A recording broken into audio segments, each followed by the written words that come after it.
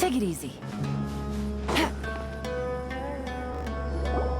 old caravan rebut. Now let Paimon think. What were we up to the first time we came here?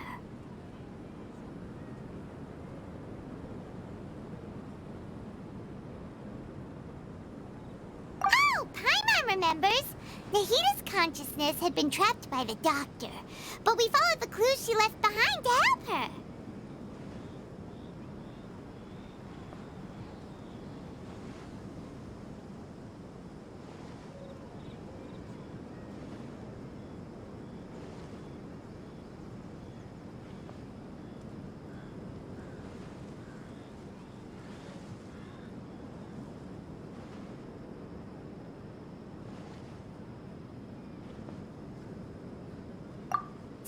Time has already passed since then, and it seems Sumeru's changing for the better now that Nahita's in charge, right? Paimon just hopes this peace will last a long time, and then Nahita won't have any more new problems to deal with. Yeah, guess you're right. We somehow always find ourselves right in the thick of it. Who knows what will happen next? Come to think of it, maybe it's all because of you. Maybe you're just a magnet for trouble.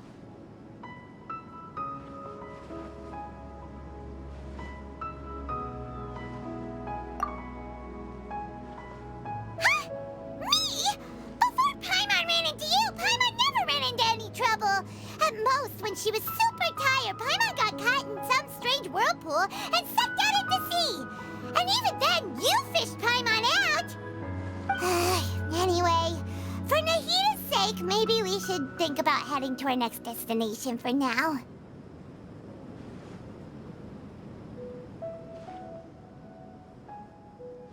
Ah, look who it is. Running into you in a place like this? I can see you two still love wandering around. Oh, it's Dia! Since when are we just wandering around? We're usually taking care of some serious business. Even though it may have nothing to do with our journey. But never mind that. What brings you here? I just finished a commission in the desert for a usual client of mine. Nothing too interesting. Just escorting a shipment of goods. I'm on my way to report back. That's when I saw you two all the way over there, chatting away. What were you two talking about anyway?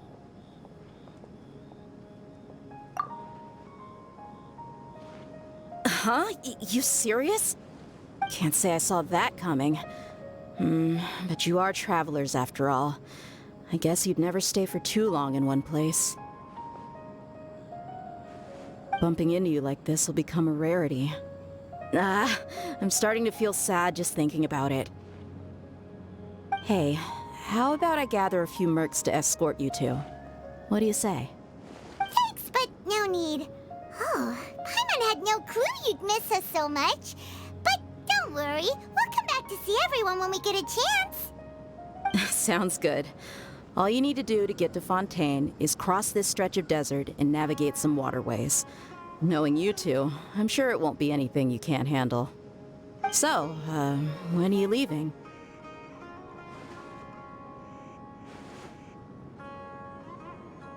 Oh, wait a sec. Paimon just remembered there are still a few dishes in Sumeru that Paimon hasn't tried yet. Now, where's that list Paimon made?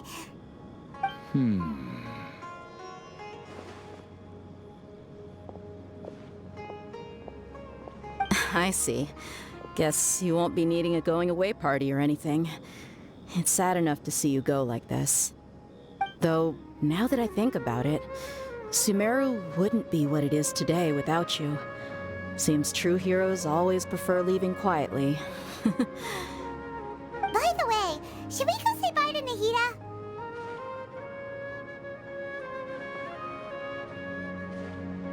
Oh, good point. Then there's no need to bother her in the real world. Then, I guess this is goodbye for now, Traveler in Paimon. Whether as a client or a friend, you're always welcome to come find me.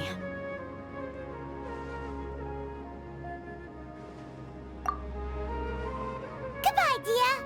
Bye-bye, Sumeru.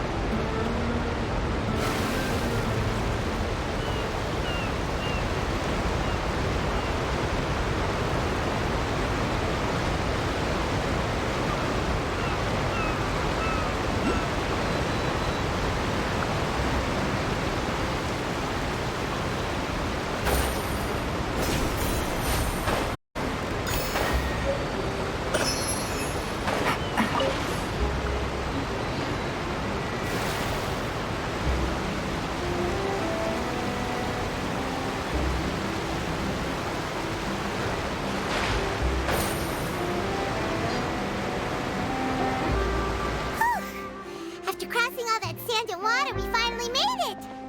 Oh, this must be Fontaine's port. Wow! Everything looks so advanced in Fontaine. Paimon's heard that the industry here is extremely developed, and there are all kinds of unusual machines. Just seeing the sights as a tourist is nice, but maybe it would be better if we found something to do. What do you think? Good idea! Nahida gave us loads of useful information. Seeking out the Seven is probably still our best source for information at this point. Yeah, the more we can learn, the better. So, what do you think the Hydro Archon's like? Will we get along? Nahida said that she has a very unique personality, whatever that means. To learn about a nation's god, start with the nation's people. There seems to be some locals talking over there. Let's go see if we can join the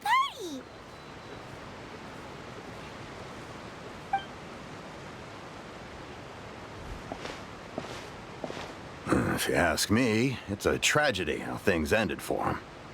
Clearly, he was a pretty decent person. Yeah, I didn't expect that kind of ending for him. I thought he would at least fight on a little longer for his family. I was expecting a sudden plot twist, but it's a pity that it never happened. Still, his story is quite the tearjerker.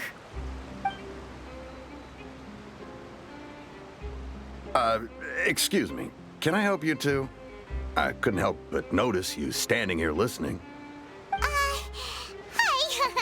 We're travelers new to Fontaine, and we had something we wanted to ask, but you seem to be really busy talking about some kind of play, so we didn't want to interrupt. Play? Oh, no. We're talking about something that really happened. In fact, it's a case that was just heard a few days ago. Really? Like, a real trial? But the way you were talking about it and the words you used just now made it sound like some kind of story. Well, good tales are often based on true stories, aren't they? And what you see in reality may also be someone deliberately putting on an act while harboring ulterior motives. Whether something is true or not simply isn't that important. The main thing is whether the story being acted out on the stage is splendid enough. Oh, but it looks like you're not from around here. You probably don't know that the Fontaine Court of Justice is called the Opera Epiclese, or more commonly known as just the Opera House.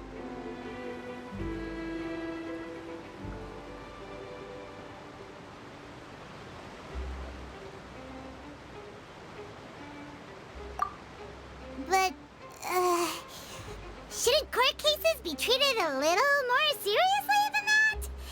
And not to question Fontaine's way of doing things, it's just that putting someone on trial is usually a very serious thing.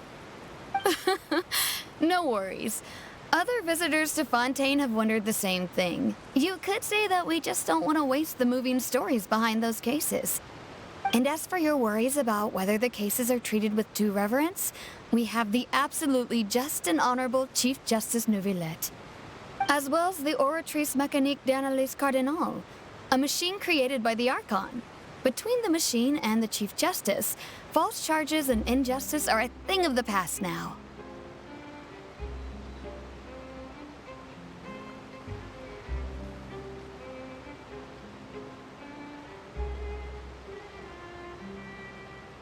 Oratrice? Is it some kind of machine, too? Oh, Paimon's curious. We should check it out if we get the chance. Wait, Paimon almost forgot to ask you our question. Do you know what we should do if we want to meet the Hydro Archon? Oh, that's easy. Just go to the Opera House. Lady Farina practically lives there. You could definitely say it's her biggest passion. I think what they mean is that they wish to speak with the Archon personally. In that case, I'm afraid it's going to be a tad more difficult. You'll have to make an appointment well in advance, and it'll depend on whether or not she has any time slots available.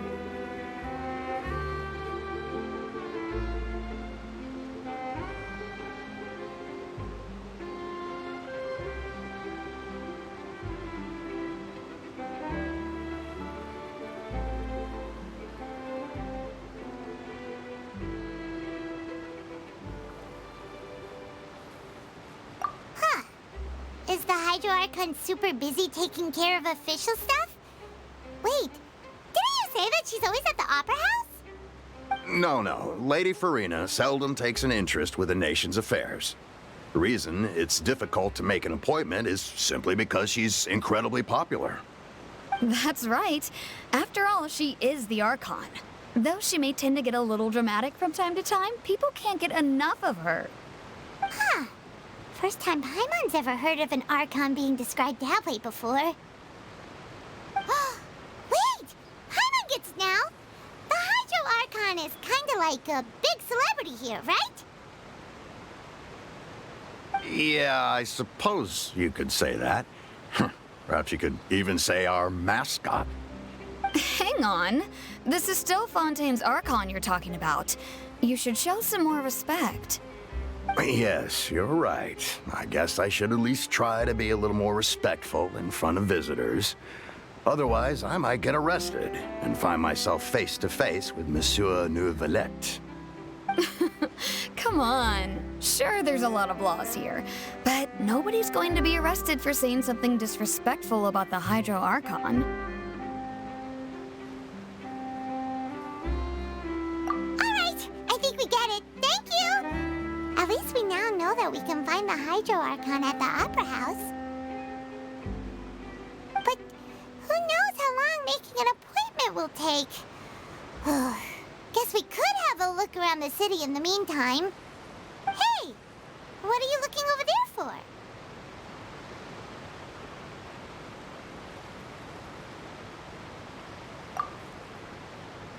Huh.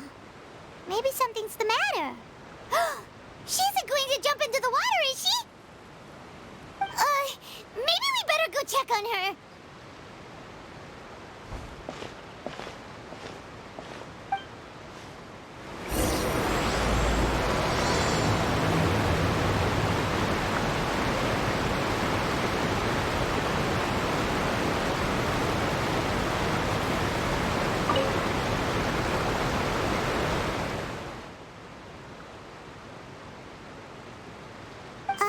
Hello there. Excuse me. Are you alright? Huh? I'm fine. Thanks. Oh, okay then. We just noticed that you seem to be worried about something. About many things, actually. But there's nothing I can do but just keep my troubles to myself. I was just reminiscing about a place my brother and I would play when we were kids. It was just atop that hill over there. See? You're pointing at the sea. Wait, are you saying that you and your brother lived in the water?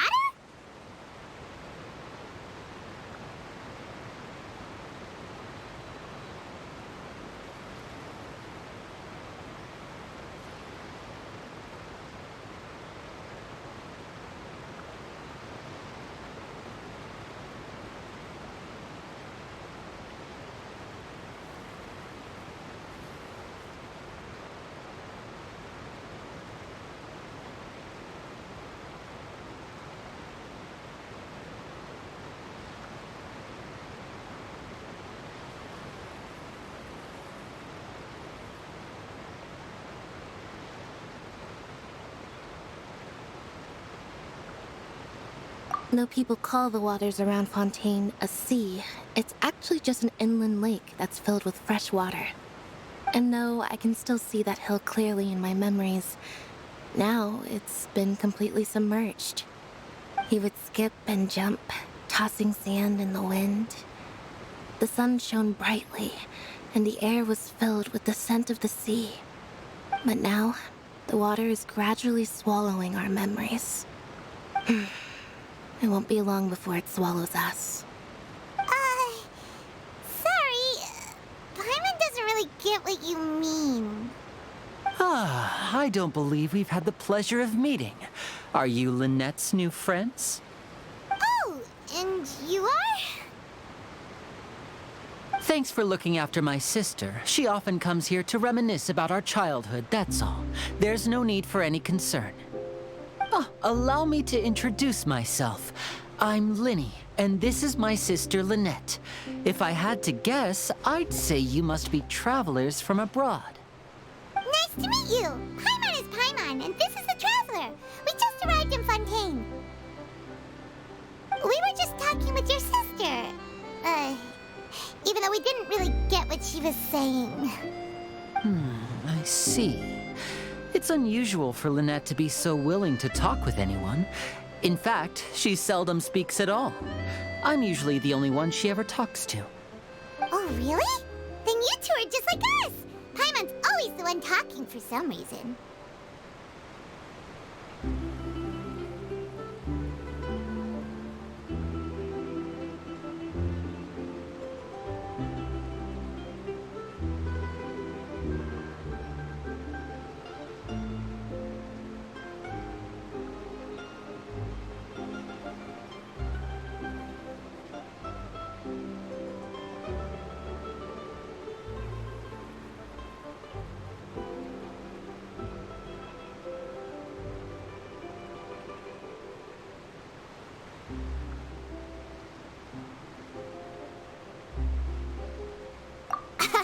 So that's how you think it is?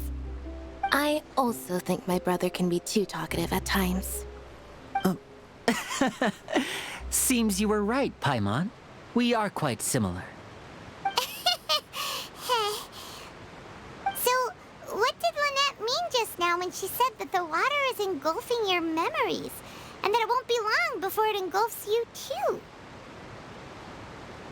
Oh, that. It's from a prophecy that's been circulating in Fontaine for some time now. Well, I suppose prophecy isn't exactly the right word, because that implies a certain amount of uncertainty. There's no doubt about what's happening in Fontaine now.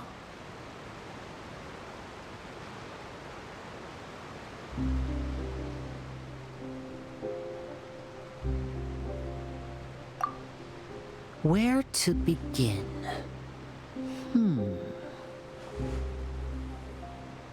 Let's put that question on hold for a moment.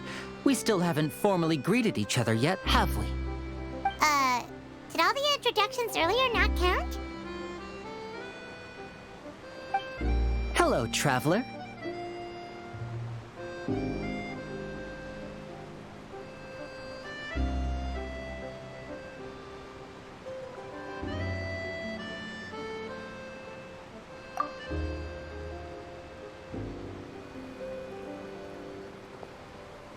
And hello, Paimon. Hey! Why didn't Paimon get a handshake? You're not poking fun at Paimon, are you? Please, don't take offense. Just consider it a sort of etiquette we have here in Fontaine when making new friends. You should remember it. It might prove useful. Oh, all right then. Well, Paimon's just happy to have a local friend now. By the way, we were just getting ready to go to the Opera House to meet the Hydro Archon. Would you be able to show us the way? So you're going to see Lady Farina? No problem at all. In fact, I was planning to go to the Opera House later myself. I'll gladly take you once I finish things here. Please, follow me.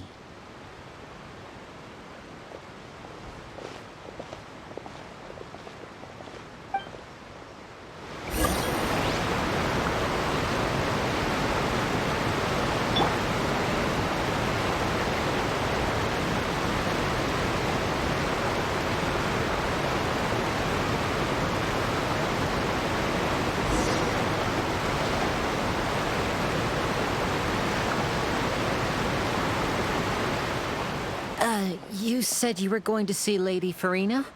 Well, it seems Lady Farina has come to see you.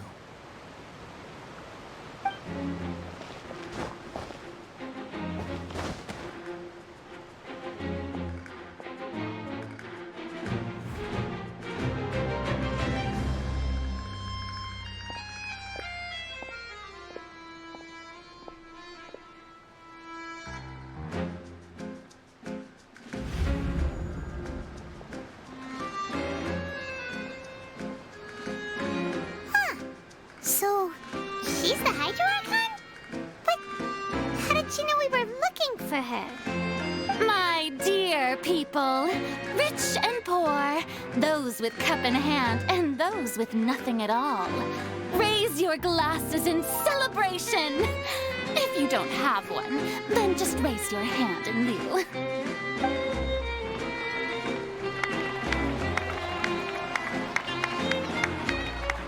As you can all see, 2 unfamiliar travelers have arrived in our nation. Come, let us make a toast in honor of this traveler and her companion who have journeyed here from distant lands.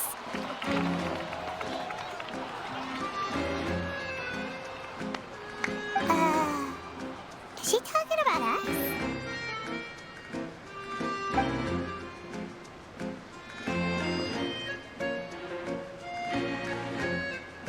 I've long heard of the turmoil and chaos you've left in your wake as you visited other nations. But I welcome you nevertheless. No, I have come to receive you personally. Fear is for insignificant cowards. I am a god, and I will never entertain the notion of such meaningless wariness. You can be rest assured, I see clearly your sincerity. Of course, seeking an audience with me is the most sensible thing to do. It will allow you to truly behold my power and witness my authority. Intelligent people always gather under the correct banner. I, Focalor, hereby welcome you to the nation of Hydro and acknowledge the value and significance of your trip. Now, you may rejoice in this.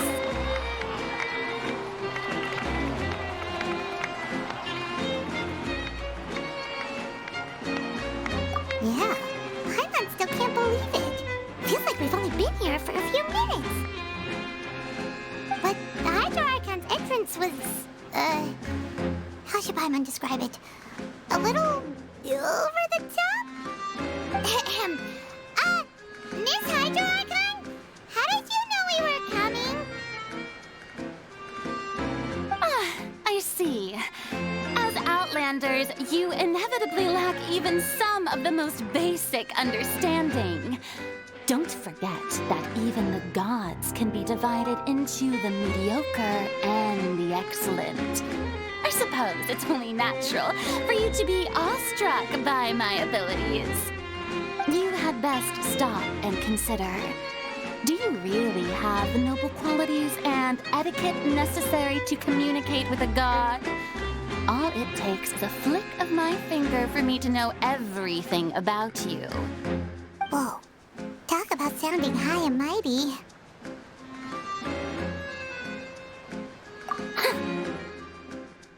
Oh? What's with these looks? Perhaps the welcoming ceremony still isn't enough? What else should I say then?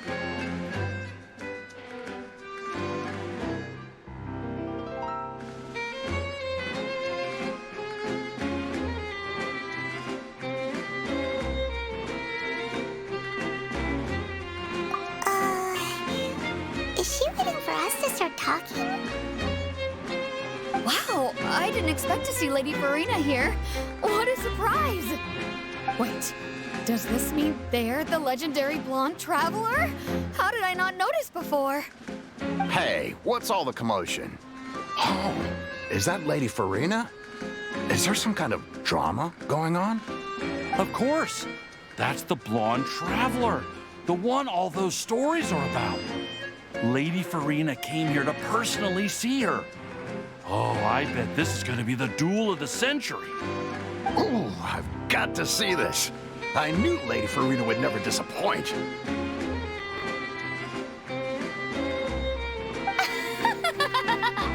Yes, but don't get too excited now.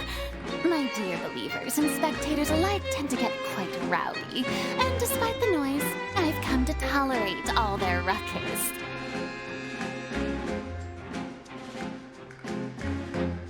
You may consider this my reward to all of you. I have determined that there will be an epic duel between myself and this traveler from another land. just as you were hoping to see. Now she wants to fight? Aren't we getting a little ahead of ourselves?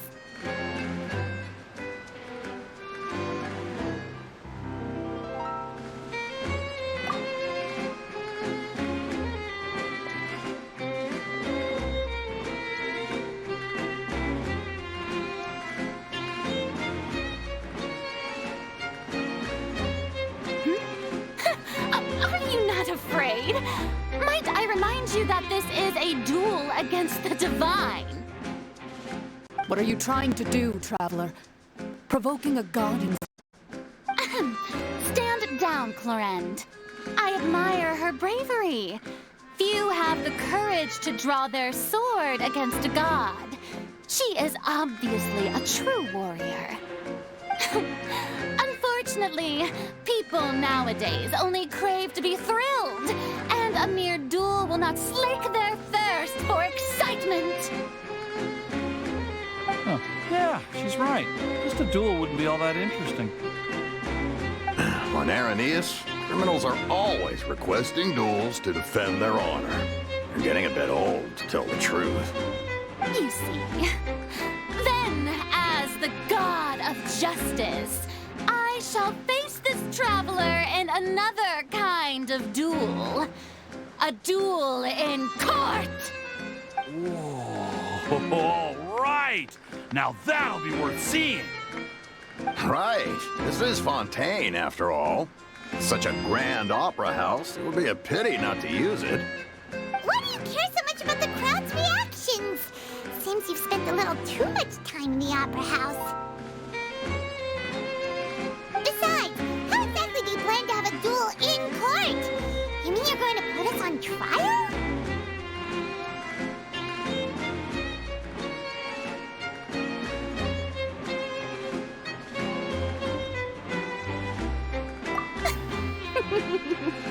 Oh, we have reason to put you on trial. It's obvious, isn't it?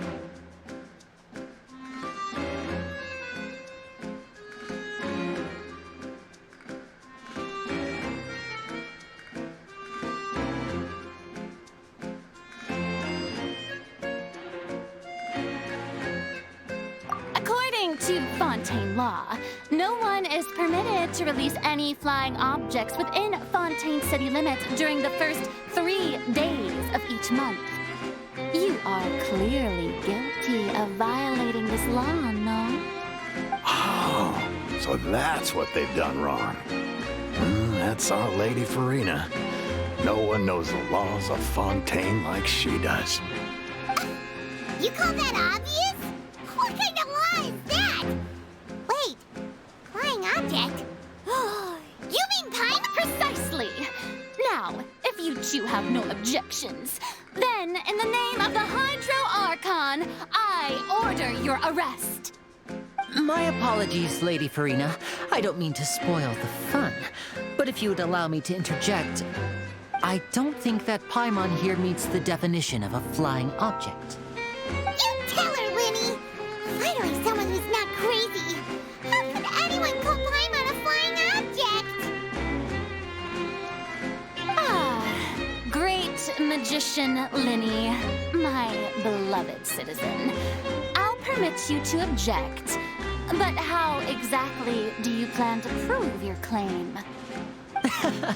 As a magician who just rained on your parade, I naturally should shoulder the responsibility of saving the show. So, with such an audience gathered here, allow me to perform a trick for everyone.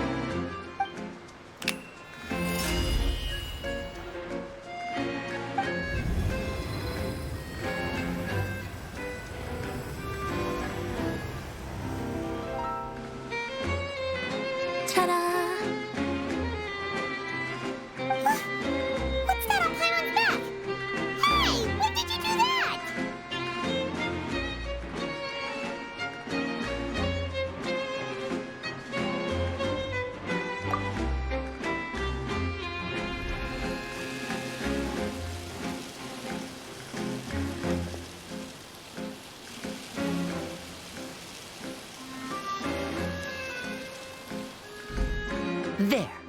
As you can all clearly see, Paimon should be classified as, well, something like a balloon. This rope has been in the Traveler's hand all along. It was just that no one could see it before. Huh? You call that magic? You've got to be joking. I thought it was pretty good. Nice one. Huh. I'm not sure what to think. It seems Lady Farina's charges no longer hold water.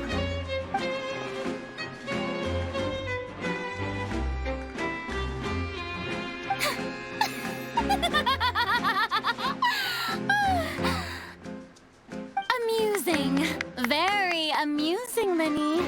Just the sort of unexpected twist that I enjoy.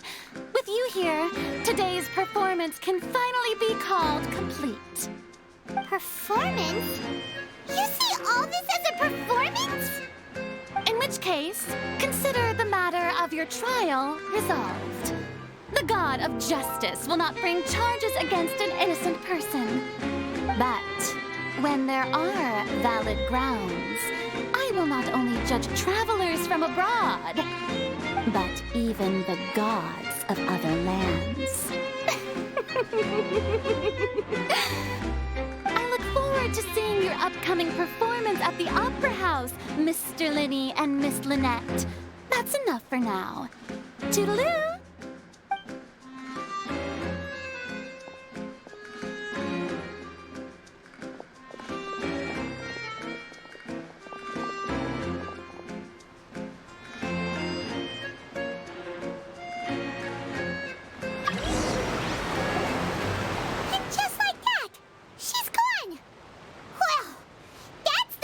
Unpredictable Archon Paimon's ever seen. He never even had a chance to ask her anything. But that's a problem for future Paimon. That whole scene just now was really...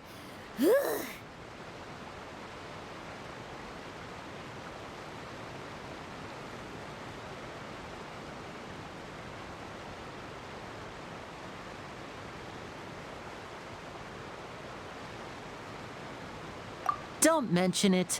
I just happened to remember that there was such a law, so I did a little preparation, just in case. I didn't think it would actually come in handy. So, now do you see what kind of god Lady Farina is? She can be a bit confusing at times, but she is still amenable to reason.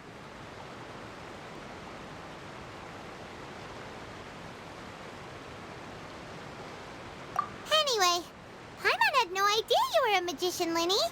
It sounded like you'll be performing at the Opera House, right? I just know a few simple tricks I use to make a living. Lynette is my assistant. It will actually be my first time performing on the most prestigious stage in Fontaine, the Opera House. But isn't the Opera House where criminal trials are held in Fontaine?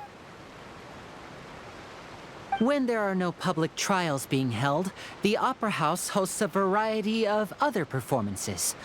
To the people of Fontaine, the line between a trial and a performance can be a little blurred. And speaking of performances, I would be remiss to forego this opportunity gifted by fate. Might I invite the two of you to see my performance? My brother's always excited to make new friends. Oh, sure. We don't really have anything to do now, and we wanted to go to the Opera House anyway.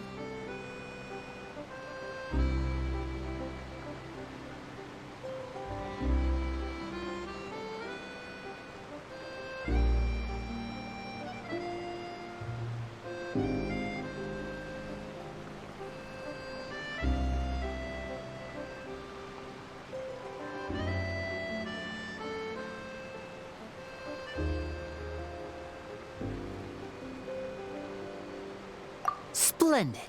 In that case, why don't we go together? I'll show you the way.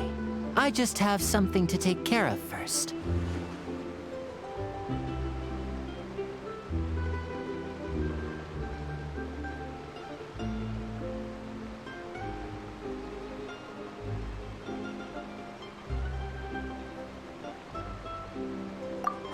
You really mean it? Then I'll take you up on your offer.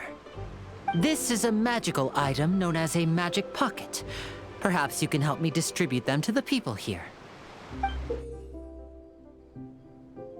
Huh? What are they going to use it for? About that... You asked me before about the prophecy, right? Let me start by telling you a little more about what it entails. I'm not sure exactly when it began, but a prophecy has been circulating around Fontaine. It says that every person in Fontaine is born with sin. No matter how the nation of justice holds trial after trial, this sin cannot be absolved. Until one day, the water levels in Fontaine will rise, and the sinful people will slowly be drowned. In the end, the people will all be dissolved into the waters, and only the Hydro Archon will remain, weeping on her throne.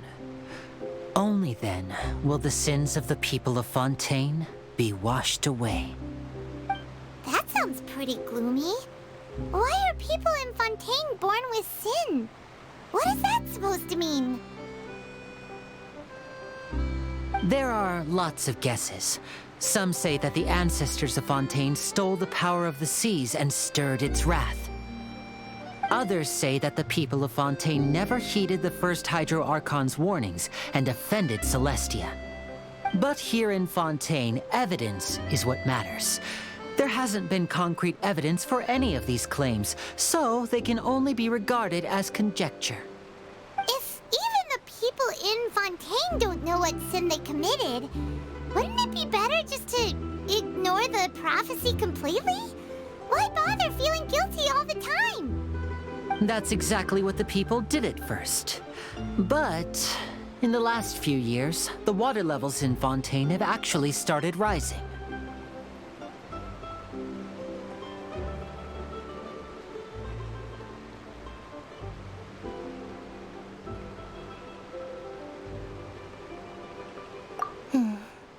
Many places have already been completely submerged, and now lie beneath the sea.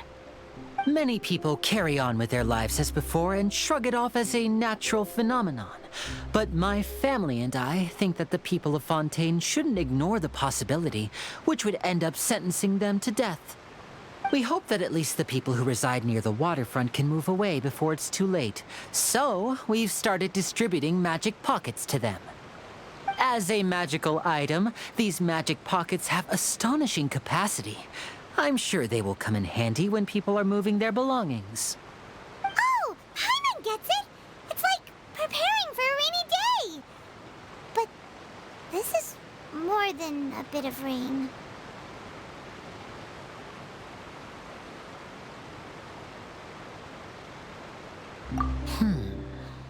Perhaps only absolute power could ever contend with such a catastrophe. But who knows? We're just tiny specks in the grand scheme of things. Now, if you'd like to help, then please give these magic pockets to anyone nearby. Be sure to convince them to take it, regardless of what they say.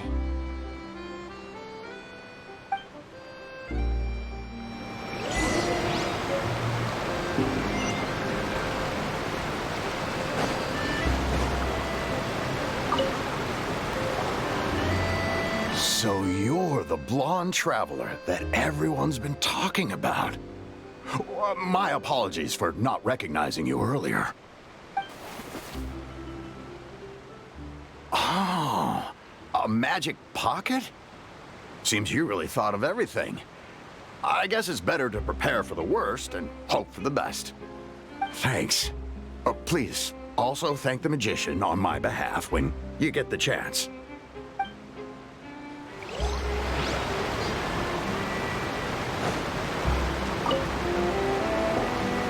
What's this? So you also believe in the prophecy. Keep it. I won't have any use for it. What? You mean you don't believe in the prophecy? No, I believe in the prophecy. But I also believe in another story. The story says that people once lived in the ocean. They were one with the ocean and couldn't live apart from it. But as time wore on, people desired to live on land and developed blood vessels, encapsulating the sea within their bodies. Thus could people set foot on land. So, if you ask me, when the water rises and takes us all, it'll be like we're going home. Oh, we hadn't heard that one before. But people can't live underwater. They'll die. You should probably still take it. All right, I'll take it. I guess I just feel that being dissolved into the water doesn't necessarily mean death.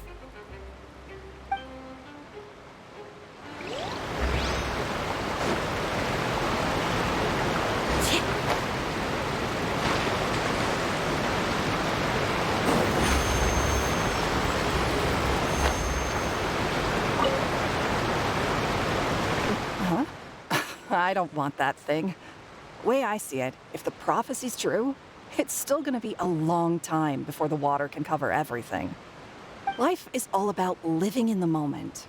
What use is there in worrying about the future all the time? We'll cross that bridge when we get to it. You should still take it. You never know when it'll come in handy. Oh, all right, fine. Thanks. It's just that if I start moving, that means I've already given up on the life I have now. I'd really rather not.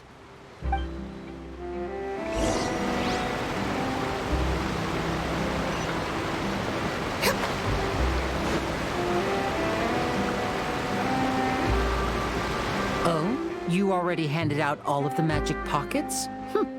That was fast. So, what did people have to say? I bet you heard some, interesting opinion. Yes, but that will change once disaster strikes. I know they'll change their minds, so it's only right to help them prepare. Is there anything else you need to do before we leave?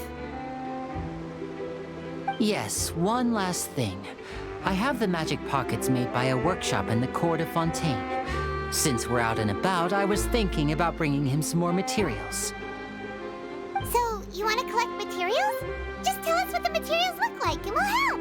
Many hands make light work. Oh, that would be much appreciated. We'll need some Romaritime flowers. I remember seeing them near the waterfront on the east side of the harbor.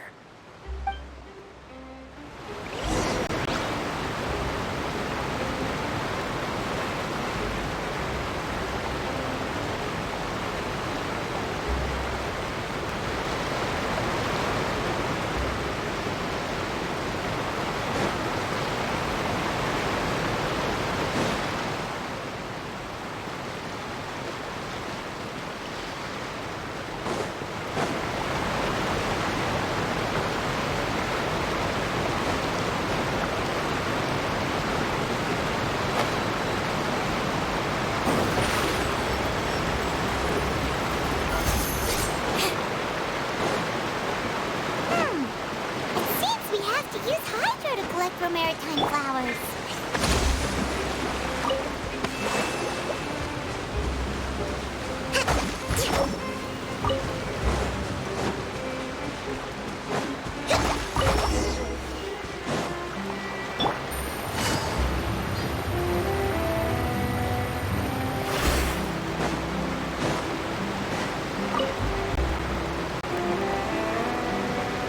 You made quick work of that. I can tell you're an experienced traveler. I've also finished collecting a few here. Maybe next time you'll feel like helping too, Lynette. No way. I'm in power-saving mode today. Otherwise, I fear I may not have any energy left for the performance at the Opera House. Fine. Though the performance is still a long way off. Now that we're finished here, we should get ready to head back to the Court of Fontaine. So, we're going to the Court of Fontaine before we head to the Opera House? Good. Paimon wants a tour of Fontaine's largest city and try...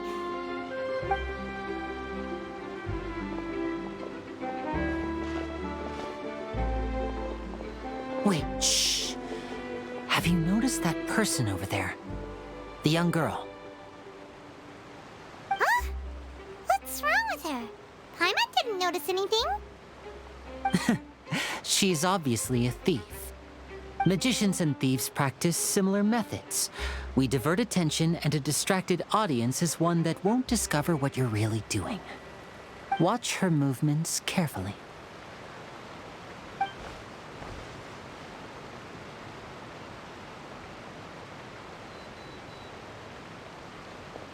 Oh, he's right! Shh, keep your voice down. We need to think of a way to catch her, but it seems she's very alert. Perhaps we should split up. You two can ride the lift over there and wait up top. I bet that'll be her escape route if she tries to run.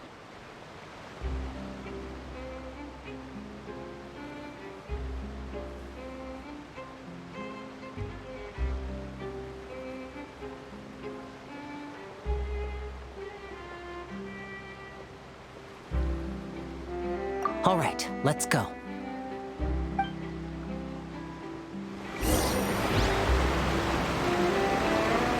Take it easy.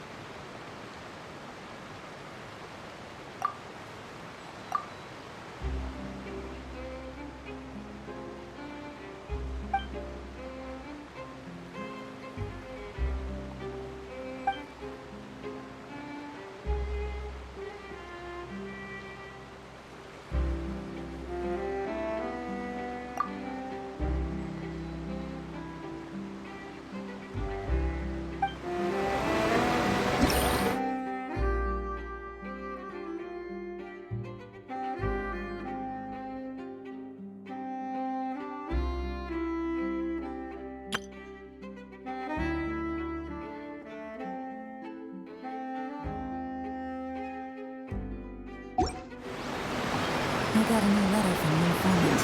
Looks like the situation has changed again.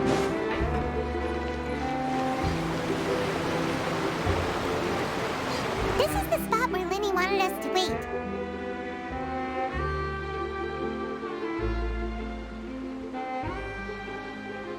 Oh, look! Isn't that her?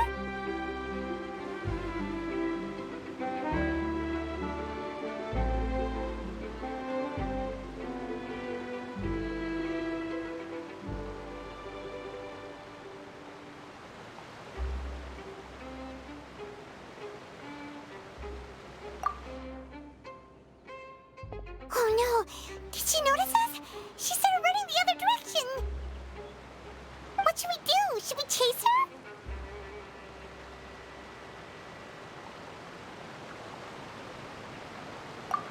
You're right.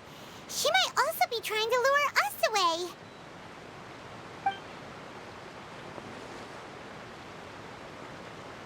Nothing's happened for a while now. Paimon wonders if Linny caught the thief.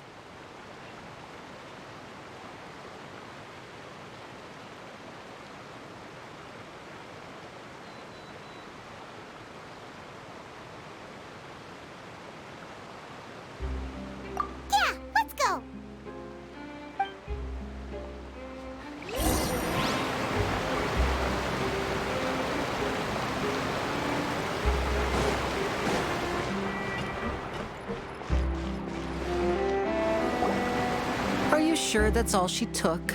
You should check to make sure you're not missing anything else. No, that was all.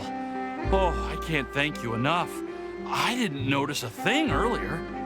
Anyway, I should be going now. Thanks again.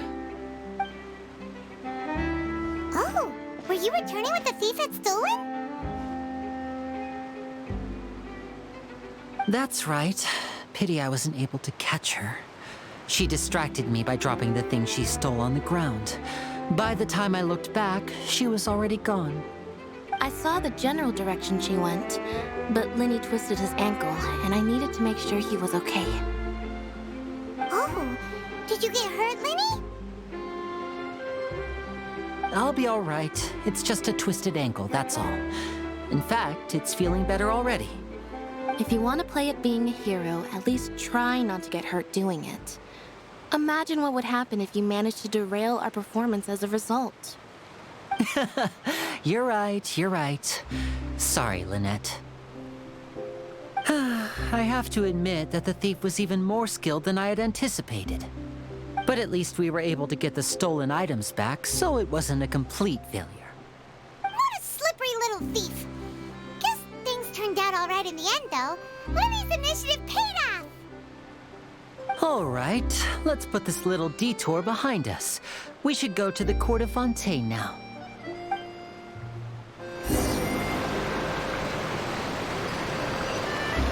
Take it easy.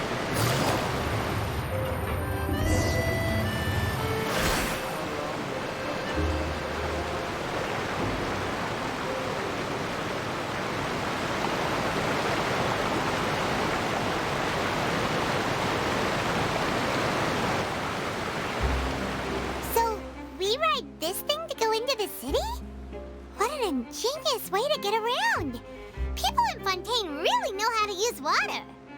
This is an aqua bus. It allows people to travel between several key locations around Fontaine. It's pretty convenient, but the ride can become a little dull after a while. The scenery is always the same. That's why it's better to travel with friends. So you mean it's still boring even when I'm riding with you? No, that's not what I meant. It's just that, well, you don't really talk that much. Besides, it doesn't really feel like a real trip when it's just the two of us. It's the same as being at home. Whatever. Guess that's what it's like to be an older brother. It's about time for us to leave. Let's get on board.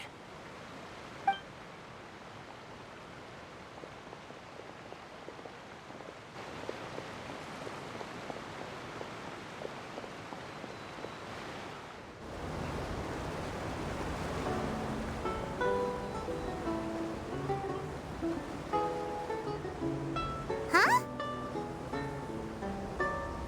What? Traveler! Paimon! Charlotte! Oh, I never guessed I'd bump into you while riding the aqua bus. In the story of my life, this is big news. What are you doing in Fontaine? I didn't hear anything about you paying us a visit. Yeah, it's quite the coincidence. But as travelers, we're always on the move. It's not surprising that nobody knew we were coming. Though we still have no idea how the Hydro Archon knew about us. Oh, let Paimon introduce you to our new friends. Oh, no need for introductions, Paimon. I would recognize the great magician Lenny and his assistant Lynette anywhere. I wouldn't be much of a reporter if I didn't know who they were. It's a pleasure to meet you. I'm Charlotte, a reporter for the Steambird. Nice to meet you. From the Steambird, huh? We've often relied on your paper to promote our performances. It's an honor to meet you. Now that everyone knows each other, Fontaine suddenly doesn't feel like such an unfamiliar place. So, what have you been up to lately, Charlotte? Any big news? Not too much. When there isn't any breaking news, I mainly cover the trials at the Opera House. You could still manage to keep readers' attention as long as you tell things from a clever enough angle, even if it's the same old topics. For example, reporting on how a scammer once deceived vulnerable girls into relationships, or how a financial criminal was once so poor that they ate a single piece of bread for 5 days.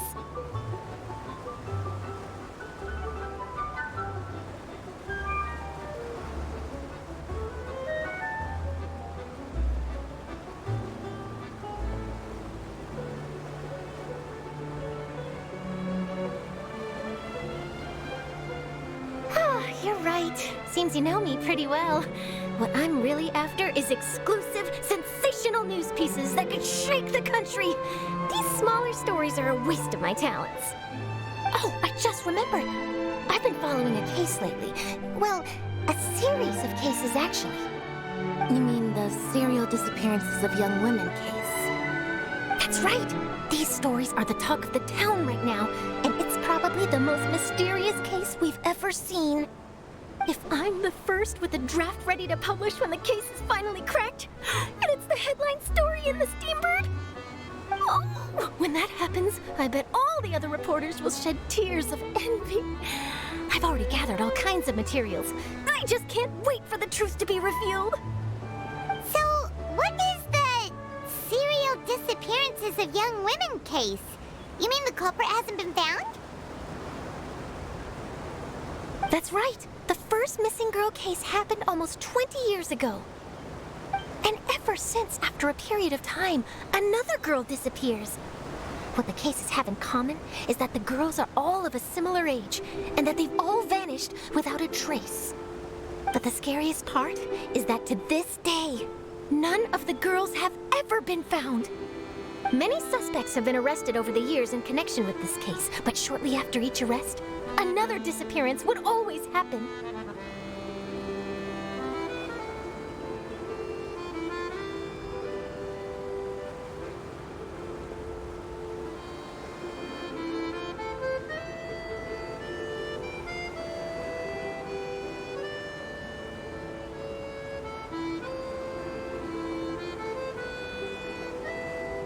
Yes, it's possible.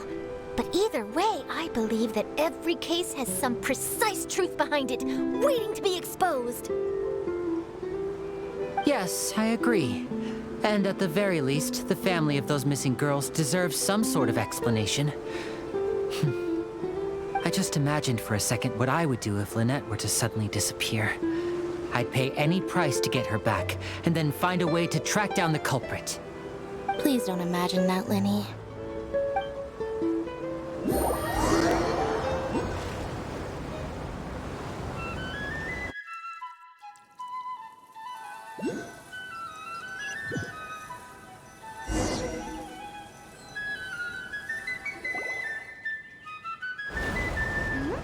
Hey, we're almost there! Look!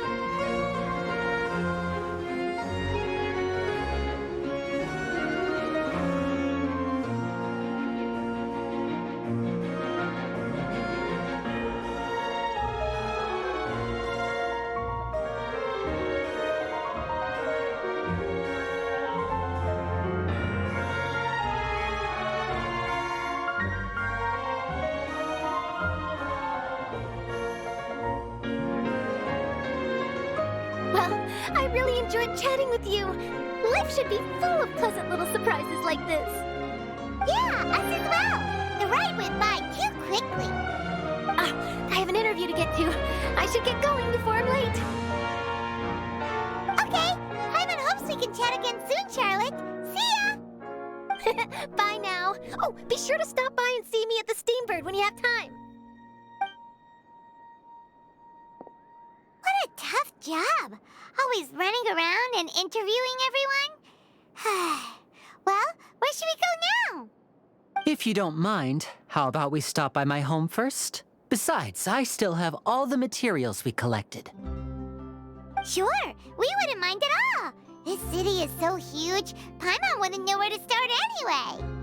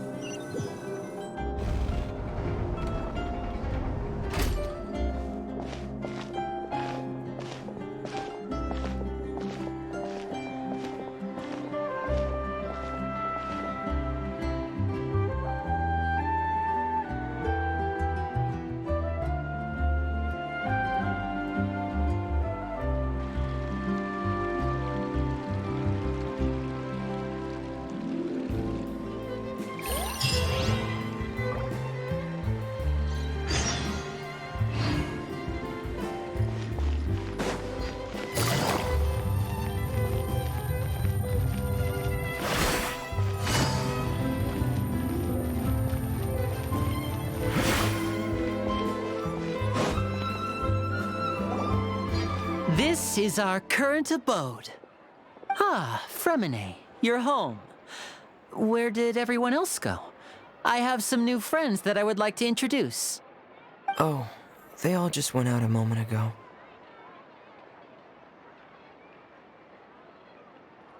I see. Everyone is getting busier now that Father will be returning soon. I suppose that can't be helped. Allow me to introduce you to my little brother, Fremine. He is a phenomenal diver. Hello. Nice to meet you. Paimon is Paimon, and this is the Traveler. Oh, you sound very proud to have a diver as a brother, Linny.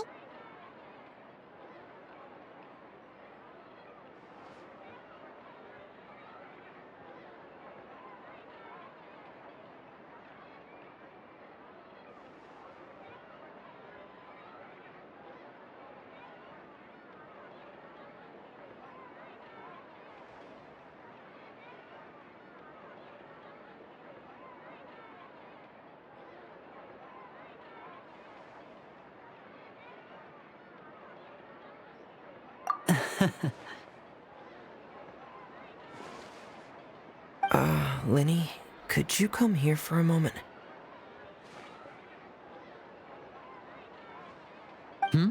What is it, Fremine? Do you have something to tell me?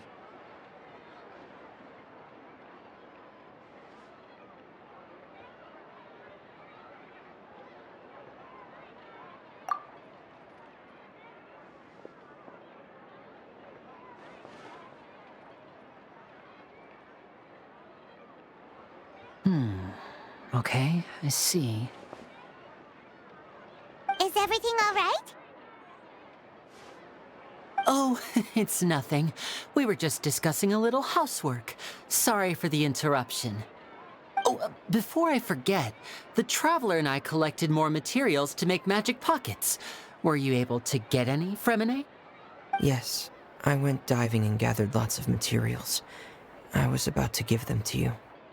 That's our Fremine, always quick with the underwater work.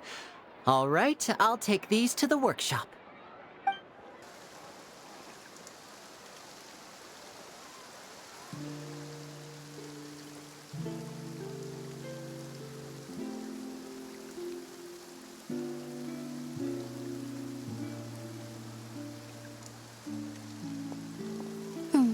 Looks like rain. Oh, you're right. But wasn't it clear and sunny just a moment ago? Fontaine's weather sure is weird. I'm afraid that's just how it is here. It often rains on days where there are trials being held in the Opera House, but don't worry, it'll clear up soon enough. What's wrong, Fremine? There's a legend about the rain that I tend to believe. It's said that a dragon of water once resided in Fontaine. Though we don't know where the dragon went, every time it weeps, the skies will cloud up and pour out rain. When I was a child, my mother told me that if I wanted to go outside and play, I should yell toward the sky at the top of my lungs. Hydro Dragon. Hydro Dragon. Don't cry. If it's an elemental dragon, then having the power to make it rain wouldn't be very unusual. Let Paimon try something. Hydro Dragon, don't cry!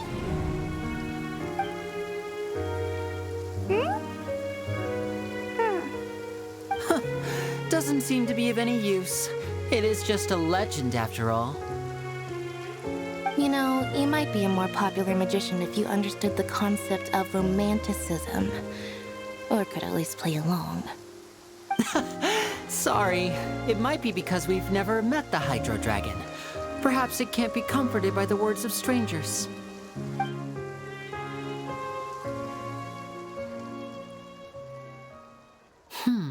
It rained for longer than I suspected.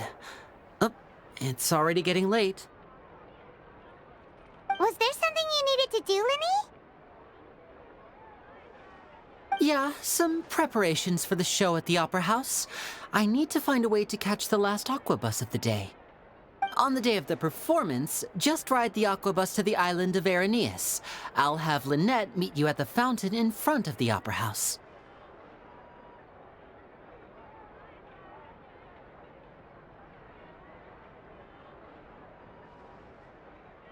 Oh, are you leaving now? What is it, Fremine? I'm in a hurry.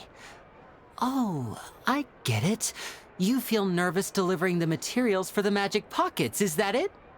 Perhaps we could trouble the Traveler to help us take these materials to the Beaumont workshop and deliver them to the owner there? I'm afraid that Fremine can be quite introverted, and the boss there tends to be pretty talkative. Fremine has always been a little afraid of her. No trouble at all! Don't worry, we're on the case! Sorry for the inconvenience. I'm quite useless when it comes to such tasks. I'll think of a way to make it up to you. Oh, no need! This'll be a walk in the park for us!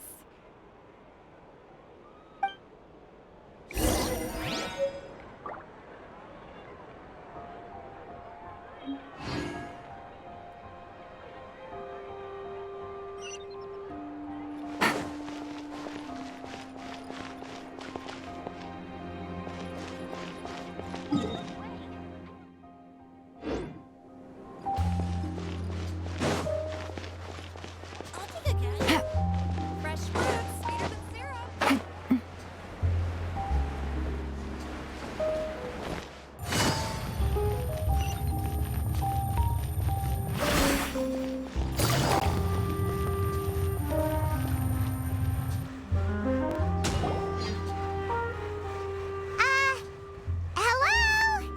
Is there anyone here? Oh, hello there. New customers? Looking to buy, or do you need something made? Or perhaps you're just looking for a chat with me. Oh no, we're just here to deliver some materials. Here they are. They're for making... what were they called again? Ah, these must be for magic pockets. I could tell right away. I've already made several orders worth now.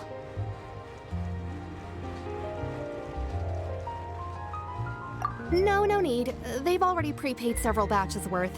When they told me what they'd be using them for, I even offered them a discount. But they insisted on paying the full amount, saying that I had a business to run.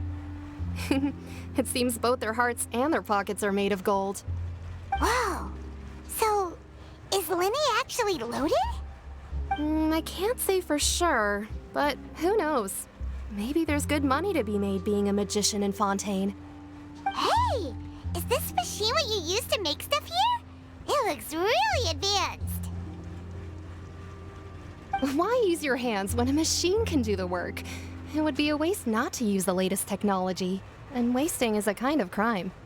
But where does a big machine like that get its power from? Well, it's a little complicated. I'm not sure I can put it in layman's terms for you. But basically, everything we usually use here in the city is powered by indemnitium. It's a type of energy that's produced from trials. Huh? How can trials produce energy? Well, I'm not completely sure of all the details myself, but basically, when a trial is in session, the Oratrice Mécanique d'Analyse Cardinale harvests people's belief in justice and converts it into energy to be used all around Fontaine.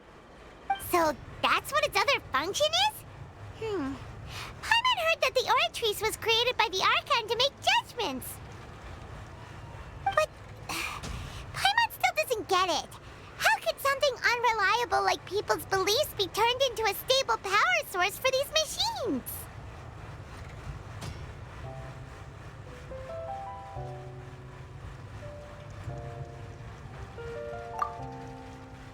Oh, yeah! So that means the Hydro Archon relies on the machine to take the energy created by belief and turn it into power for all of Fontaine, right? Even though I've never heard anyone really put it that way before, it sounds like it makes sense. Besides indemnitium, we have another type of energy called pneumosia. It isn't produced by the power of the Archon, but it is unstable by nature. Even now, it still cannot be widely used by civilians. I thought I'd find you hard at work, but here you are chatting the day away. Since you're already talking, I'm sure you wouldn't mind a few words with me. You again? Didn't I already promise you that I'd have the more I owe to Confrérie of Cabriere by next month? Why are you hounding me now? Yeah, but how do we know that you won't go running off by the end of this month? I want 50% today. Wait, no, 70%. Huh? You... Seems business isn't so great for the workshop. We've already finished our job and delivered the materials. Maybe now's a good time to leave? Hey, hold on! Before you go around trying to collect payments, why don't you settle your own debts first? If Confrérie of Cabriere wants to poach clients from Northland Bank, that's fine. But I'm afraid you still owe the bank a hefty sum of mora. So why don't we work things out between us first, before you get back to your little conversation here? You're from Northland Bank. But we said we'll pay everything we owe next month. Why are you hounding me now? Traveler, Paimon! I didn't think I'd run into you here in Fontaine. What are the chances? We're surprised to see you too! What are you doing here in Fontaine? You didn't want to stay in Snezhnaya?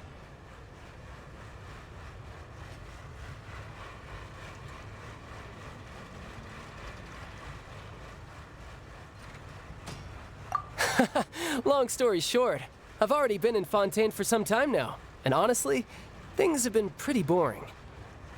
But it seems that fate brought our paths together today. Not only will I have some good friends here now, but ones who always seem to find trouble. Either way you look at it, it seems things are going to get a lot more interesting now. Pretty sure we'd want to avoid anything that you'd find interesting. Besides, our trip here has gone pretty well so far. Right, Traveler?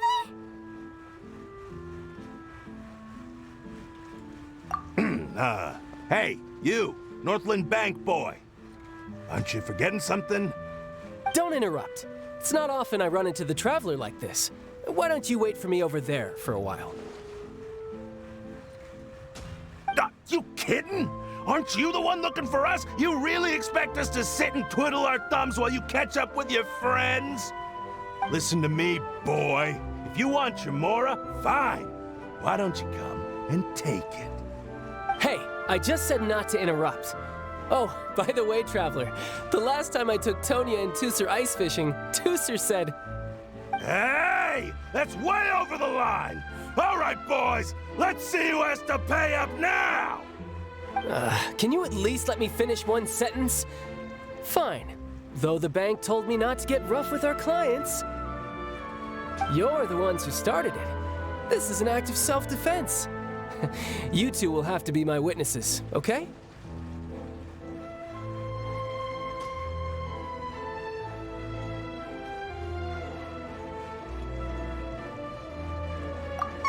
I'm sure this won't take long.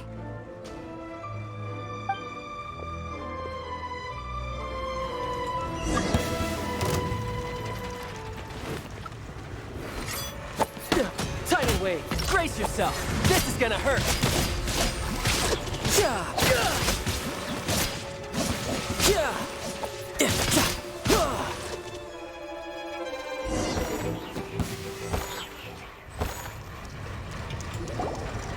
Oh, what's your deal, Brad?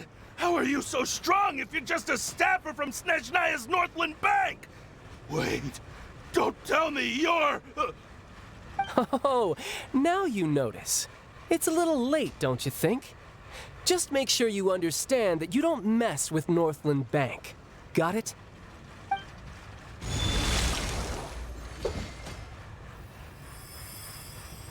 Huh? Now's my chance!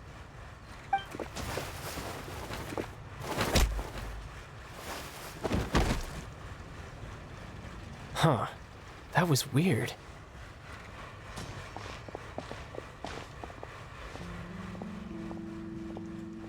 I'm not sure. It's as if I suddenly lost control of my hydro powers when I needed them. Maybe there's something wrong with my vision? Strange. How could that happen? First time Paimon's ever heard of someone losing control of their vision. Never mind. It doesn't matter. If I want to stay sharp, I shouldn't be relying too much on my vision anyway. Besides, I always have my delusion in case I need it.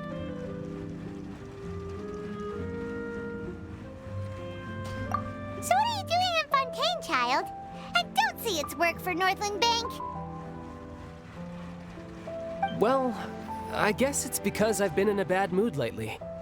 Huh? What kind of reason is that? Wait, since when do you feel down about anything? I don't know.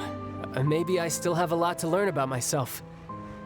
But recently, there seems to be some sort of restless power stirring inside of me.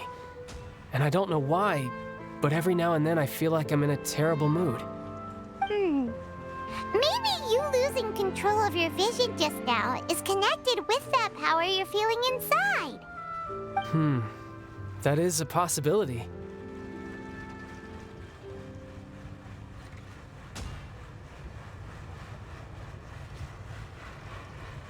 I can't remember if I ever mentioned it before, but when I was 14, I fell into some unknown abyss. It was during that time I learned nearly all of my abilities. The one who took me under her wing and taught me was named Skirk. She was always quiet and very mysterious. Nobody knew where she came from or what she had been through, and she was always very strict when teaching me combat techniques. One time, I asked her why she was willing to take me on as an apprentice. From what I could make of her answer, it was because I had awakened it, and traces of it remained on me. She said that all my combat training would be useful in the future. But what is it? What did you awaken? She never explained that, but my guess is that it's related to a dream I saw when I had just fallen into that abyss. In my dream, I was in the deepest depths of the sea, and the boundless seabed was all around me. But in front of me appeared a whale that was so massive, I felt like I couldn't breathe. A whale? Oh, that sounds familiar! When we fought against you before, you summoned a huge whale that seemed to leap at us. Is that the one? That's just an abstract form of a whale that I create using my elemental powers. It takes that shape because the scene I dreamt of the whale has always been stuck in my mind. I'll never forget it. So you used the whale as inspiration for one of your moves? Huh. Seems a little twisted to Paimon.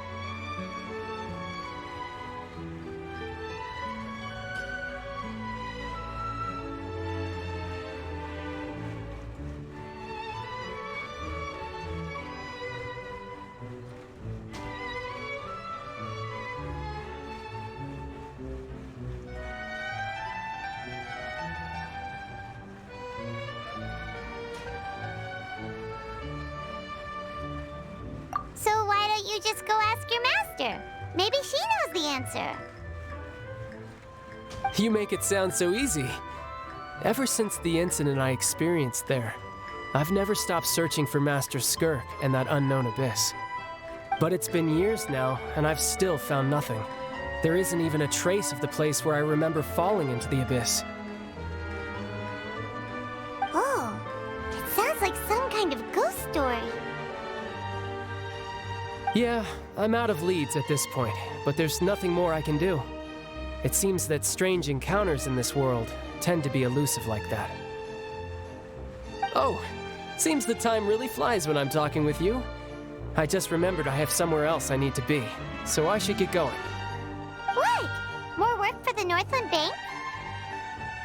No, it's more of a personal appointment.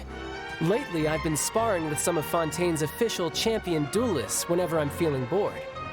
Official champion duelists? You mean it's their job to duel? Yep, in Fontaine, before a criminal goes to court, they're given one chance to defend their honor by requesting a duel with an official champion duelist. The champion duelists are all-powerful fighters selected from among the nation's best, and the duel itself is a no-holds-barred fight with no specified stopping point. So engaging in such a duel is regarded as a symbol of defending your honor. If a criminal manages to win the duel, they'll be acquitted. But if they lose, they'll have no choice but to stand trial. And the worst-case scenario is that you're simply killed in the duel. Though it's rumored that Fontaine has a death penalty, from what I can tell, no one has ever been officially sentenced to death. So really, the only people who opt to duel are those who have suffered a grave injustice in being accused, or those who greatly value their honor. Otherwise, why gamble with your life? So, do many people actually get out of their trials by winning the duel? Apparently, it's exceedingly rare for anyone to actually win.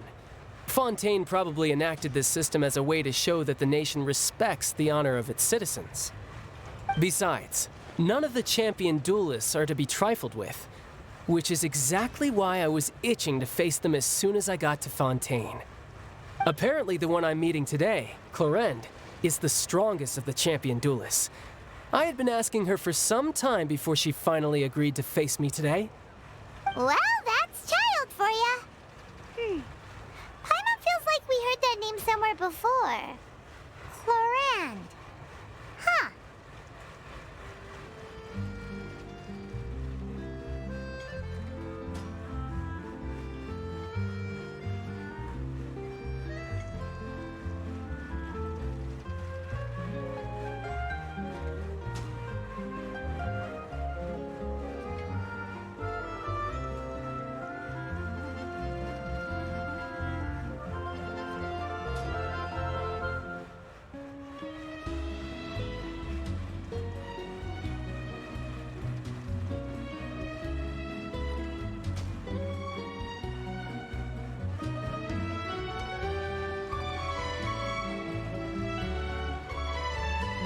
Oh, before I forget, I want you to have this. Huh? Your vision? You're seriously just giving it away? I'm just worried that it could become uncontrollable again. I'd be pretty upset if it got in the way of my duel, so I think I'll be better off without it for now. Besides, I just need you to hold on to it for a short while. I'll come retrieve it when I have some time later. Paimon knows what you're up to. You just want an excuse to come talk to us again, don't you? Whatever gave you that idea? I'll be in touch later.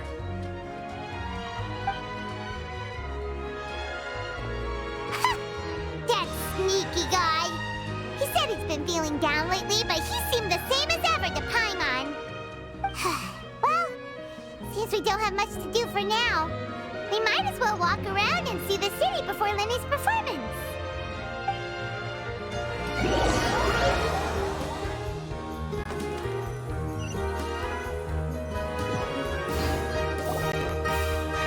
Wow! Who could have seen that coming? The reporter who was barely around for most of the story was the murderer all along!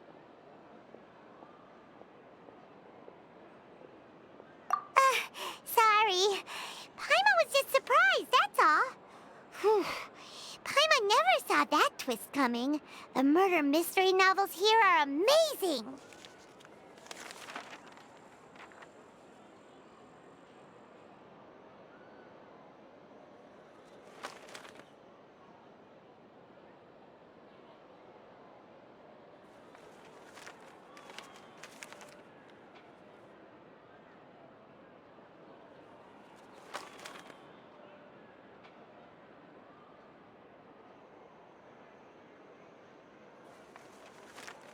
The whodunits here in Fontaine are a lot different than the light novels you see from Yai Publishing House.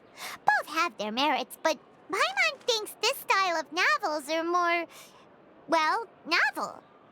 It's so exciting to reach the moment when the mystery is uncovered, especially in the one Paimon was just reading. You should buy a copy and read it too.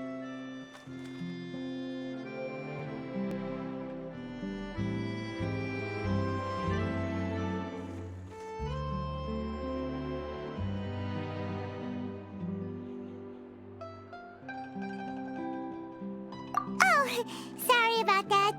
Paimon will be more careful next time. Hey, shouldn't we be heading to the Opera House to see Linny's performance soon? It's almost time for the show to start, so we should get going. Linny said that the Opera House is on Aranias, so let's go ride the Aquabus!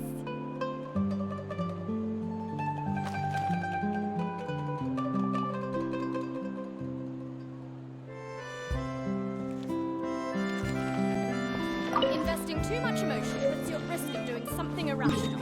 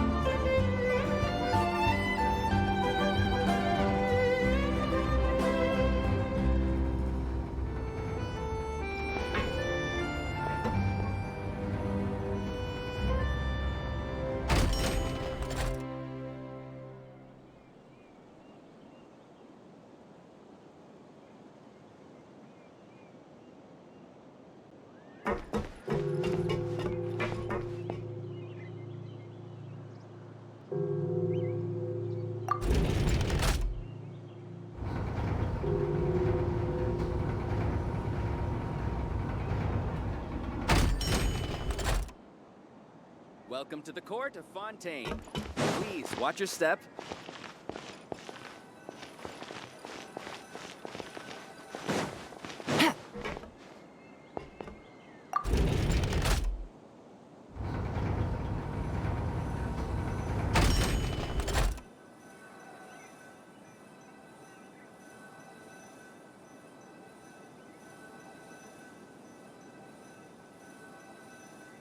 Welcome to the court of Fontaine.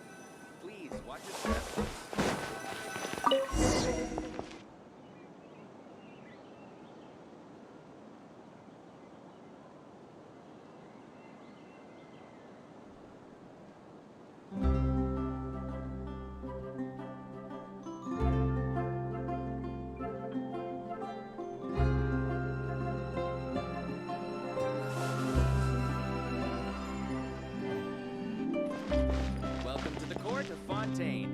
Please watch your step.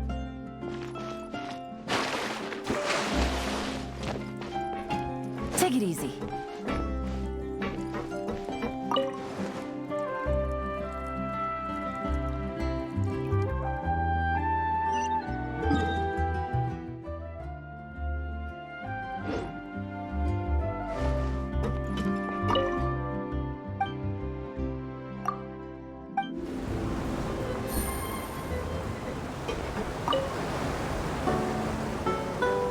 Welcome to the Navia line.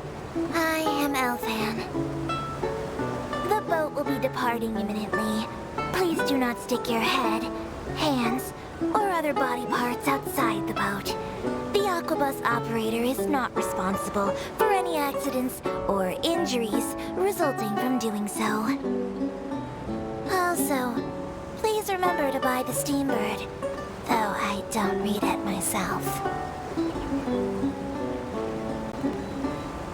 The destination of the current tour is Erinias. Points of interest worth visiting include the Fountain of Lucine and the Opera Epiclese. If you look to the left in the direction we are currently traveling, you will see the famous Fontaine Research Institute up in the sky. An experiment gone wrong turned new sightseeing opportunity. Human ingenuity truly is a wondrous thing.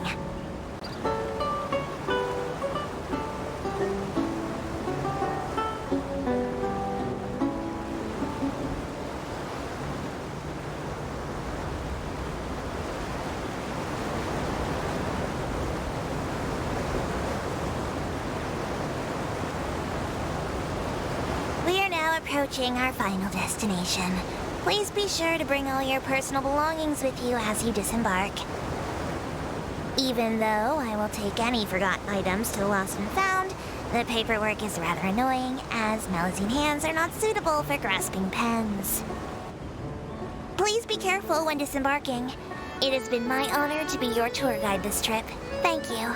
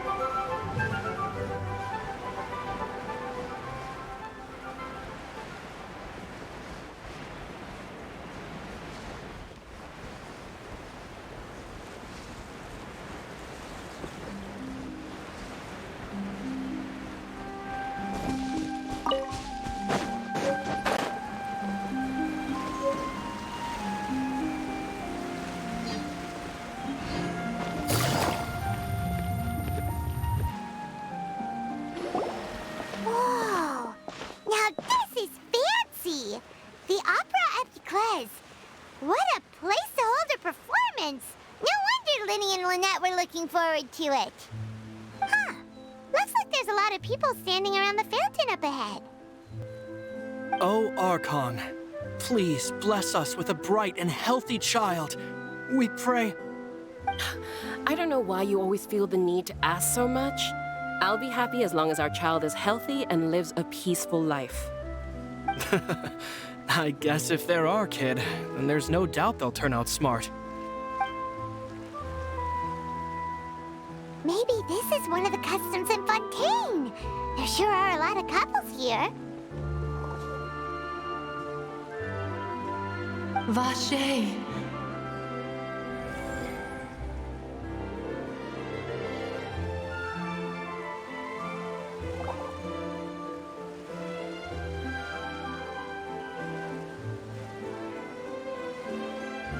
What's wrong? Vache. Vache.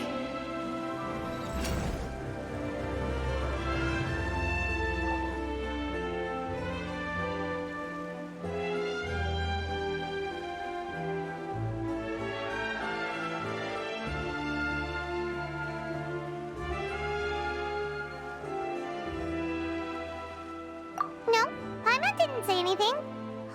Are you hearing things?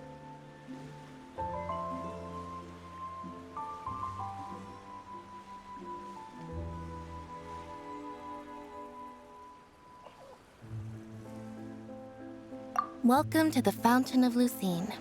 All the water flowing through Fontaine converges here. It's customary for newlyweds to come here and wish for children. Lynette! You scared Paimon! When did you get here? Lenny asked me to wait here for you, remember? Right. What do you mean? There are a lot of people here right now.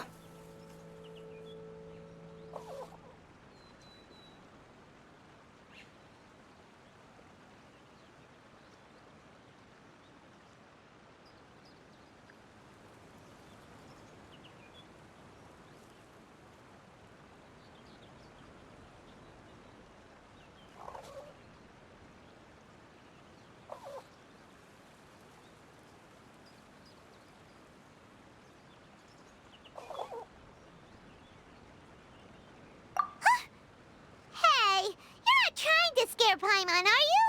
Besides, it's the middle of the day. It's not the time for eerie things. I see. I might be able to tell you something that could help explain the voice you heard. In fact, you might not be imagining things at all. I suspect that what you heard is a result of your hypersensitivity to the hydro element. Others in my family have had similar experiences. It's because of her sensitivity to the hydro element? But what would hearing a voice have to do with elemental power? When do you cry, Paimon? Wait, what? What does that have to do with anything? Just answer me. When do you cry?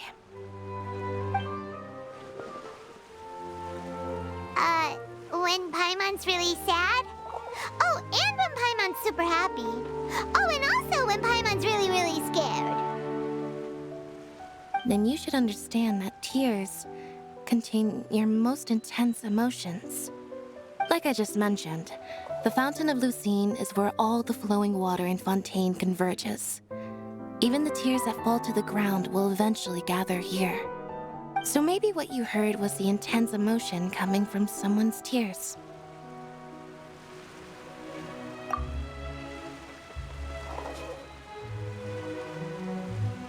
So, what did the voice say?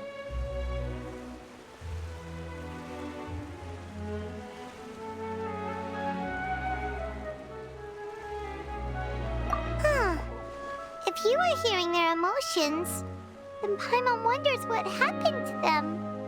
Rather than worrying about them, we should worry about my brother first.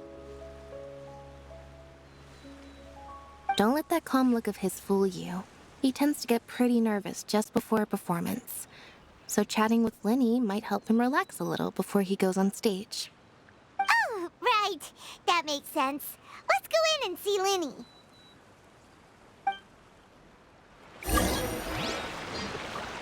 I wonder where humans come from.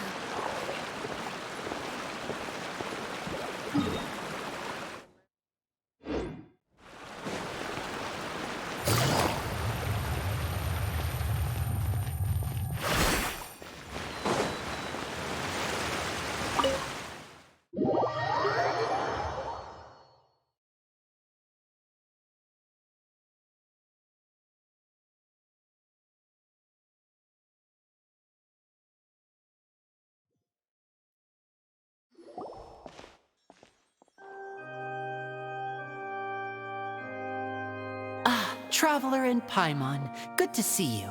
I knew you two would come. Are you kidding? We wouldn't miss it for the world. We've been looking forward to it. I can tell, judging by how early you've arrived. But you're actually right on time. The audience still hasn't started entering the venue yet, which means now is the perfect chance for us to take you to the best seats in the house. Wait just a moment. I'll fetch the tickets.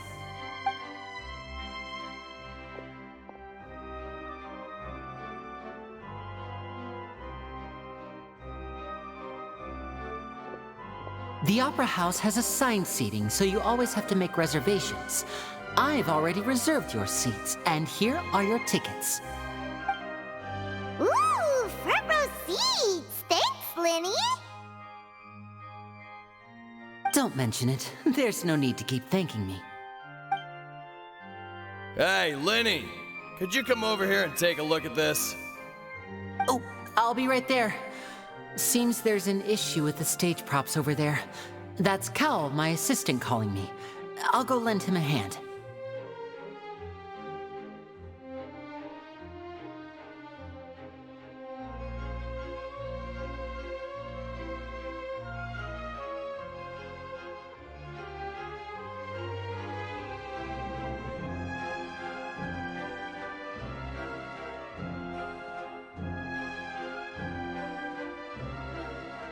Yeah, we'll just go to our seats. You go ahead, Linny.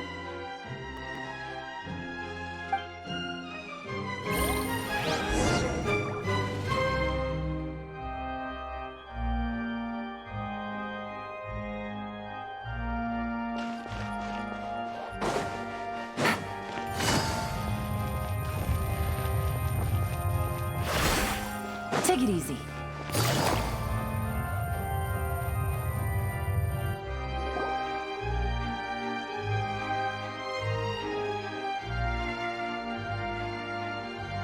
Oh, these should be our seats. Come on, let's sit down.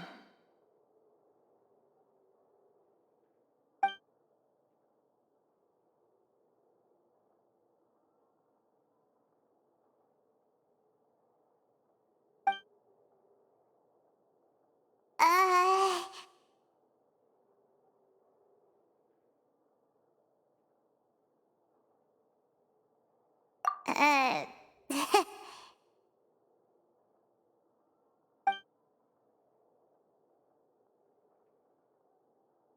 Hey, Traveler.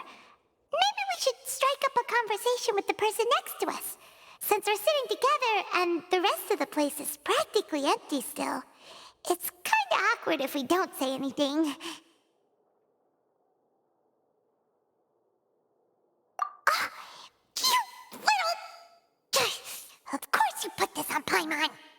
Excuse me, I did not realize you felt awkward. I am terribly sorry. I would be perfectly happy to chat with you if that is what you would like. Oh, so you heard all of that, did ya? Boy, you sure have good ears. Paimon thought she was keeping her voice down. Wait, that's not it. Paimon's... Sorry. Paimon's the one who was being rude, talking under her breath like that. So, let's talk, but, what should we talk about?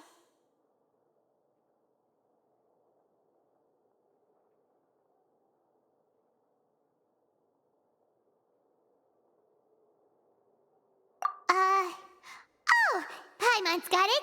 You're also here early and sitting in the front. Are you a friend of Linny's too? A friend, you say? Well, if Mr. Linny would like to be my friend, I would be more than happy to reciprocate. Oh, so you're not friends with Linny then?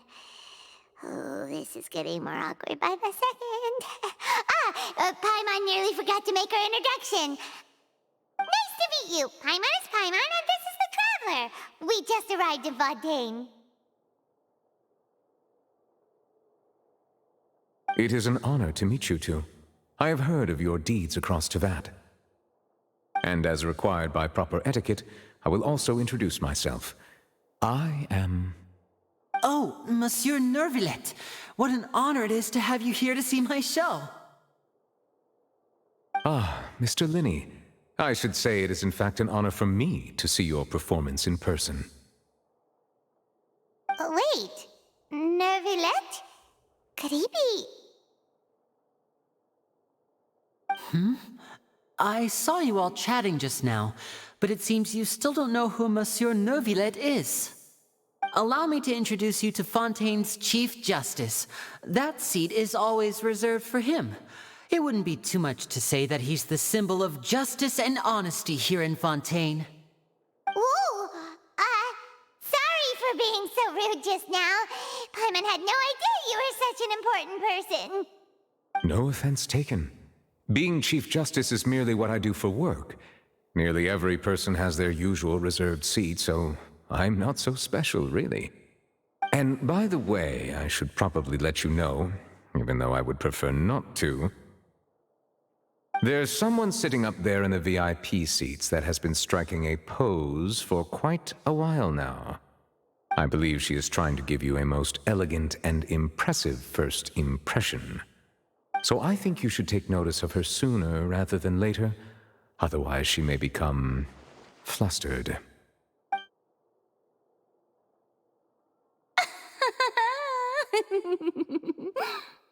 Huh? Oh, it's Farina, the Hydro Archon. Huh. She sure has a smug and satisfied look on her face. Guess she has no idea that you saw right through her act. Very good. That is for the best. No need to pay her any more attention. We may now enjoy the show. Huh? So is this what things are like between the Chief Justice and the Hydro Archon? All right, please wait just a moment longer. I've pretty much finished my preparations, and the performance will start as soon as the audience has made their way to their seats. Yay! The show's finally about to start! Paimon can hardly wait! Paimon's never seen a real live magic show before!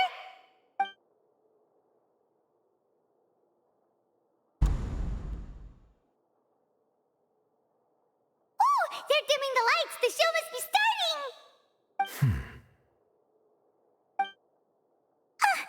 Sorry. Paimon will try to stay quiet. Welcome, one and all, to the Opera Epiclese. I am the star of today's show, Linny. And over here is my sister, Lynette, who will be working as my wonderful assistant. Please, let's give her a warm welcome. Hello, everyone. I know she may seem to be a little sleepy right now, but that's just a sign that she's nervous. Whatever. Now, some of you may be thinking, two vision holders who can freely manipulate elemental powers performing magic is not true magic at all. So, I would like to take a moment to assure you that elemental powers will have nothing to do with what you will witness on the stage today.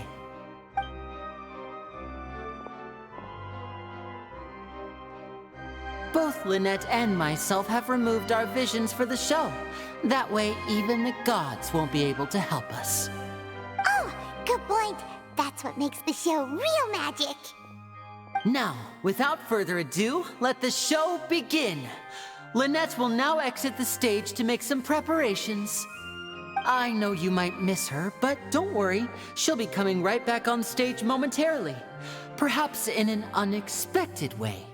I'm sure she'll be stealing the spotlight soon enough. Oh, and before I forget, there's one more thing I should say. You never know what can happen in the blink of an eye. A magician's greatest skill is making things disappear or appear. The possibilities are endless.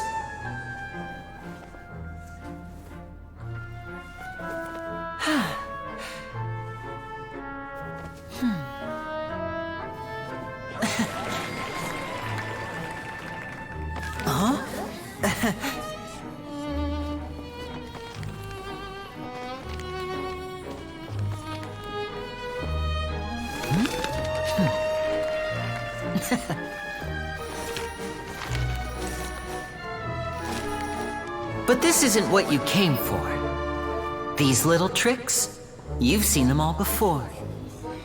So it's time for something truly extraordinary, don't you think? This one's a little tricky.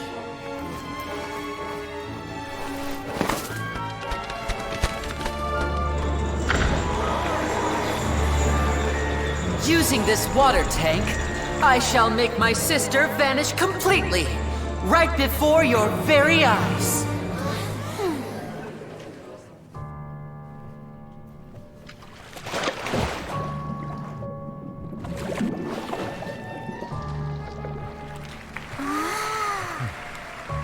It's actually quite simple.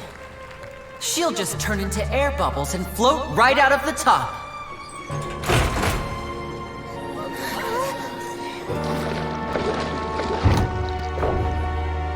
Oh no! I told them to check all the props carefully. With the lid on, even air can't escape. An amateur magician would be getting very nervous right around now. Luckily, it's me on stage, so let me show you what a true virtuoso can do.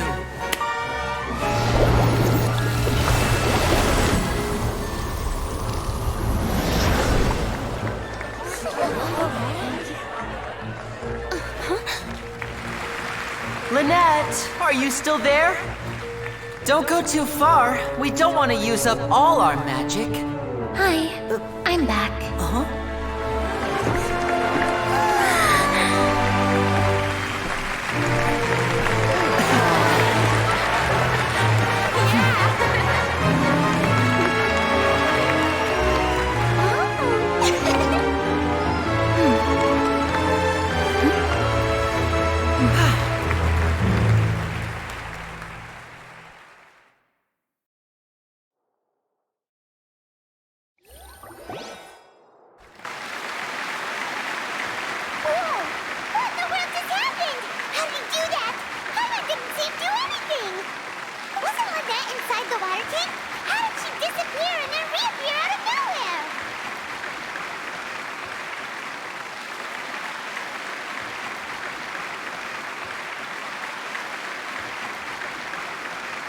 If we could see easily through his tricks, then that would mean that his skills are still lacking.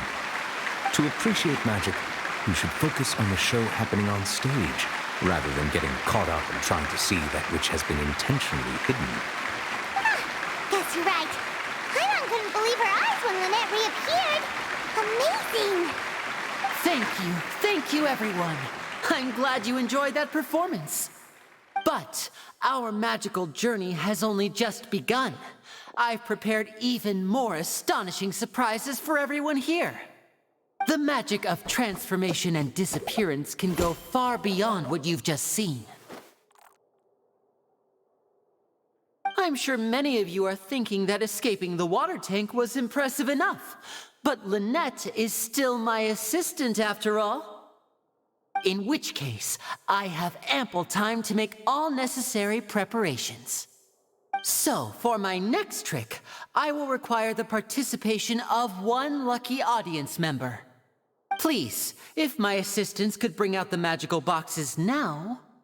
There are 2 boxes, and only 2 boxes. One is here, and one is there in the aisle among the audience.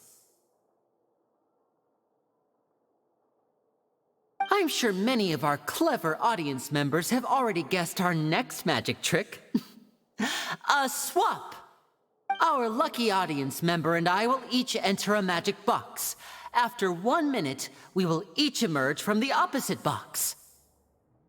Now please, everyone pay very close attention to the box you see here. Don't give me any chance to make a move. Wow! How's he gonna do this? Hey, do you think this is all magic tricks, or does Lenny have actual superpowers? The lucky audience member will be generated by this random number selector. It selects numbers entirely at random. Even I don't know who will be chosen to participate. Now then, let's begin. Let me see. Oh, row 7, seat 3. Congratulations! You now have the chance to experience magic firsthand for an entire minute. Please, come forward. My assistant will take you beside the magic box. I'm sorry, it might be a little cramped inside, but no need to feel nervous. We've carefully arranged everything for you to be as comfortable as possible. You don't need to do anything, but no matter what strange things may happen, don't come out of the box. If the magic is interrupted, who knows where you might end up? You might even find yourself in the Fortress of Meropide. Oh, okay. All right. Before I enter the magic box, there is one more thing I need to ask the audience to do. Could you all give me a countdown? Like this. 60, 59, 58. Just keep counting down. You can go a little faster or slower if you like. I won't be able to see anything in the pitch black box, so I'll be relying on your voices to know when time is up. Oh, and no tricks now. If you quickly count from 60 in just 30 seconds, then I'll be in a tough spot. Ooh! Paimon kinda wants to count faster after hearing him say that!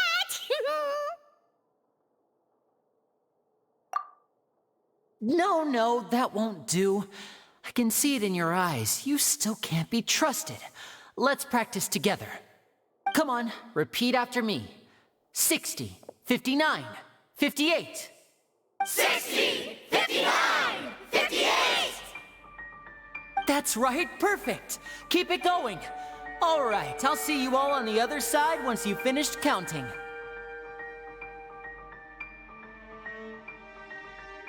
54, 53, 52? Huh? Why aren't you counting, Nervalet? I am counting in my head. I think things are exciting enough in here as it is. Merely a consequence of my identity and personality. Do not worry about me. Just enjoy the show. Oh, all right. You look so serious that Paimon thought you might be feeling uncomfortable or something. 40, 39, 38! Mr. Linney, are you all right in there? Is everything ready? Yes, I'm fine. I'm just double-checking the direction of the magic. It would be a disaster if we get sent to the wrong places. For example, mid-air right above the audience. Even though he's saying that, Lenny doesn't seem nervous at all.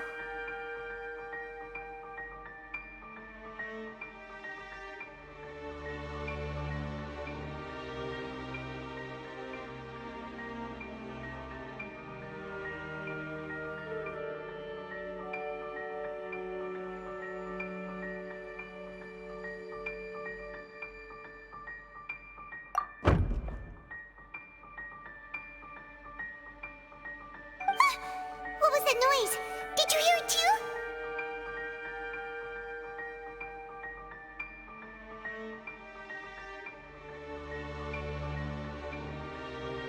Not sure.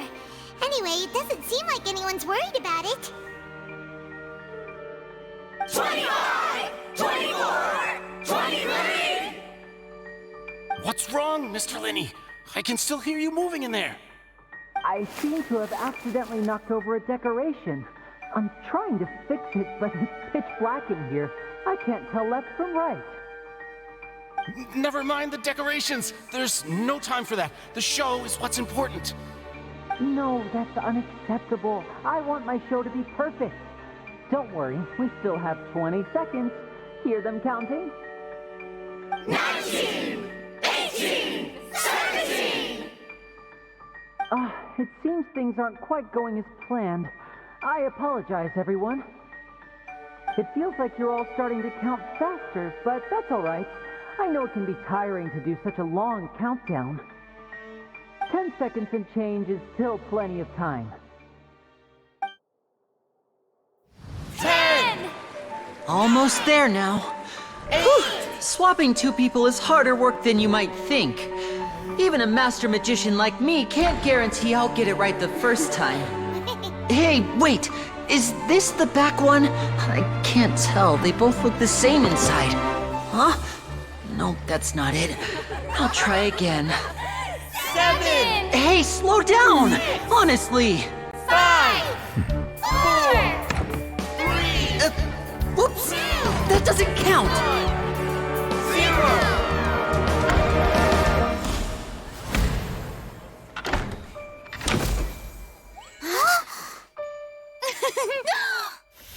Ta-da!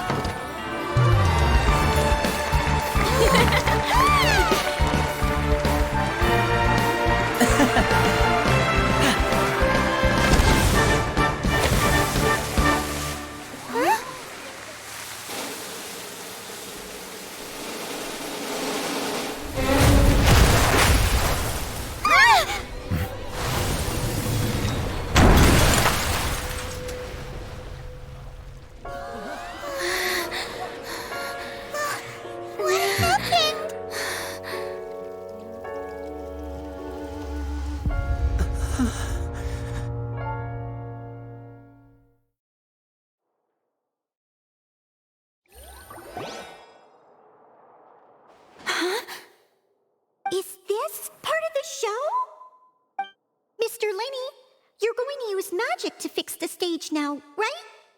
What happened?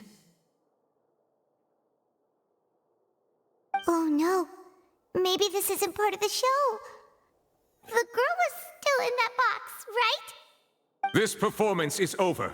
Medical staff with me. Guards, secure the scene and detain all the performers. Seal the exits. No one is allowed in or out at this time. Yes, that's right. If this was just an accident, then we must investigate the cause.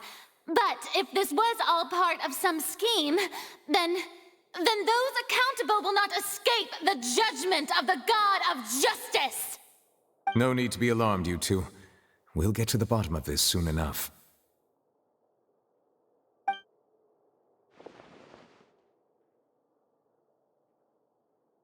Unfortunately, the person who is in the magic box has been pronounced dead. His name was Cowell, one of the assistants in Linny's magic troupe. Apparently, the fireworks on stage ignited the ropes that were suspending the water tank, which then caused the tank to fall onto the stage. As of now, we are still not sure why we found Cowell in the box, rather than the guest from the audience. And after an initial search of the area, the guards have confirmed that the girl is nowhere to be found. It appears that this incident was not merely some mishap with the performance. And there are many indications that it is connected with the case of the serial disappearances of young women. The serial disappearances case? That's the case that Charlotte mentioned before! I know the truth. I can see through the whole thing. Really, using such a shallow and obvious mystery as his finale. Did he really underestimate us that badly? I say that our powerful magician, Mr. Linny, is now the prime suspect for the serial disappearances case. Huh? Why me? This whole thing was an accident. No, this all occurred during your magic show, did it not? The missing girl disappeared after being chosen, did she not? The deceased is one of your assistants, is he not? Now that I think about it, that whole speech about magicians making things disappear was nothing more than a provocation, a bald-faced challenge. That can't be right! How can Linny do this? He was in the box on the stage the entire time! We can even hear his voice! Besides, before the show, he told us that he would like to catch the criminal behind the disappearances! He couldn't possibly mean catching himself!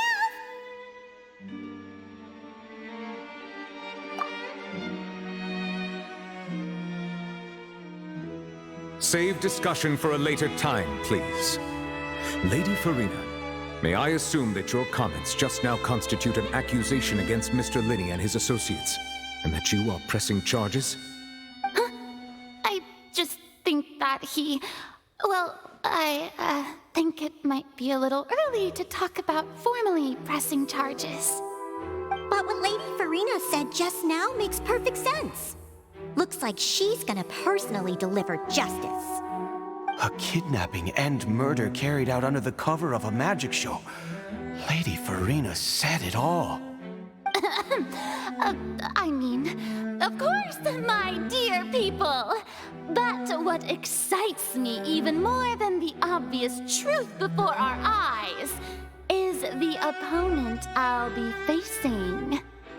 That's right. I mean you, Traveler. You'll support Linny, won't you? After all, he was the one who helped you the first time we met.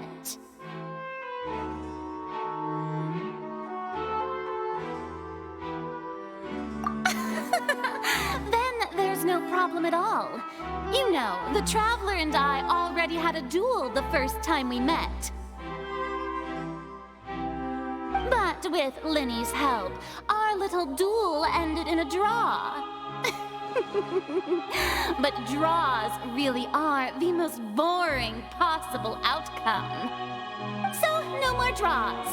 Between the two of us, there must be a clear winner and loser. And what better place to hold such a riveting showdown and decide the true victor than here, on the grandest of stages, the Opera Epiclese? It wasn't a draw. She obviously lost last time. I understand. Charges have now been pressed, and as such, a trial is in order. Well, Traveler, seems Lady Farina has set you in her sights. But putting her dramatic rhetoric aside for a moment, I would like to ask you, are you willing to act as Mr. Linney's attorney and defend him in this case?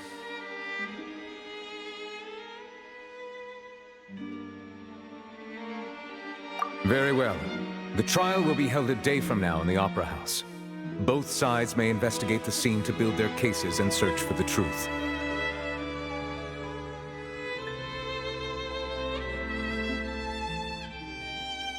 Linney and his troupe are all potential suspects and shall remain within the Opera House. The audience may begin to leave in an orderly fashion once they have been cleared by the guards. A day isn't that long. Let's see what kind of case this big-shot outlander can build in such a short amount of time. I'm really quite looking forward to hearing it.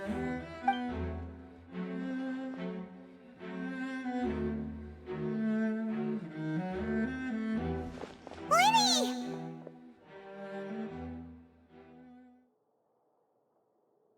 Sorry about everything that happened just now. Were you frightened? Of course!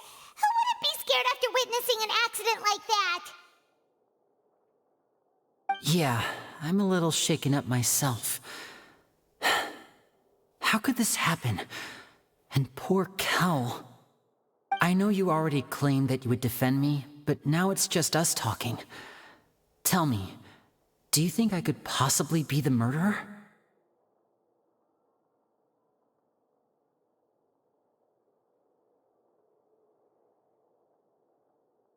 Good to hear. Thank you so much for trusting me. I'm sure everyone sees me as the biggest suspect at this point. But if you ask me, the whole thing is mysteries layered upon mysteries, such that all that's left is confusion. I don't know whether what happened there on the stage was purely an accident or not, and I don't know why poor Cal was in the box. As for how that girl chosen from the audience could suddenly disappear, I'm afraid I don't have any answers either. If someone tampered with my performance, then we need to figure out what they did. Even a skilled and knowledgeable magician like myself couldn't pull all that off in just 1 minute.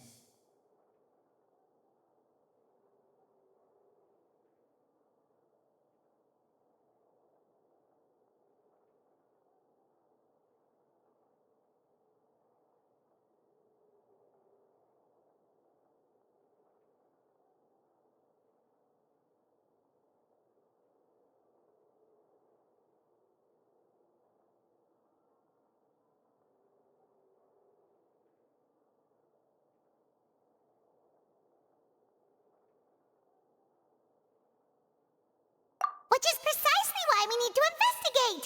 As this book says, the impossible could not have happened.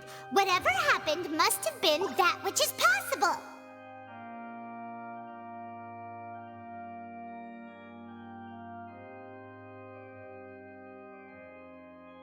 Paimon bought them when we were reading at the bookshop in the city earlier. Pretty cool, huh? Don't worry, Paimon used her own savings to buy them. It wasn't from our travel funds. I think they look cute on you, Paimon. You have good taste, Lynette! That's the right attitude. Feeling depressed isn't going to help me now. I need to get back to my normal self. But with the guards watching our every move, it's going to be especially difficult for Lynette and I to prove our own innocence. Good thing you agreed to be our attorneys. Thanks for that. We'll be counting on you. Yes, thank you so much.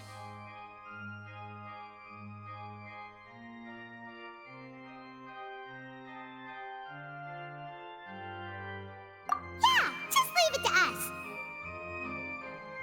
Oh, since we're going to start investigating, Paimon has a question first. Where did Lynette go during the performance? Ah, well, I'm afraid that would involve some of our essential trade secrets as magicians. The secrets behind our magic are past saving, Linny. I suppose you're right. The truth behind our tricks is going to be important evidence that will be weighted during the trial. 'Tis truly a pity. As a magician, our magic show is a work of art. We've poured countless hours and spared no effort in perfecting it. But if revealing our secrets will help you uncover the truth behind what happened, then it will be well worth it. We should go somewhere else if we're going to discuss our magic tricks. We'll go speak with the guards, and in the meantime, you can go investigate the stage and the seating areas. Alright, let's go have a look while the investigation teams are still here. Detective Paimon is on the case!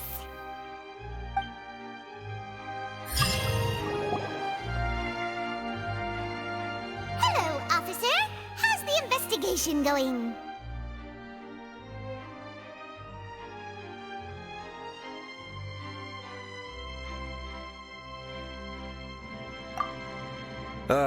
I see.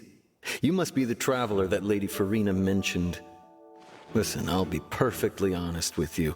I'd avoid getting mixed up in this whirlpool of a mess if I were you. Huh? What do you mean? Come with me and you'll see. The deceased is one of Linny's assistants, named Cal. Even though he hadn't joined the troupe long, he was hardworking and everyone generally liked him. The assistants are usually in charge of setting up and inspecting the props, as well as assisting with the show and keeping the crowd engaged. As you probably saw when you were in the audience, the water tank suddenly fell and smashed the box with Cowl inside it.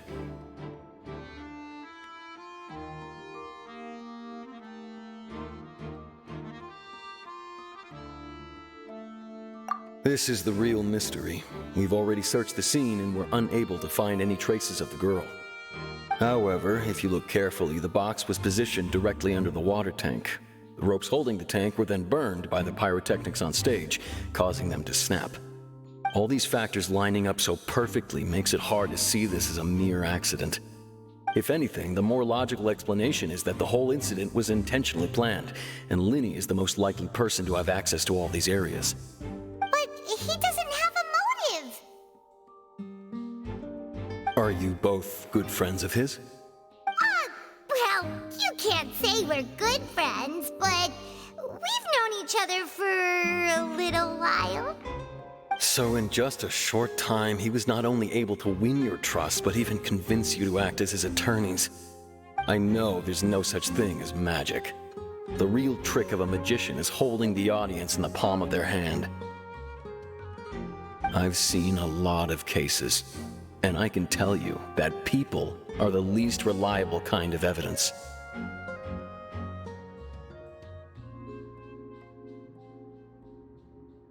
Sorry, I tend to be pretty straightforward. Just know that I'm warning you for your own good. Anyway, you may investigate the scene of the crime yourselves if you're curious. Who knows, maybe you'll be able to come up with some new evidence.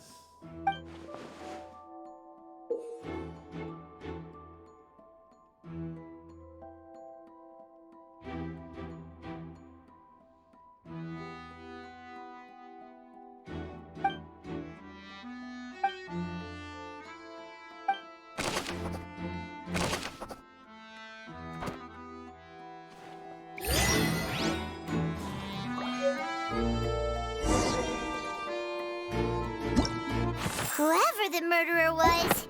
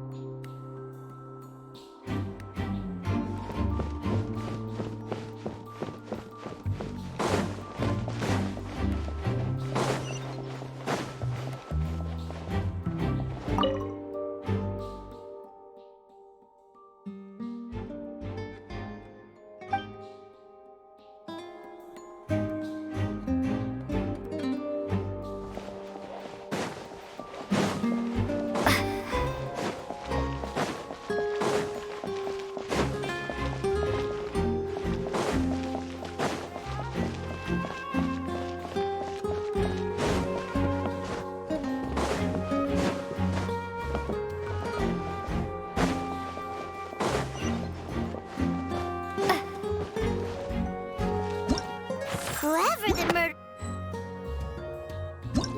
Whoever the murder... Whoever... Why would it be him?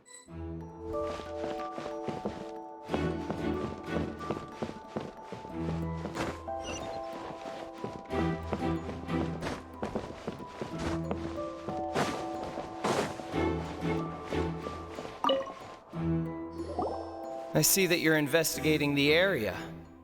Well, it just so happens that I'm interested too. If you find any new and interesting leads, be sure to share them with me, all right? We don't have too many thoughts yet.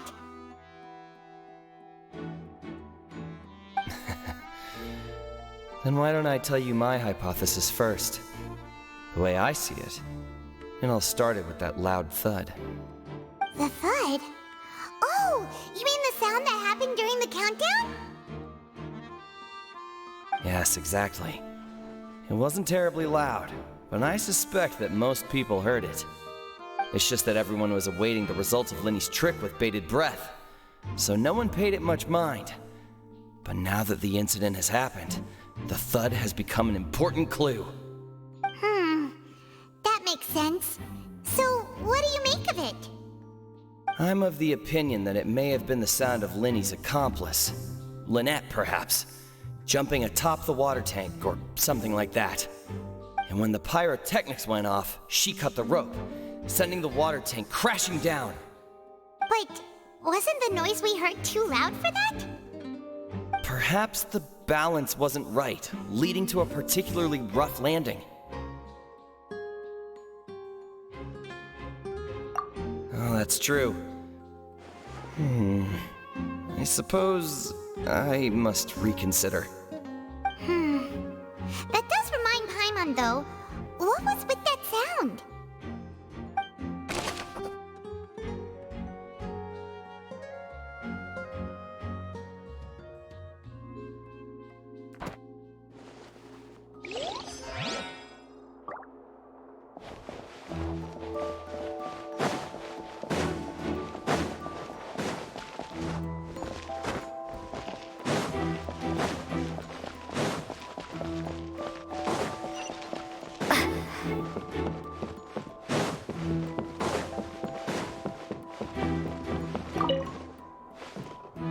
Go ahead, have a look around.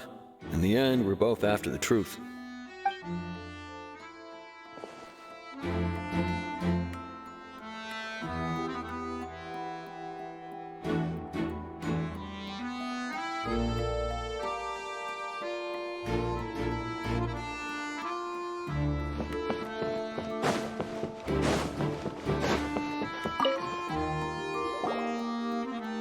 The investigation team has some new findings.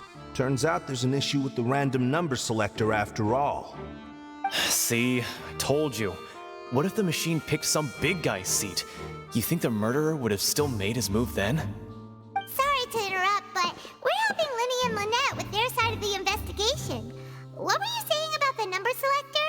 There's something wrong with it? You're trying to help them? That'll be a tall order. Lenny used the machine to pick a random member of the audience during his performance, right? The lucky girl that later disappeared. Well, we thought there might be a serious problem with the machine, so we had it taken away for further inspection. It turns out that the seat number it picked wasn't random at all. The machine picks that same number every time. I'm sure you already know that you have to make a reservation in advance to get a seat, regardless of whether it's a trial or some performance. In other words, Lenny knew who would be sitting where from the very beginning. That much checks out. Lenny reserved our seats for us, too. Bet you see why I was saying it'd be tough to make a case for Lenny.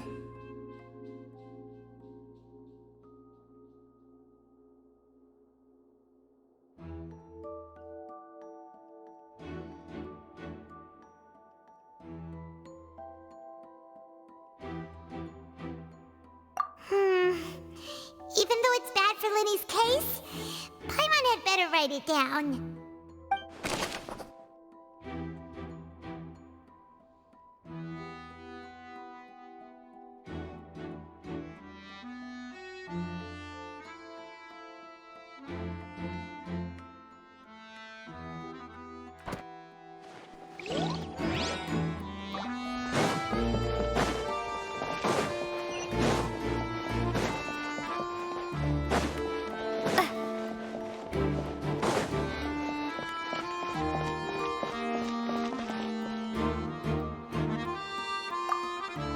still talking to the guards. It seems he'll have a lot of explaining to do. I think someone will be assigned to monitor us later, but that's alright.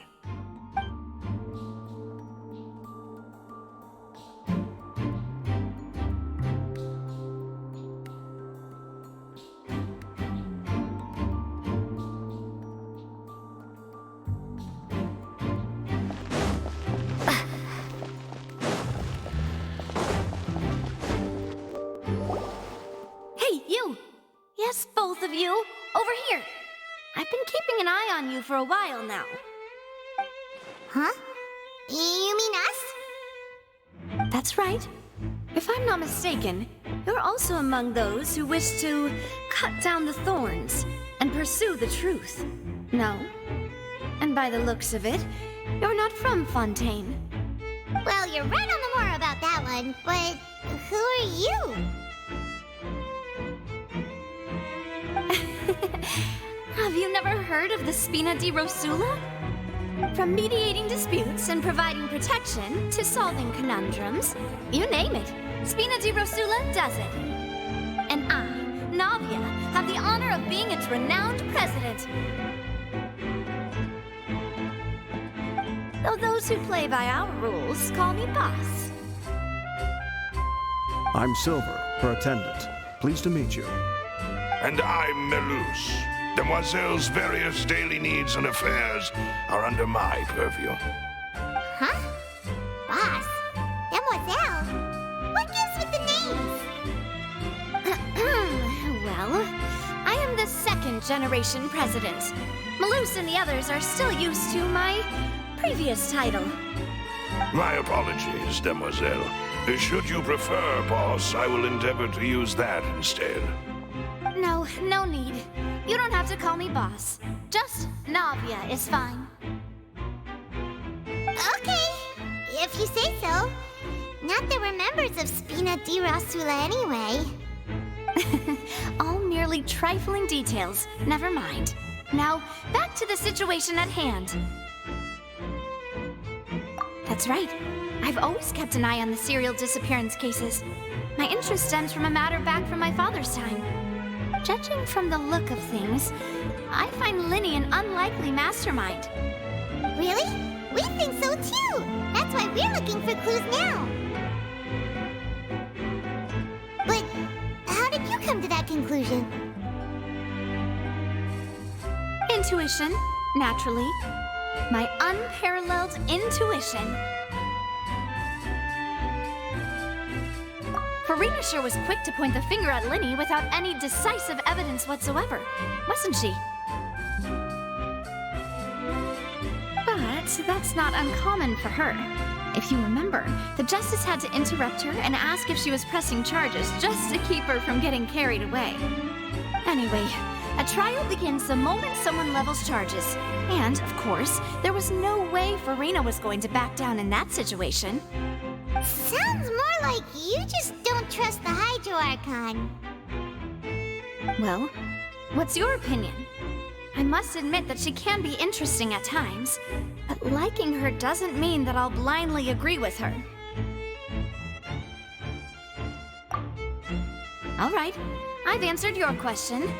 Now, it's time you answer mine. Wait a minute! Did that answer count?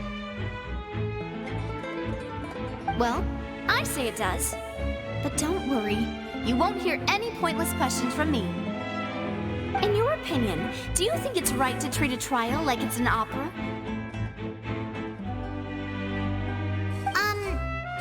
Well? And why would that be?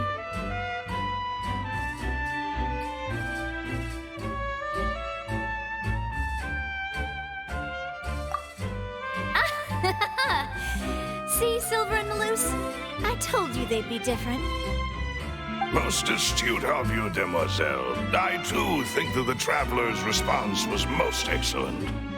No matter how wonderful the script or how fervent the audience's expectations may be, the trials that go on stage here must be based in fact. And if that can be done, boss, then... All right, that's quite enough, Malus. Anyway, I like your answer. You passed with flying colors. Now, I need to make some preparations, following which our joint investigation shall commence. You two shall be my assistants. Wait! Since when did we become assistants? Huh? Oh, well, I can be the assistant, sure. Or your companion, if you like. I'm really not that fussy. That's more like it.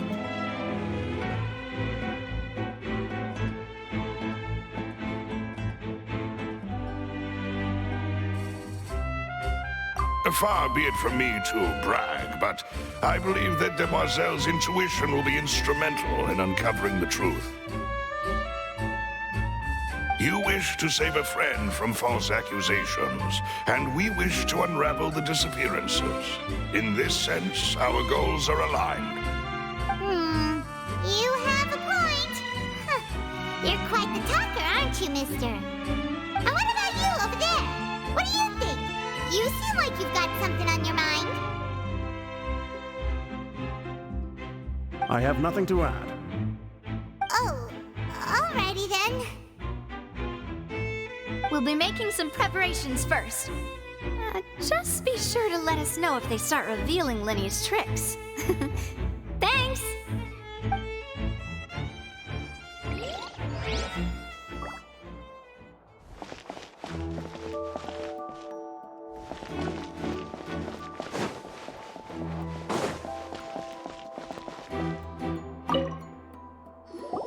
Sorry, but no one can freely enter or exit the Opera House at the moment. No, we're not leaving. We're representing Linny and Lynette as attorneys, so we're investigating the case. Were you always guarding this entrance? Yes, after the Chief Justice gave the order, everyone coming in or out must undergo a strict inspection. So, the missing girl couldn't have left from here, at least not from that point on.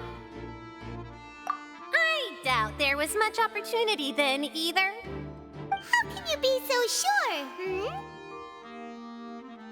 Well, because I was in charge of security near the entrance at that time. I couldn't see Linny's performance from here, which was quite a shame. Just my luck. But still, I did not abandon my post, and I stayed put no matter how loud the applause was. If someone had so much as even approached the door, I would have noticed it, let alone if they had tried to leave. We Melusines are good at that sort of thing, you know. So, it's safe to say the girl couldn't have left through here. Alright, thank you for your help. This will be useful info.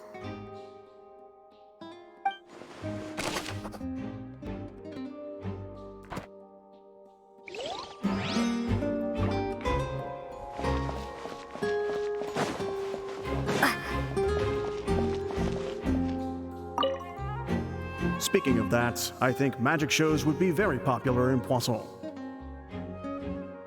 I could see that. Maybe I should try to learn some magic. If I could make things disappear, cleaning my room would be a cinch. You need not worry about such things, Demoiselle. That falls under my duties.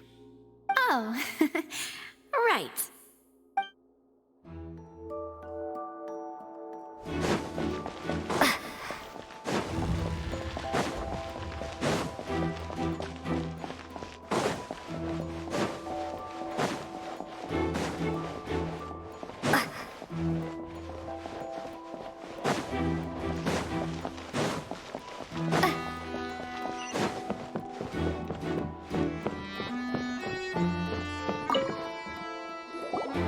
Hello there.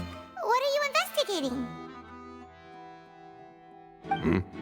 Oh, this location has also been cordoned off because the Magic Troupe members are currently considered prime suspects. The investigation team is still collecting evidence. The seats were all booked in advance, so we were able to deduce the missing woman's identity by checking the guest list.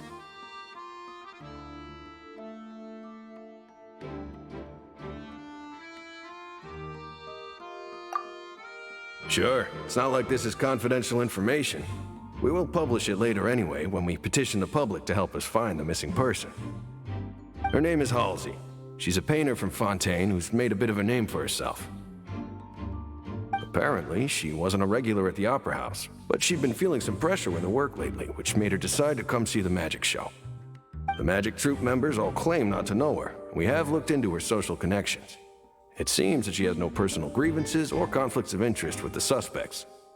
Simply put, she wasn't related to the magic troupe at all, which matches the features of the previous serial disappearances. Were the victims of previous cases also chosen at random? That's how it seems to us, in any case.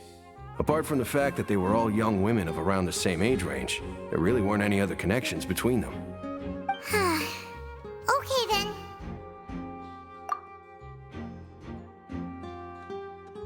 No need to be so formal. If you do happen to see the missing girl, please be sure to contact us. It is of utmost importance that we get to the bottom of these disappearances.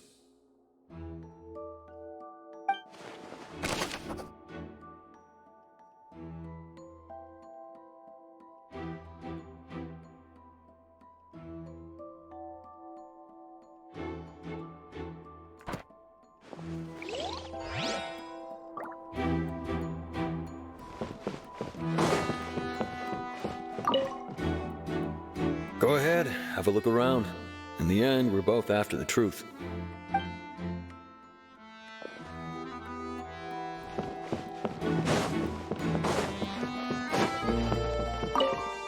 Lenny's magic tricks were the stuff of legends, but the way he did this crime...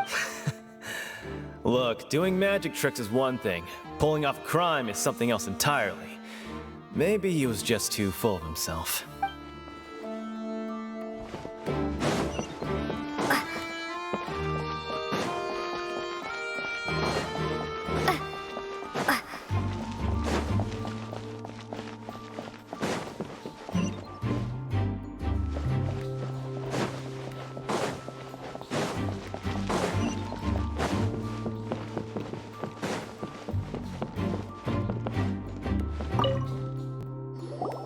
So this is the rope that broke and caused the water tank to fall. The rope looks pretty durable. How can it be burned through so quickly by fireworks?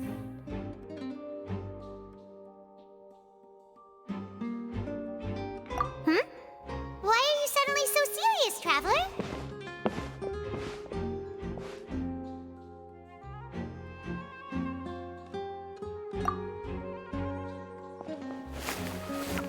Whoa! Look! This bit is made from different material! Most of it was burned away, but there's still a little bit of it left. Huh. So if a rope meant to hold something was made with that kind of material in it, then that means... Wait! Why don't you write all this down? Let's take notes!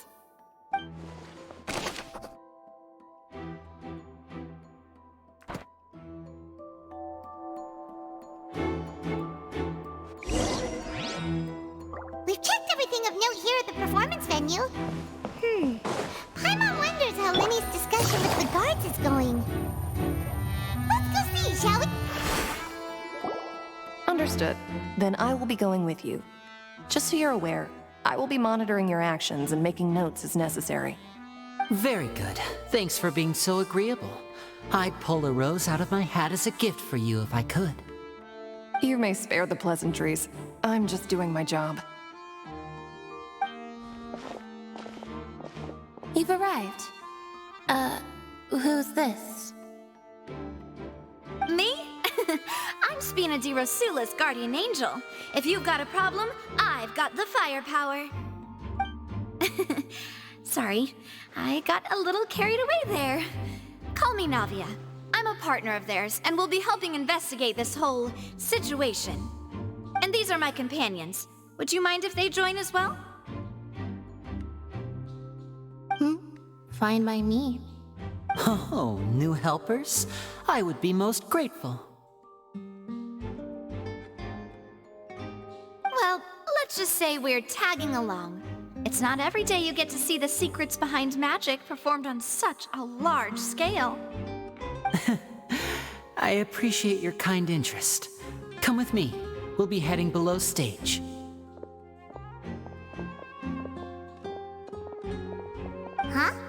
Below stage? Yes, a world of secrets is hidden beneath this magic box, prepared specifically for this switcheroo trick. But before I reveal everything, you should have a look first. Notice anything strange here?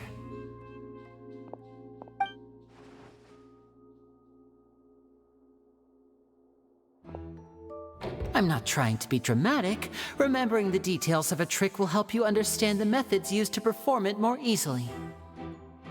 Huh. Weren't there balloons and other decorations here? Where did all that go? Ah, good eye. That said, you're still far from discovering the answer.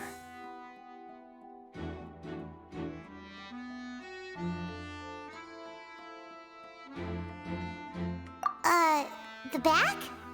You mean the inside of the door? What's different about it? Paimon didn't notice anything. Very good indeed. I thought you might not be able to catch that, given that you were sitting in the first row. The back of this door was patterned. Those patterns are now gone, replaced by a smooth wooden board. So, if you put 2 and 2 together, what do you get?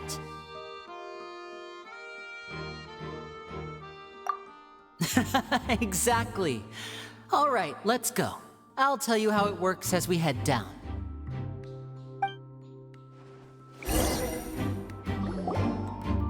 Oh, so there was a passageway under the magic box!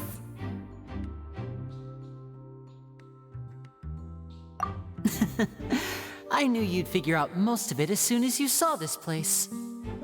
The 2 magic boxes are positioned right above the 2 entrances of the tunnel. See this flatbed trolley? The box with the lucky audience member in it would be shuttled over to the other side using the trolley. This trolley can raise and lower and even rotate, ensuring that the box will face in the right direction. I see. So that's the purpose of the box inside another box. Precisely.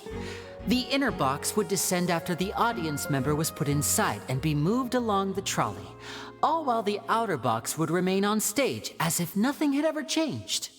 So that's how you did it! Once the box was lowered, the trolley would store some energy through this device here, with which it would complete the rest of the steps. The audience member would only be able to feel some slight movements in the dark, and by the time she walked out, she would already be back on stage.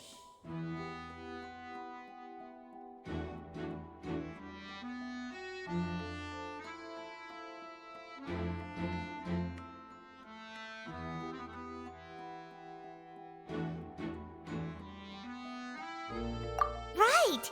You were talking that whole time, and you even came out for a moment near the end!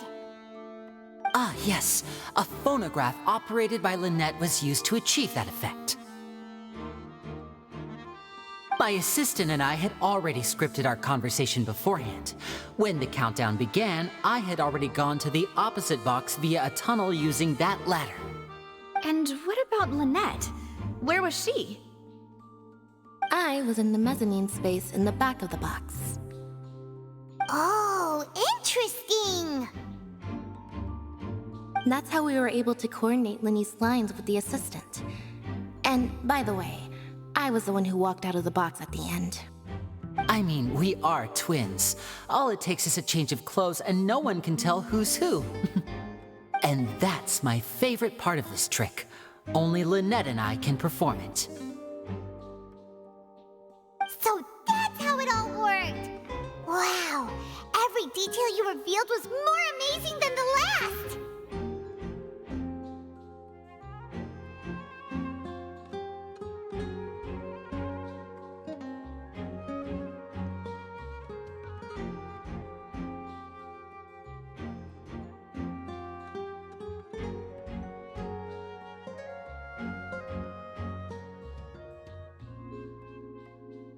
Lynette would briefly walk out of the box and then go back in, jumping into the tunnel and escaping before the box on the trolley could finish ascending.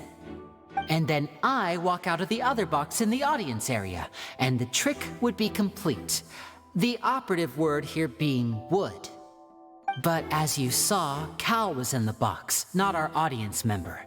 She, on the other hand, mysteriously vanished. We really don't know how that happened. If not for that interlude, this would have been an astonishing trick. I probably never would have figured out how you pulled it off.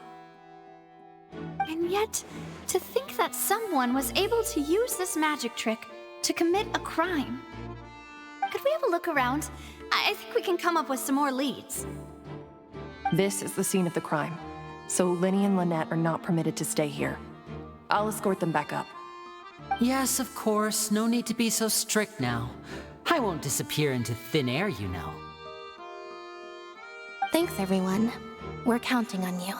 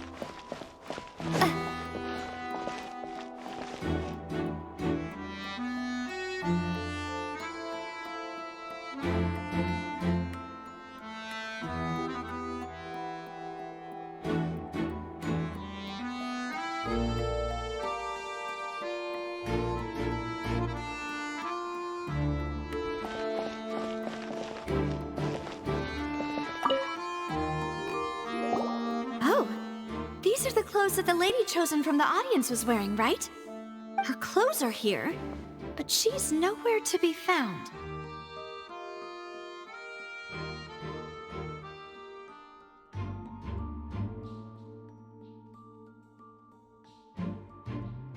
Right. And do you really need to do that if you're kidnapping them? Ugh, this is so confusing. Paimon doesn't want to be a detective anymore.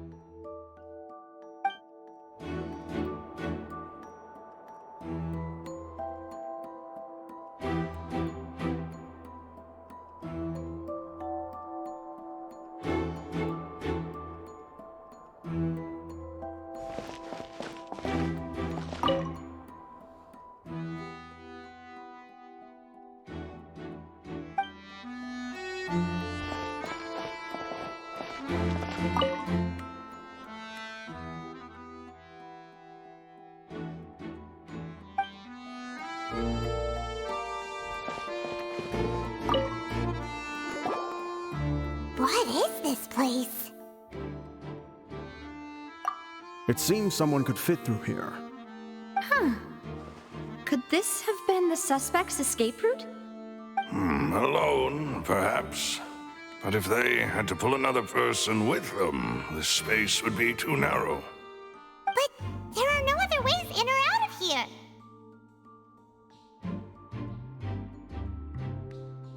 Oh, you're right! Let Paimon write that down.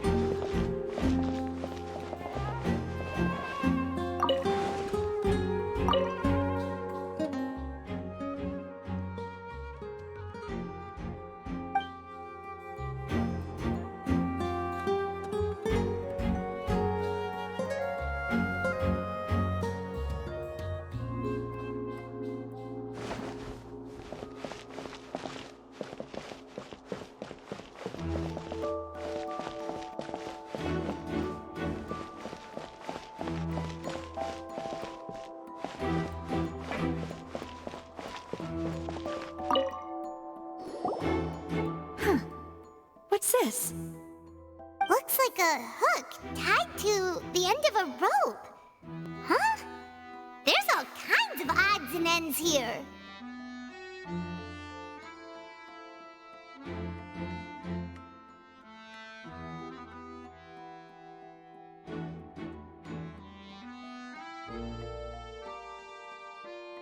Perhaps it was a prop for a different trick. But why would it have been left here? Whatever it is, let's make a note of it first.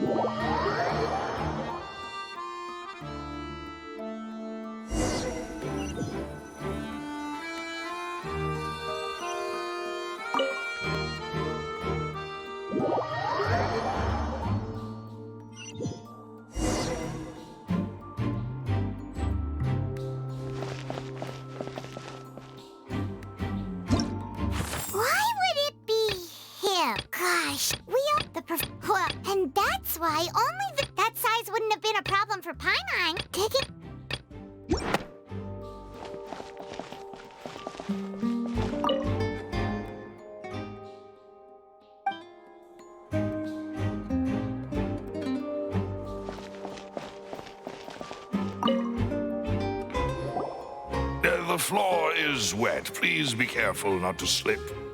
Speaking of which, why would there be water here?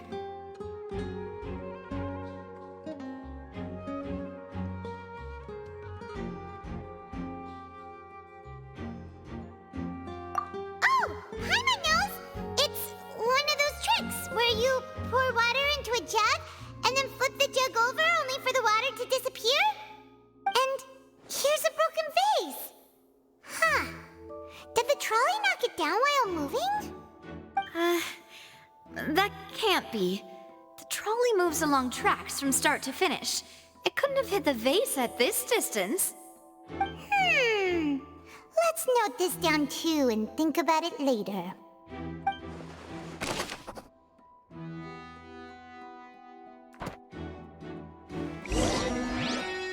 Seems we're just about done investigating down here. Yes, let's head back.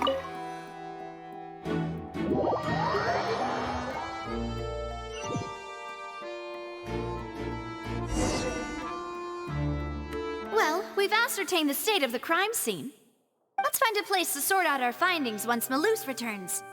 Seems to me that there are several things that don't add up here.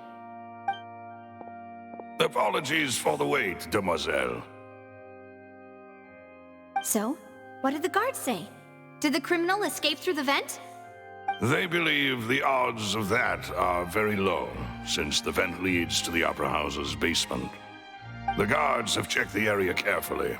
No one left through the basement during the performance or after the incident, and no one was found hiding there.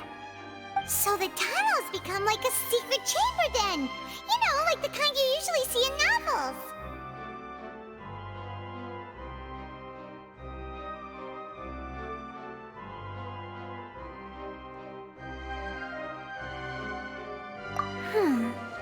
The plot thickens.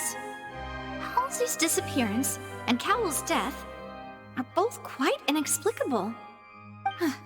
No wonder Farina was so confident in her accusation. All the current evidence points toward Linny and Lynette. In other words, the charges are very likely to be upheld unless we make some considerable progress. Charges and then trial. So if the charges are upheld, they'll announce a sentence? That's right. This is how a trial goes in the Opera House.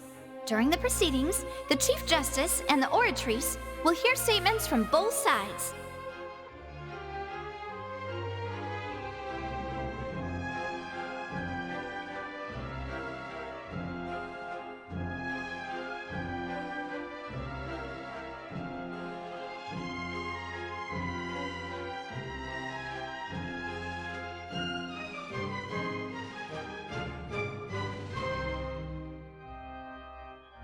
That's right. This is how indemnitium is produced. The statements from both sides, the defenses from attorneys, witness testimonies, and even the audience's emotions will all be projected on the Oratrice. To put it simply, it's as if the Oratrice has its own will, and is a judge in its own right. This also precludes any kind of favoritism on the part of the Chief Justice. And not that this has ever happened anyway.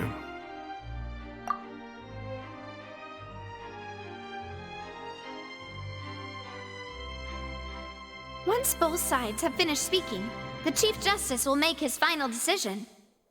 This, too, will be used by the Oratrice as a reference. Then, finally, the Oratrice will be consulted by officials. The result it returns is the will of justice itself. Huh? So that machine is the one that actually decides? Paimon thought Neuvillette called the shots. In practice, there is very little difference. Both have always come to the same judgment, which is why people have great faith in the Chief Justice. Ah, yes, the guards also asked me to convey that none of us will be allowed to leave this place before the trial. Huh? Why? Because we've chosen to act as the twins' proxies. That makes us persons related to the case.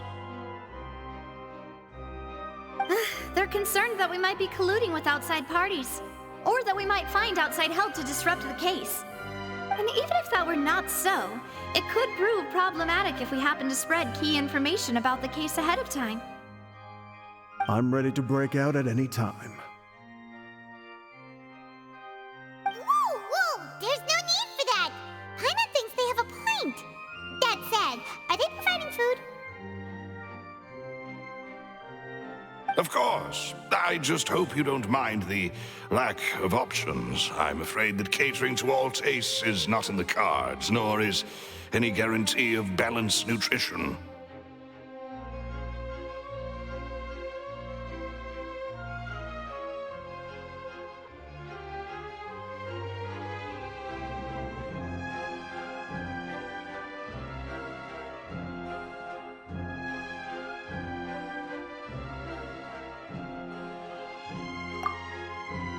In that case, let's just sort out our findings together here. Pity. I was hoping to take you to try some of Fontaine's famous desserts, too. I mean, what better way to properly think through our findings than over some tea and sweets? Huh.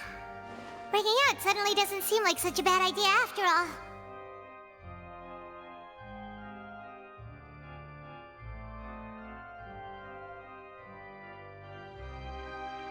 Just kidding! Just kidding!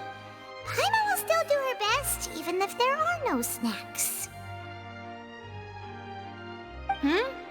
What do you mean, no snacks? Of course we'll have snacks. If we cannot buy some, then we'll simply make some. Huh? Here? But how? Understood, demoiselle. Everyone, please come with me.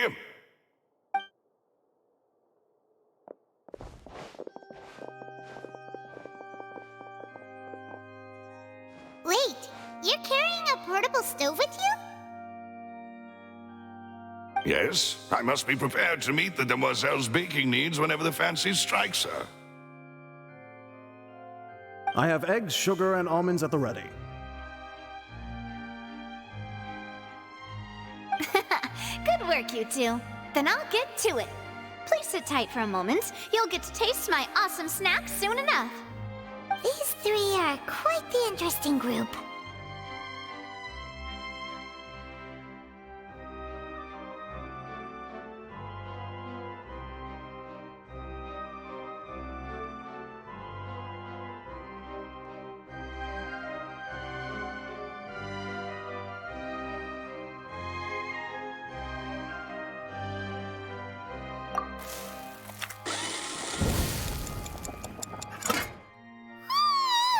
And Paimon thought it smelled good while it was still in the oven! Oh, it's even better now. Paimon can't stop drooling. From the way you had these two guys carrying all that stuff around, Paimon thought you'd have them do more during the baking process. But you ended up doing the entire thing by yourself! Beating the egg whites, grinding almonds, everything! I was applauding. And I was giving encouraging smiles. Paimon was just thinking, aren't you worried about getting your fancy dress dirty beating egg whites and baking like this? Well, I don't think it's carved in stone anywhere that fancy ladies can only read books, sip tea, ride horses, and play the piano. I just really enjoy making snacks.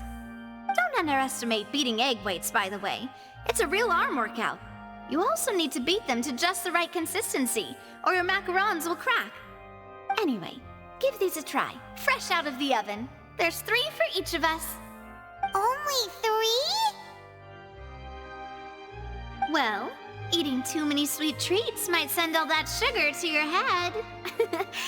You wouldn't be able to think clearly about the case on a sugar rush, would you? Tea is ready to be served as well.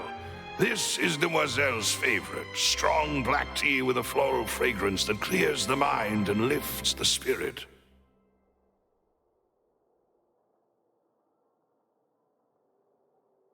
No need for concern. I'm merely doing as I should.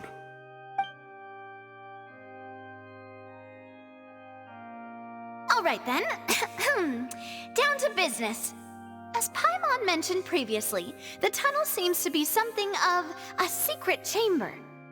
However, we can assume that Linny and Lynette were not alone within it. Some criminal also occupied its sealed confines. The magician twins could have committed the crimes, of course, but they lack any logical motive. Exactly! Why would they do such a thing right when everyone was watching?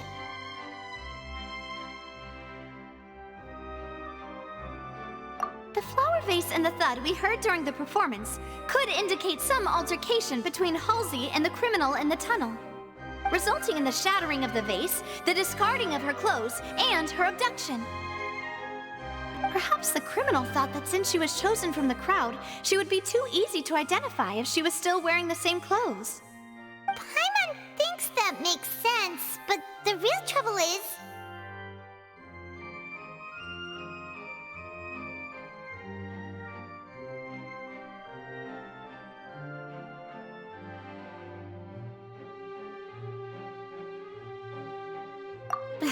True. None of the clues we found thus far support the existence of this third person. But the only people left to consider are both technically victims, whether it's the missing girl, Halsey, or poor Cowell. Huh. Could Halsey have secretly made modifications to the magic props in order to murder Cowell before making her escape?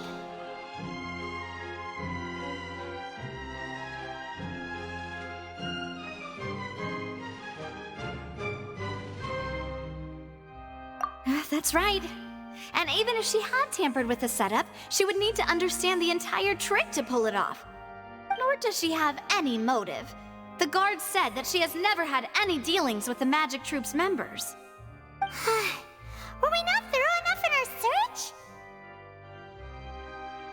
From the sound of things, this is turning into an impossible case. Your macarons are amazing though, Navia. They smell great! They're nice and crisp and super sweet! They are my specialty after all. And I see you've already had 5 of them. What? 5? Oh, that can't be right! Paimon only counted 3, honest! Please don't worry about it.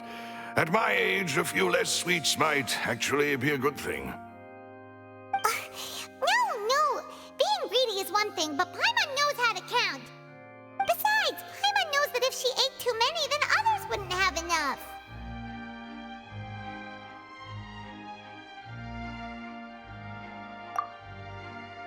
Wait! Even you don't believe Paimon? How could you? If Paimon ate those 2 extra macarons, then may they turn into stone in her stomach! All right, we get it. Well, I suppose one of us might have gotten too engrossed in our chat and eaten them by mistake. No big deal. Maloose, set up the stove again if you would. Huh? What are you doing? Making sure everyone gets 3 macarons, of course.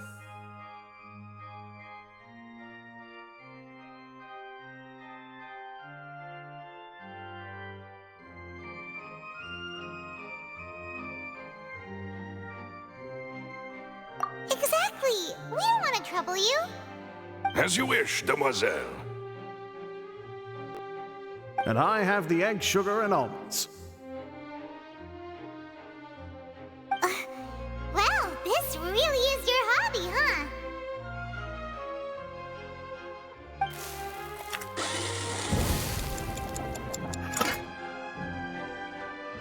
Well, that's it for snack time. I'm going to have another look around the area. I don't know what we're looking for yet, but we've still got some time. As attorneys, I suggest the 2 of you think the case over again. It would be awkward if you got all tongue-tied on stage during the trial.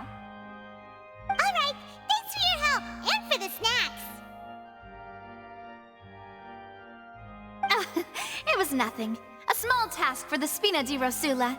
Silver, Maloose, it's time to go. I'll be back if I find anything new.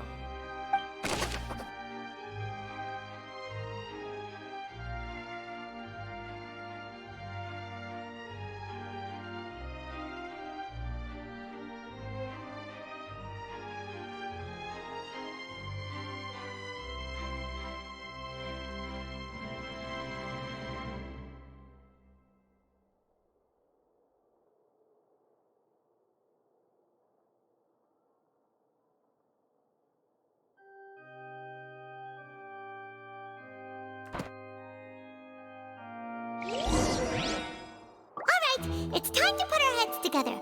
We've got to get our defense ready for the trial. Oh, it's probably gonna be open.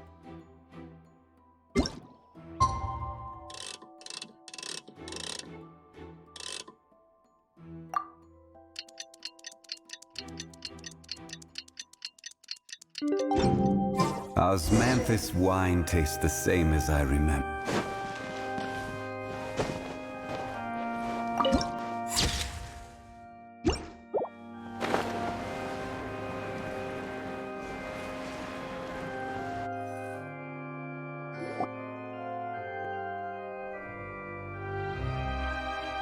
What do we do?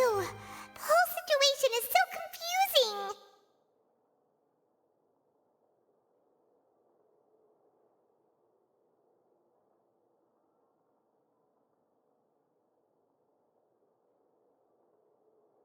Good plan. Impossible things don't just happen. We'll get to the truth one way or another. Just relax. Even if everyone else suspects Lenny and Lynette, at least we will be supporting them from the stands. Besides, I doubt Farina understands any more about what happened than we do. Thanks, Navia. Well, we'll be going then. Best of luck to you.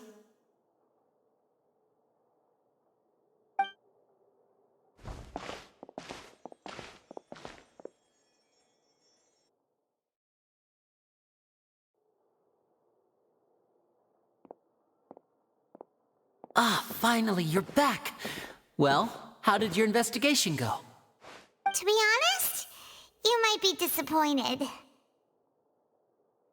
No. We're already very grateful that you were willing to help. Well now, don't you all look disappointed? Don't tell me that your investigation came up empty-handed. That was to be expected, of course. The guilty can never produce proof of their innocence. But don't let that stop you. I shall be terribly disappointed should you, my most anticipated foe, concede so easily.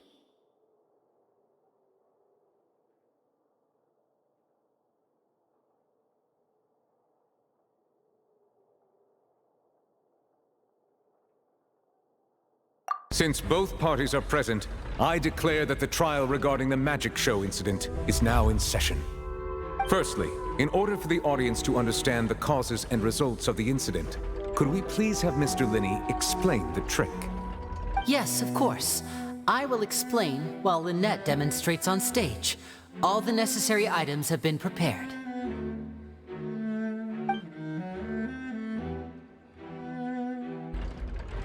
Thank you, Mr. Linney.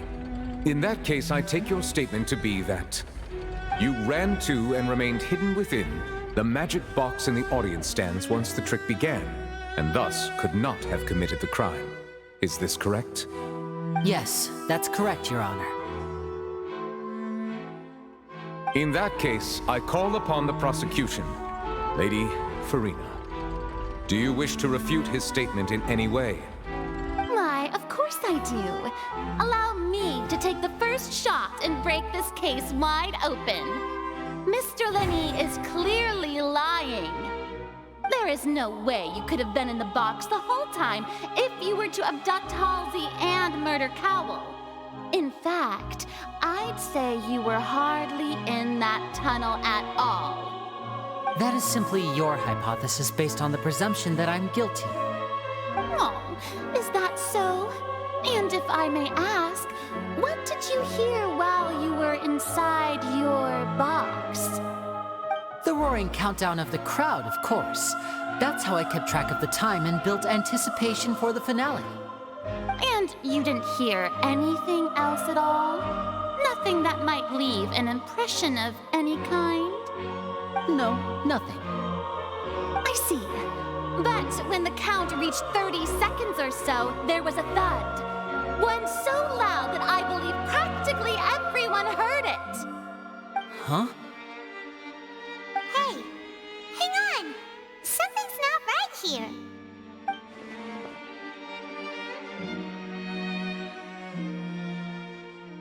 Yeah, I'm sure he could have heard a noise that loud from inside the box. I was right by the box and I definitely heard the thud. Look at those scales. Could those mean... Well then, ladies and gentlemen, allow me to use the words of the magician himself. You never know what can happen in the blink of an eye. Indeed, it seems his alibi can also collapse in the blink of an eye. Of course, I have armed myself to do far more than smash your alibi. Confidence cannot go unfounded, and my foundations are rock solid. Tell me, aren't you and Lynette actually from the House of the Hearth? The House of the Hearth?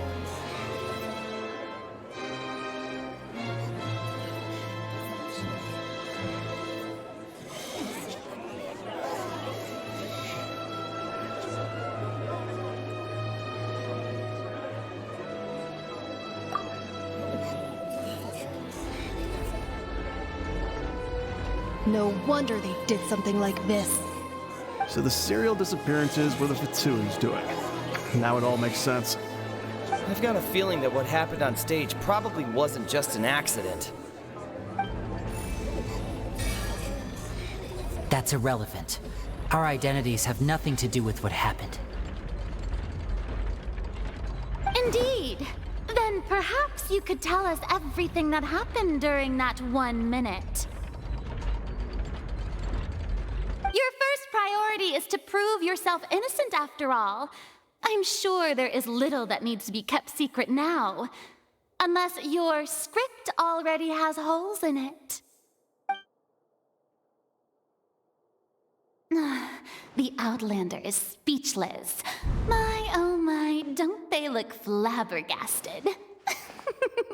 Now comes the infighting and discord, I suppose.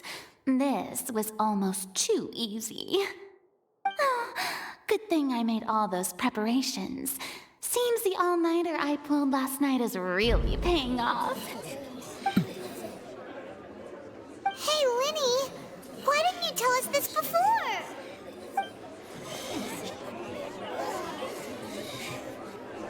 Order! Order! Mr. Linney, allow me to re-establish the facts. Lady Farina has raised 2 points. First, when the thud was heard in the Opera House, you were neither in the box nor the tunnel. Second, you and Ms. Lynette are both members of the House of the Hearth. Are these claims true?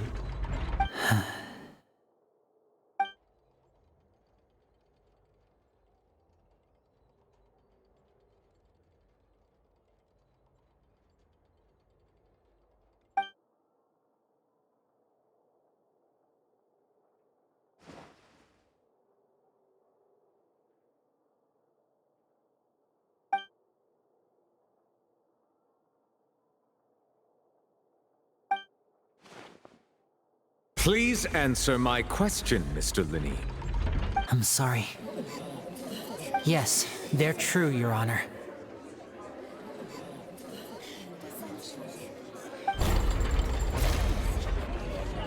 I knew it! Well, that's it. We might as well move on to the sentencing already. What should we do now?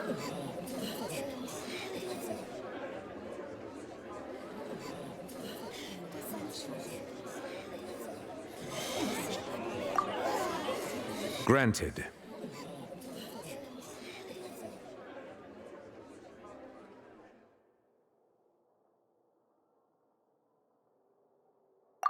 In that case, what is your request?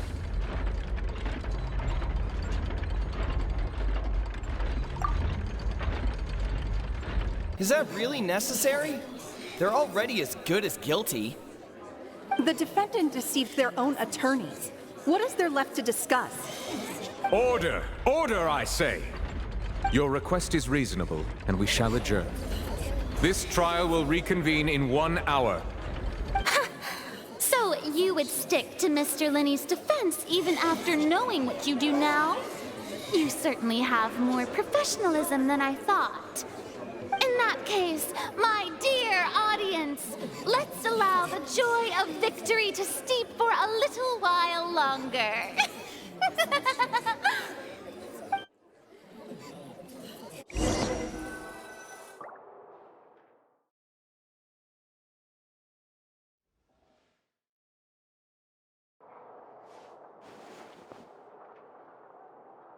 Well, this is awkward. I didn't think the Hydro Archon would dig all that up. I'm sorry, Traveler and Paimon. Yeah, sorry. Paimon doesn't know where to start. We trusted you two. We based our entire reasoning on the assumption that you weren't bad guys. Not to set the wrong tone or anything, but Paimon's really mad! I'm very sorry. I know you're angry, and reasonably so, but please, let me explain. I know you've clashed with the Vitui several times before. I wouldn't be surprised if just hearing the word is enough to make you upset. But our organization is very, very large, and the Harbingers have very different personalities and goals. Right now, we want to save people. As many as we can. That's right. I'm sure we're on the same page when it comes to this nation and the disaster that its people might face. I knew if it weren't for our respective identities, we could become good friends. That's why I didn't wish to flat out lie to you, but chose to hide some details instead. The truth is very important, but being completely transparent about everything would see us spending more effort than we need to.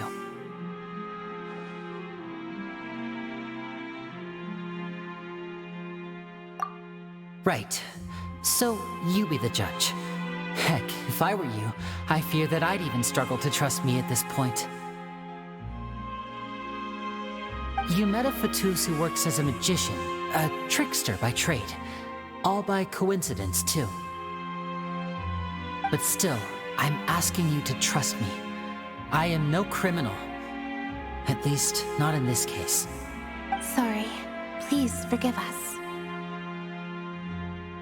Well, you both say that, but...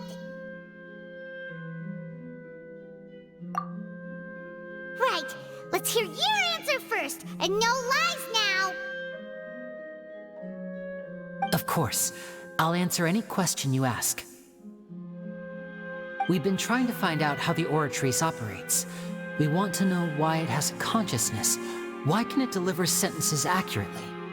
During our investigations, we learned that the machine's core is beneath it. From that moment on, Lynette and I have been designing this box swap trick with the objective of getting close to the core. Is that why you needed a whole minute? That's right.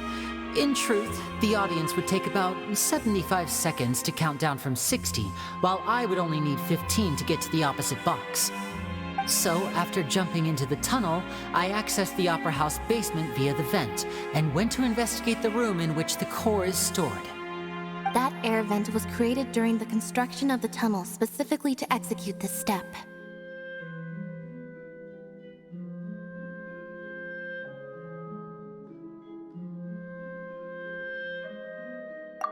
Well, nothing.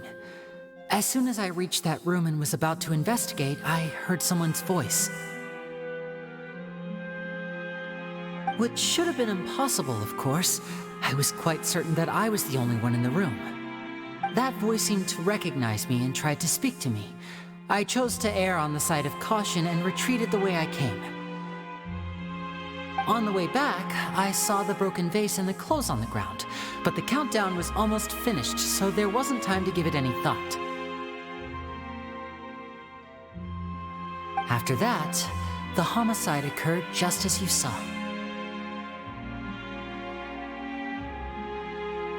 Well, that explains why you didn't hear the thud.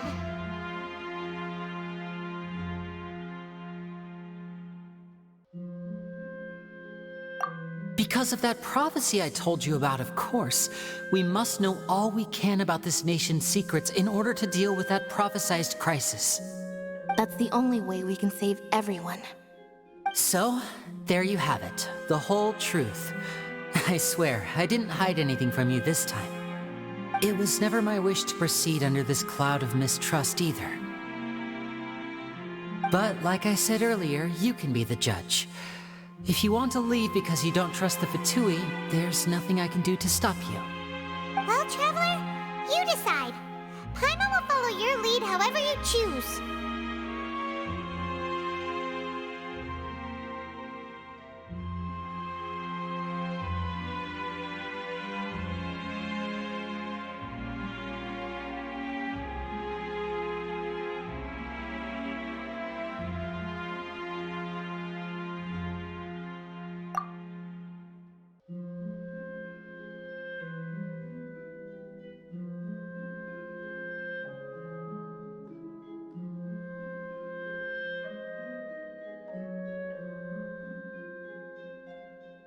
Okay, thank you.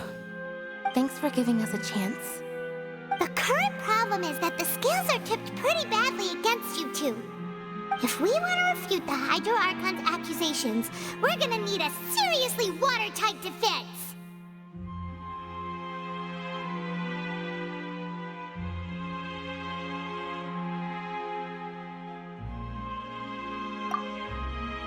Huh?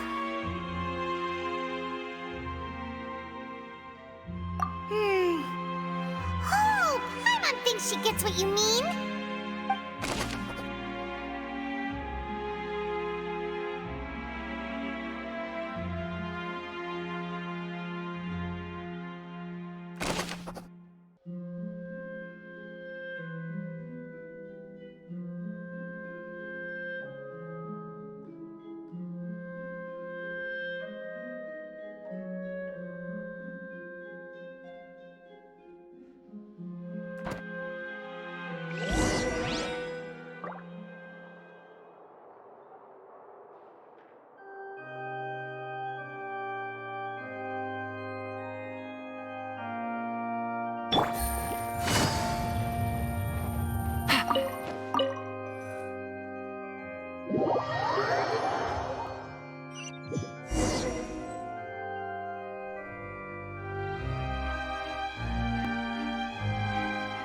Both parties have returned to their positions.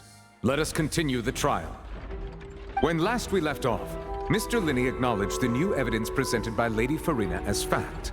Therefore, Lady Farina may continue stating her reconstruction of the events.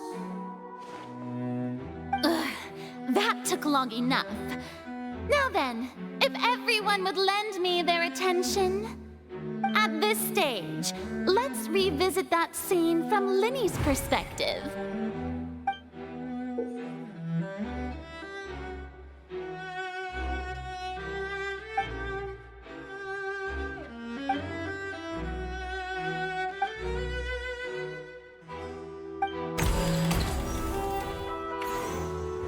As the countdown began, he entered the tunnel.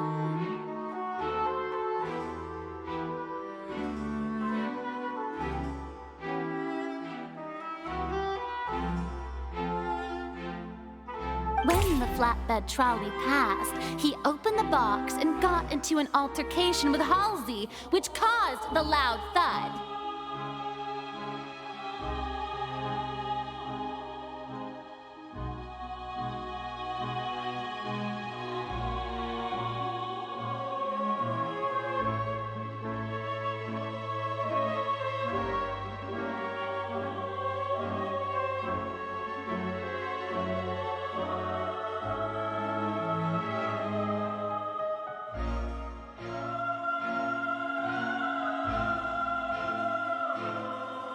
He did not realize that the sound could be heard by everyone in the opera house, which is why he claimed earlier that he could not hear the sound.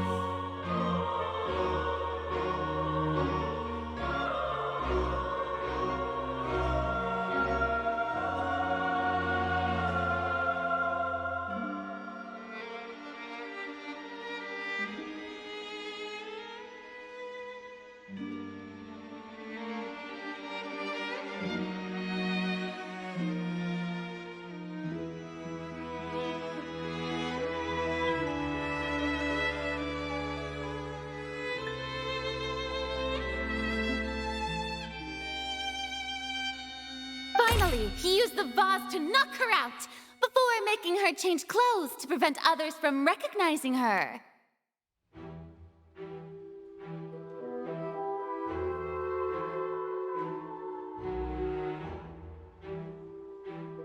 At this time, Cowell arrived in the tunnel, having heard that strange noise, and caught Linny red-handed.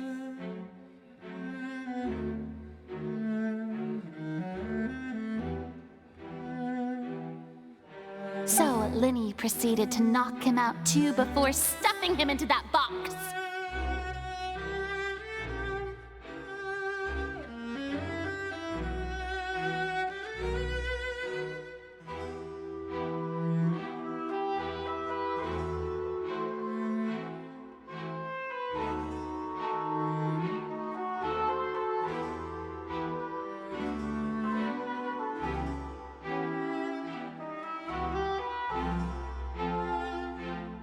Afterward, Linny passed the unconscious Halsey to his accomplice through the magic box in the audience stands, before operating the devices such that Cowell's death would be ruled an accident.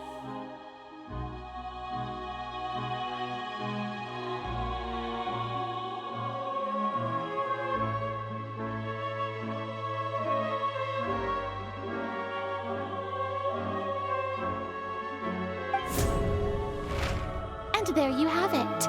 That's the truth behind what happened.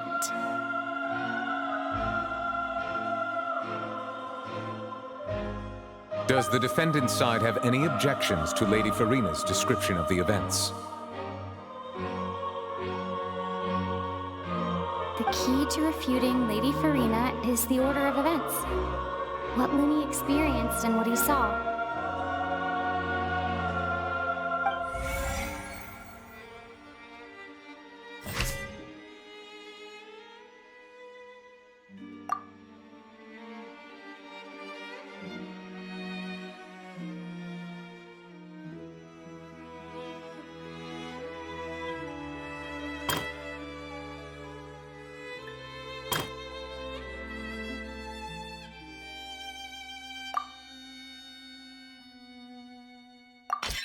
According to Linny, he left via the vent after entering the tunnel.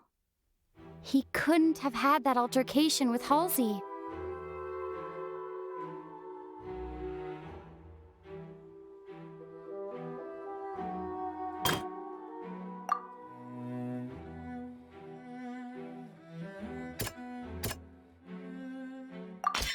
Linny went to the room that contains the Oratrice's core.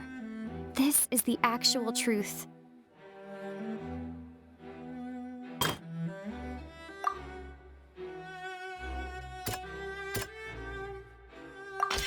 Linny did not take part in the underground altercation.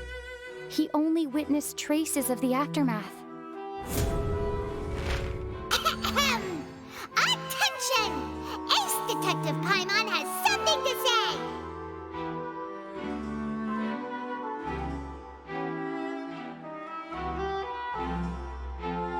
When the countdown started, Linny did indeed go into the tunnel.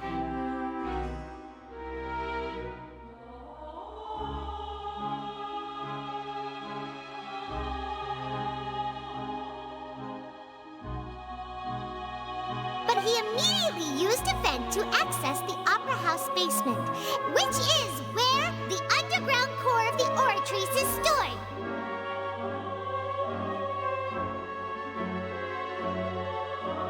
Once he reached that area, he heard a voice in what should have been an empty room.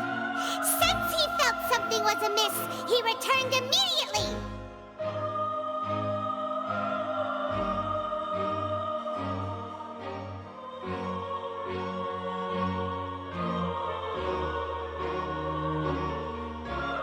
The crime scene had already developed by the time he reached the tunnel again, and in order to complete the magic trick, he did not remain there for any length of time. Finally, he reached the surface, and that was when the accident happened from his point of view. Therefore, he's innocent!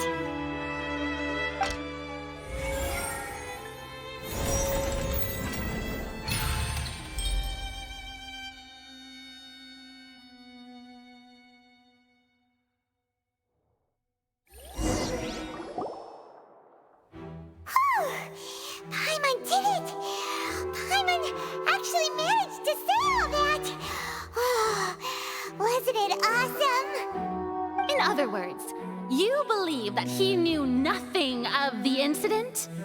That's right!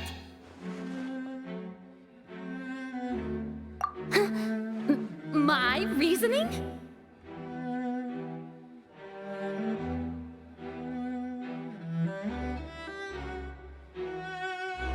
If that's the case, then if Cowell hadn't entered the tunnel, who was the entire setup meant to kill? Assuming that what you say is true, Lenny only needed to kidnap the young girl to cause a new disappearance case. What would the point of killing someone on stage be? Oh, they have a point. That's right, you tell him! And that's why they're partners of mine. They've managed to turn things around. Oh, well, your denial is very strident, I'll give you that. But what proof do you have to back your claims? Of course I do. If he had been in the magic box the whole time, how could he have not heard that sound? Why do you ask? You're saying that he wasn't?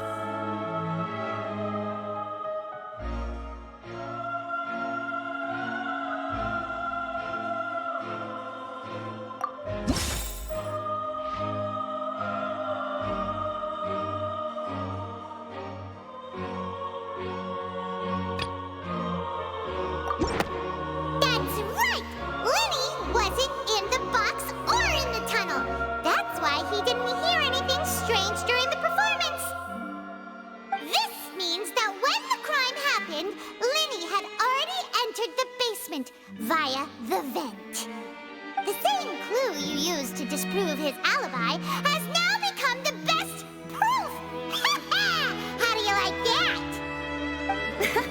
Well played. To think you'd use such logic. Well then, if it wasn't Lenny who committed the crimes, then who was it?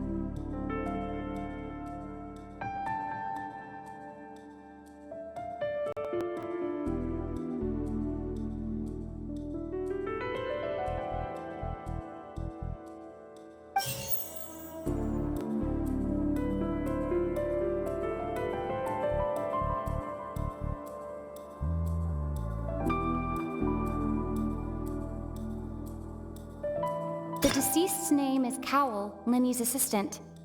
He would have been able to tamper with the equipment.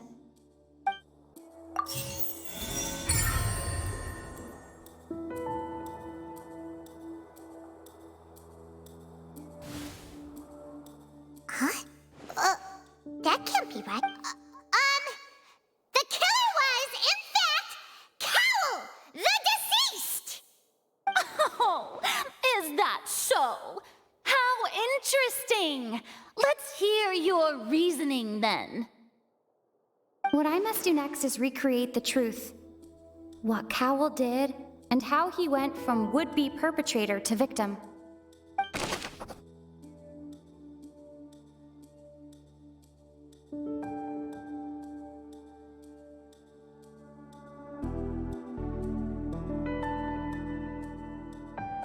No one entered or left the Opera House through its entrances. The sound we heard may have come from a clash between the missing Lenny was not in the tunnel at that moment, which gave our criminal ample time.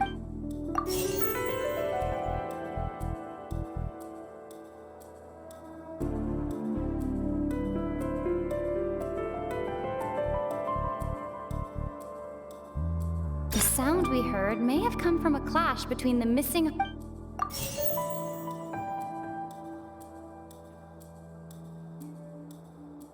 The deceased's name is Cowell, Lenny's assistant.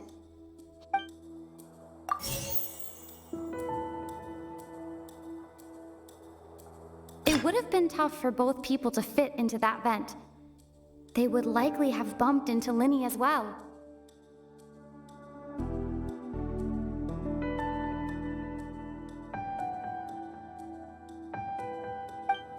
Lenny was not in the tunnel at that moment, which gave our criminal ample time.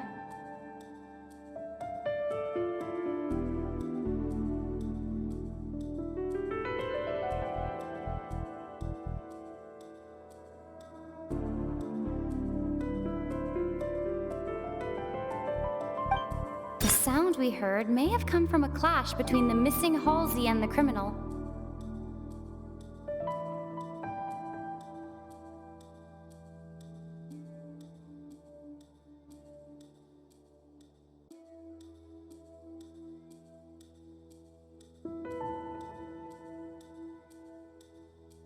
Halsey's clothing was in the tunnel.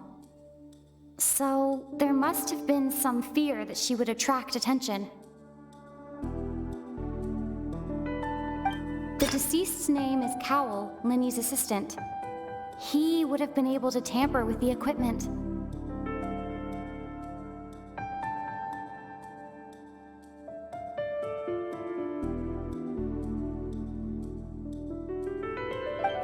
No one entered or left the Opera House through its entrances. So...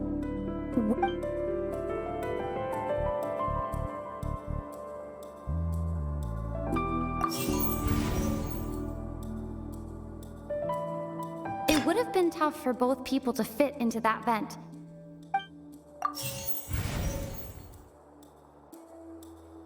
Halsey's clothing was in...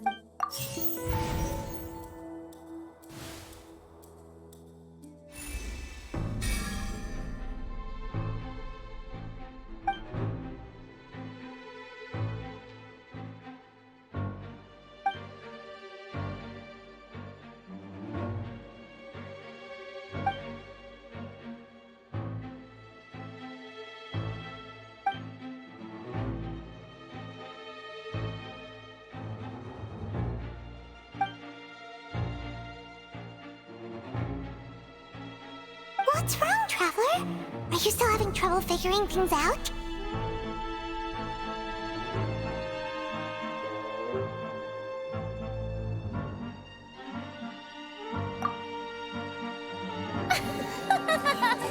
I see how it is. So this was all just a bluff. And here I thought you had something to show for it. But it seems you're still far from the truth. Look, since we're at a dead end, why not consider a different track? Just like the trick as it transpired, the end result must have been utterly different from the magician's initial design. If only we knew how Halsey disappeared. Well, that would be nice, but the tunnel only has 3 exits, and none of them seem very likely. And it's not like this is a magic trick where you can just make a real live person disappear. You know, like you did from that water tank, Lynette.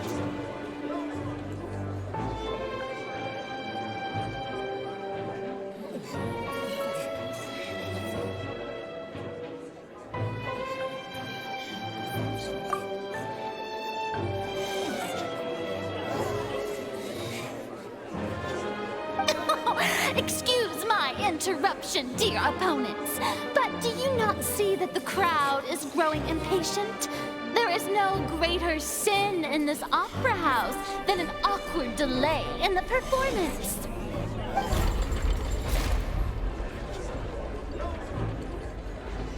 If the defense is unable to make further effective arguments, we will move on to the next stage of the trial.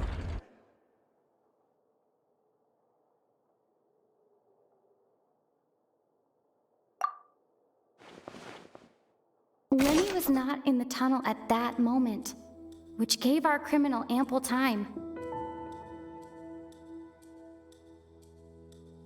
The sound we heard may have come from a clash between the missing Halsey and the criminal. The deceased's name is Cowell, Lenny's assistant. He would have been able to tamper with the equipment.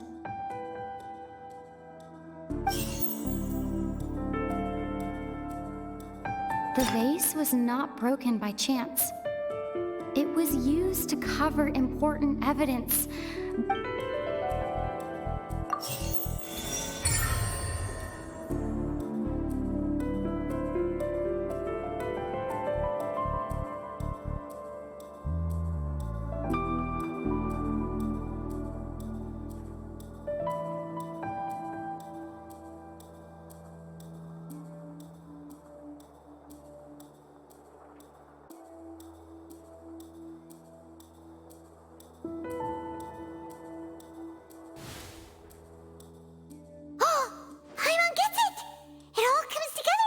Disappeared instead of being kidnapped? Lynette escaped from the water tank, vanishing gradually and leaving only clothes behind.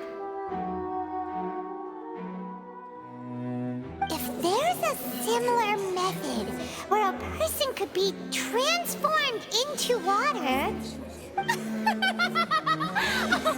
Just a moment, please. I do hope you know how preposterous you sound at the moment. How could a person ever be transformed into water? This is reality we're talking about here, not some magic trick.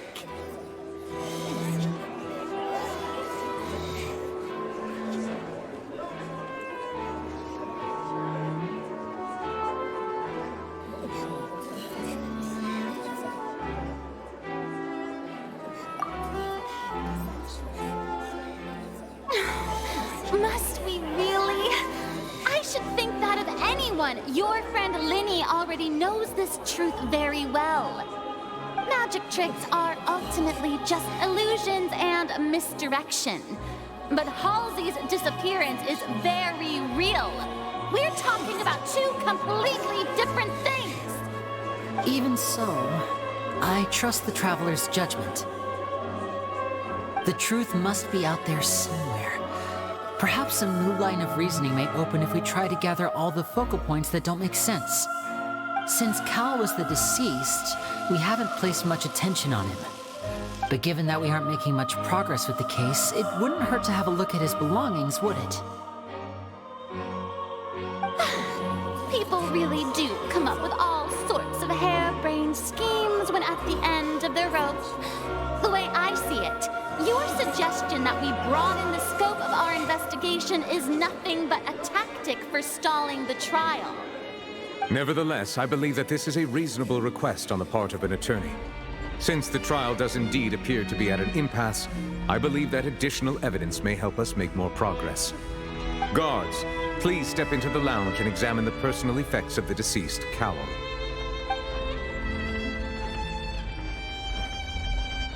We are still examining the items, but we have already made critical progress that we feel must be shared with everyone post-haste.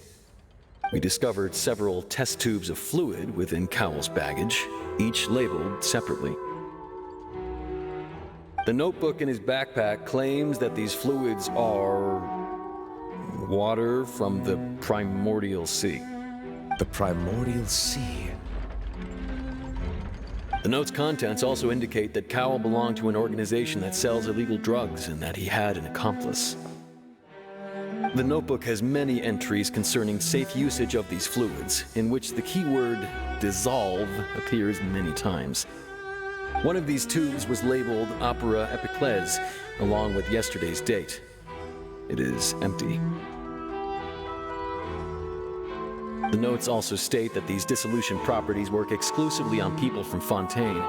It's likely that Halsey was chosen as some sort of test subject. As such, we believe that the defense's hypothesis is, in fact, supported by sufficient evidence. You've got to be kidding! People dissolving into water? Could something so ridiculous actually be true?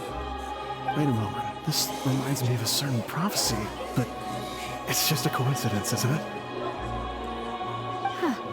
If people can become water, does that mean that the water tank's real use was as a means to hide water stains? And if Cowl was targeting that girl... Wait just a minute. Could that mean... You two, with me, quick! Demoiselle, wait! What about your partners? Let's go. Just trust me. Order! Order! It is undeniable that further examination of the deceased's personal effects has yielded some surprising results, but we cannot yet verify the veracity of these clues. Still, let us assume that these clues are indeed authentic, albeit with the understanding that Ms. Halsey has yet to be found. Guards, please continue examining the items along these lines. Mr. Linney, it appears your hypothesis is supported by the evidence, so please continue speaking. Of course. Thank you, Your Honor. If we uphold this hypothesis, I believe that many of this case's seemingly unrelated clues can be connected together. Right! Like the metal hook! That one didn't make sense at all. Let's think about this. Cowell's methods must have something to do with that water from the primordial sea.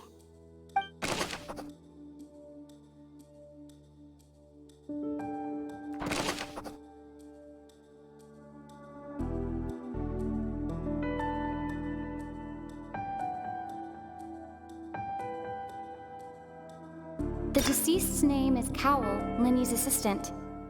He would have been able to tamper with the equipment. Now it seems like the hook rope was not meant for another magic trick, but was instead some form of triggering mechanism.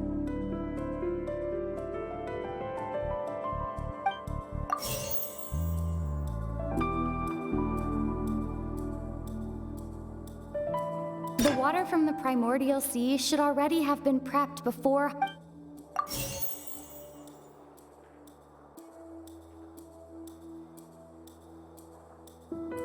I remember there was something else within the inner layer of that...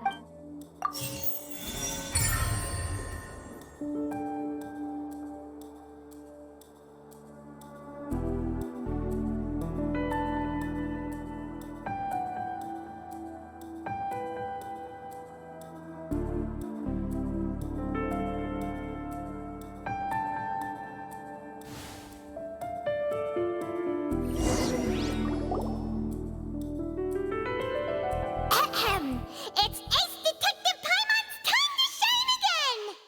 In the original plan, Cowell would tamper with the water tank rope and the number selector securing his target.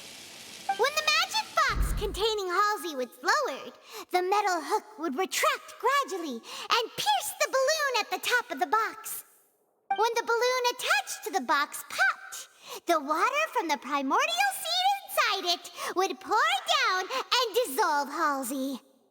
Afterward, Cowell would enter the tunnel and break the flower vase to conceal the water inside the tunnel, with the remaining evidence being covered up by the water tank on stage.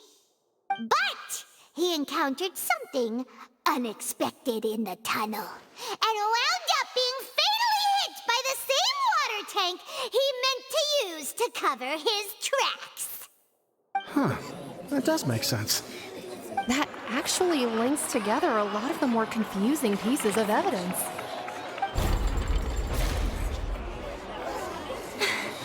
Oh dear, what do I do? Even I think they sound convincing now. Have I falsely accused an innocent person? What a humiliation. Now, it seems like the only point of contention remaining is the exact circumstances that led to Cal's death. His notes mentioned he had an accomplice who could be related to the situation. On that note, the guards have just contacted me indicating that they uncovered new evidence. I shall now invite him on stage to share it with us. Thank you, Your Honor. We were just inspecting the luggage of the other people involved in this case. And we found an identical sample of the water from the primordial sea among Linny's personal effects. What? That can't be. Oh, I see. Well, how wonderfully comedic to have your own counterattack only to come back and wound you. Does this not clear all doubt? My dear citizens, my loyal audience, allow me to present my reasoning and bring this performance to a swift close.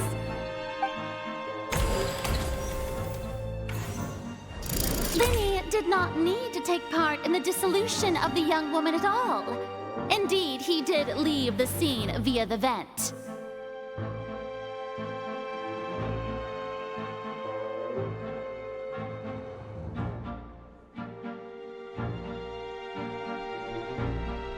Having made modifications to the props beforehand, his accomplice Cowl then caused Halsey to vanish using the water from the primordial sea.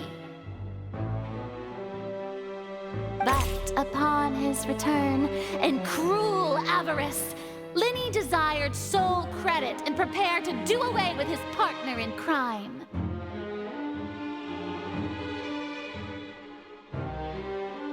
Ultimately, he knocked Cowl out, and the tool meant to cover the crime up also became a murder weapon.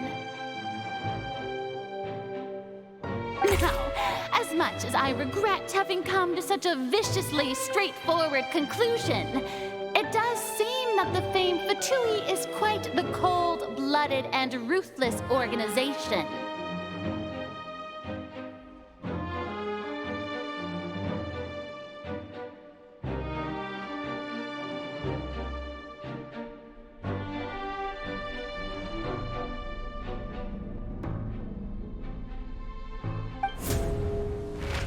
Am I right, Mr. Linny?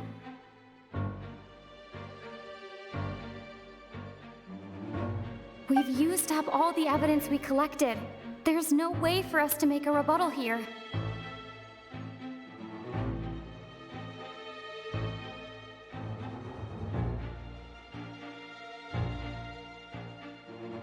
Is this the end of the road?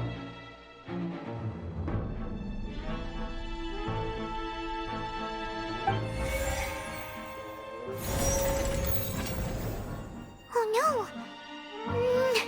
Paimon can't think of anything either. It doesn't look like there's any way around this. Seems using the water as new evidence was too good a move. Why did this have to happen now?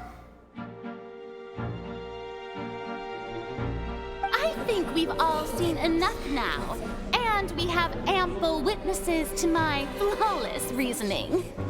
I believe this is indeed the finale. Now then, my good, noble Chief Justice, should we not, in your view, move...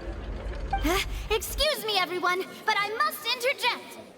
Miss, I must ask you not to shout and to respect the ongoing legal proceedings. Oh, come on. Don't be hasty. I have a good reason for interrupting, you know. Now, would anyone here like to take a little break from all this debate and see a little magic?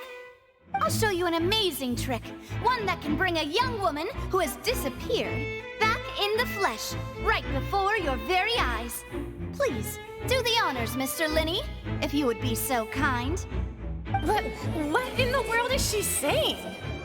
No offense, miss, but miracles like that are beyond my scope as a magician.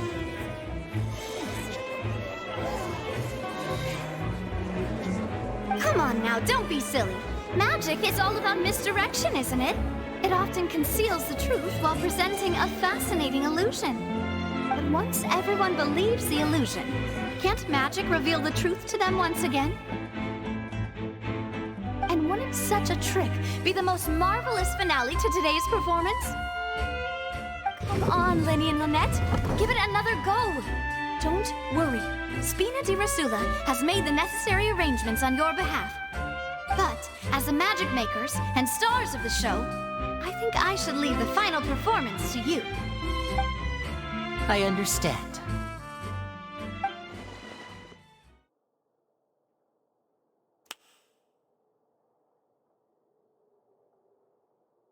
And voila!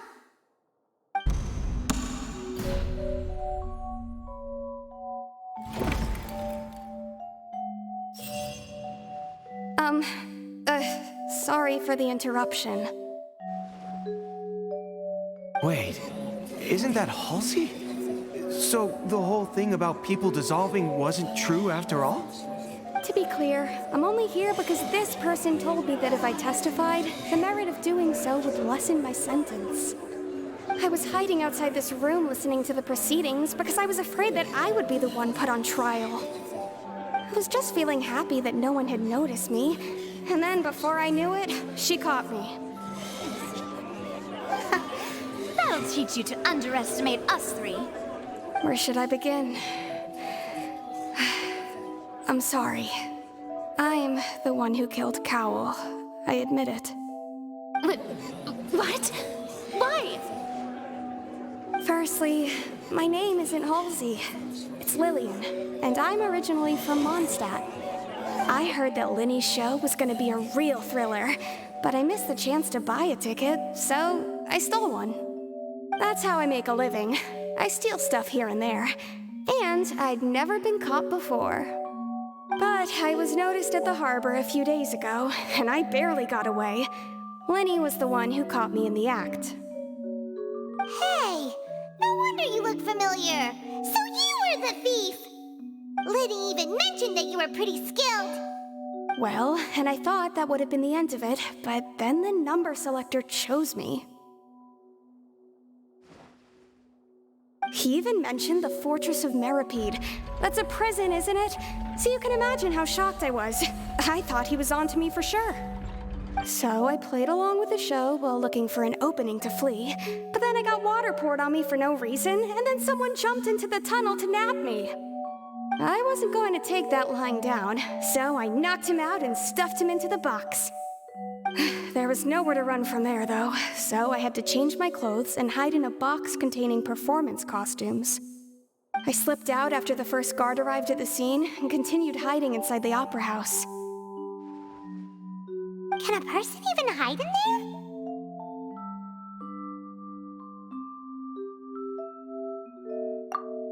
But I swear I didn't know that the water tank would fall down. Really, I swear it. Had I known that, I wouldn't have put him in the magic box. I may be a thief, but I'm no killer. Well, that makes everything pretty clear now, doesn't it?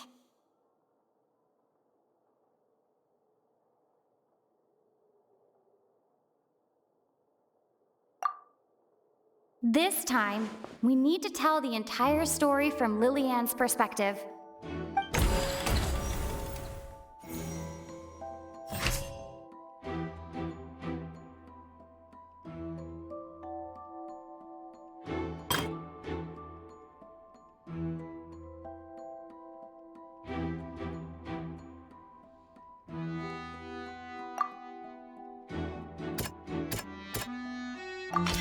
The strange sound wasn't from a fight. It was Lillian's attempt to break out when she was frightened.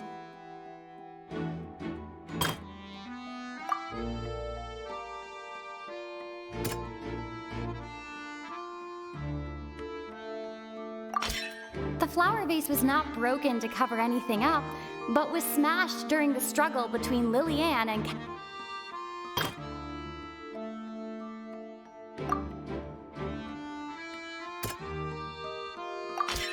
Lillian was afraid that she would be recognized if she left, so she changed clothes and hid, biding her time. Just what one might expect of an experienced thief.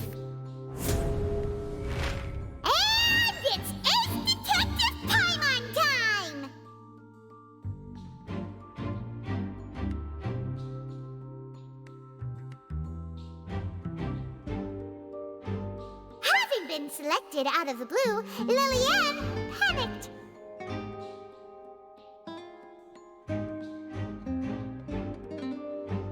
Her panic only intensified after she entered the tunnel and had water poured on her head. So she kicked the door open, producing the thud we all heard.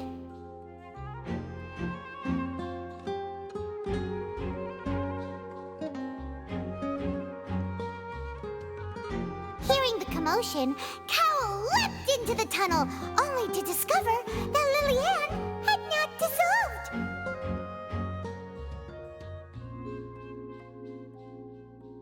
He did not know that Lillian was not from Fontaine, but was a thief who made her way in by stealing a ticket.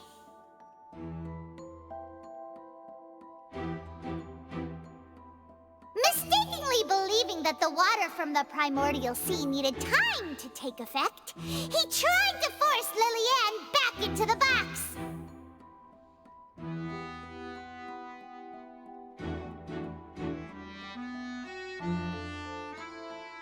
The two broke the flower vase during the struggle, but Lillian came out on top, knocking Cowl out and putting him in the box.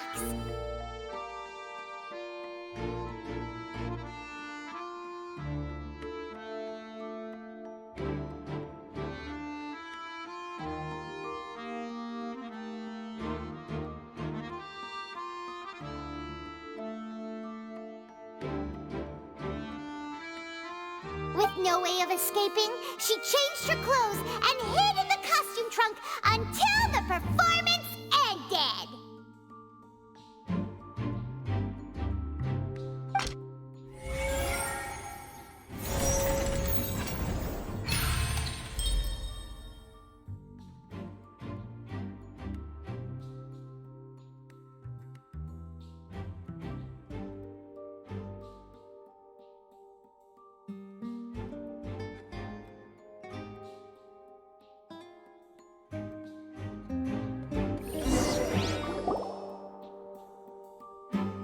She knew that she would have to go through guard inspection if she tried to leave afterward. So, she has been trapped in the Opera House these last 2 days. She had already become desperately hungry by the time we were chatting over macarons. So, she swiped 2 of them right under our noses. Talk about a sneaky thief. At this point, all the events that happened in the tunnel have now come to light. Ah, so that's the whole story. Bravo! Bravo!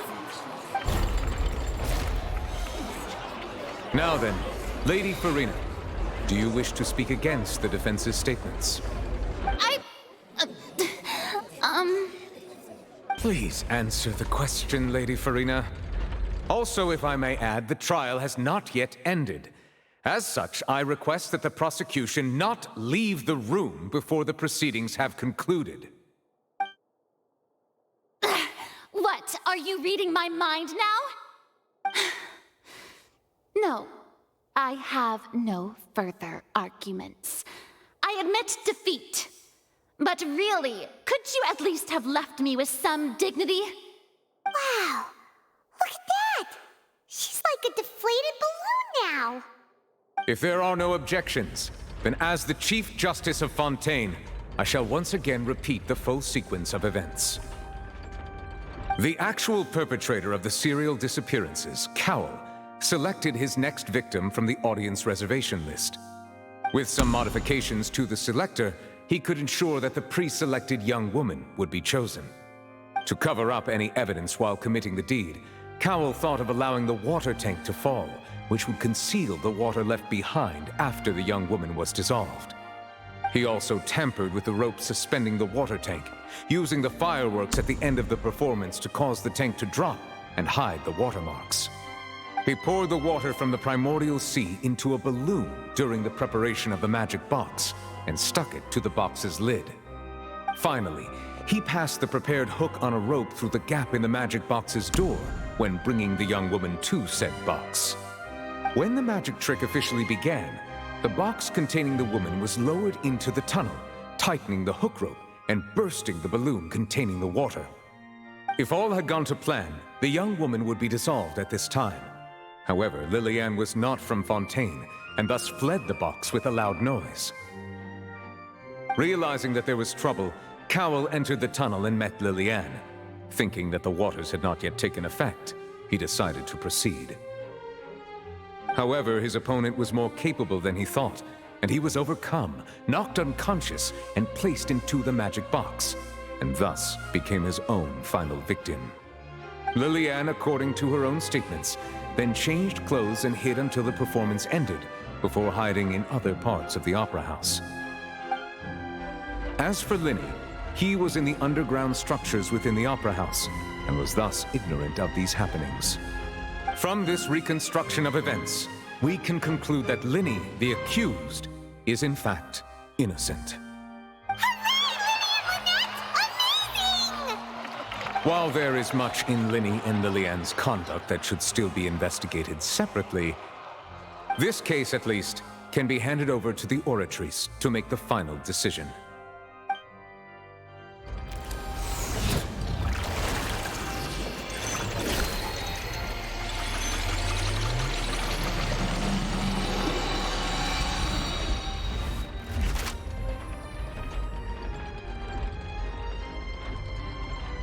As such, Linny and Lynette are officially declared not guilty.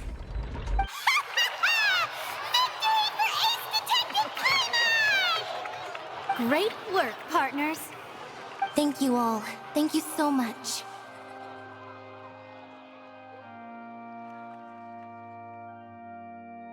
Next, I think we deserve an explanation, Guard Vaughn.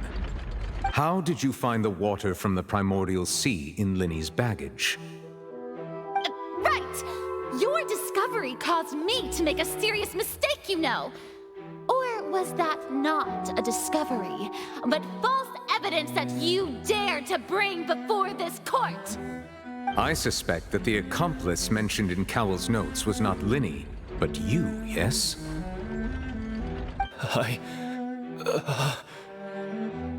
I'm sure you know what you must do to lessen your sentence.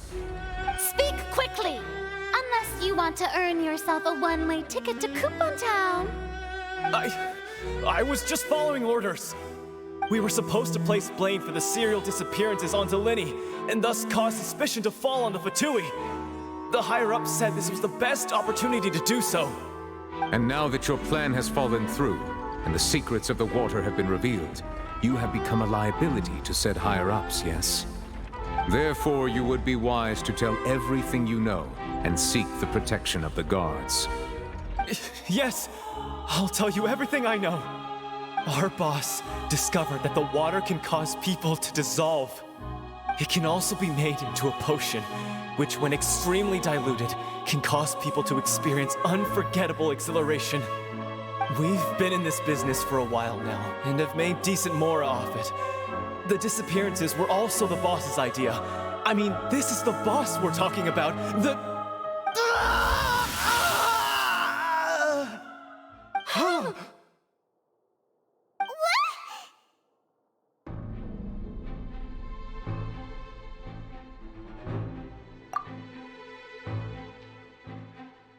And now he can no longer talk. Such ruthlessness. I shouldn't have expected any less of them. An outrageous act. All present, please submit to inspection immediately.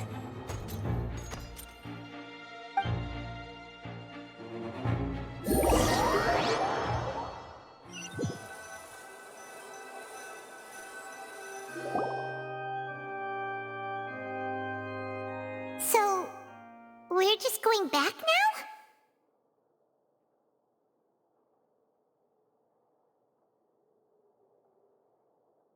That's true, but... Traveler, Paimon, please wait.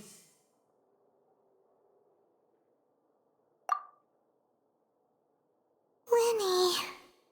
I know you may not want to speak to me right now. Maybe you don't even want to look at me.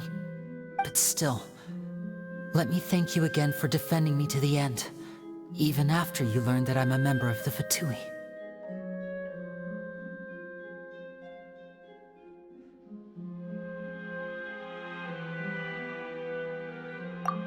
guess. But regardless, I'd like the opportunity to set things straight.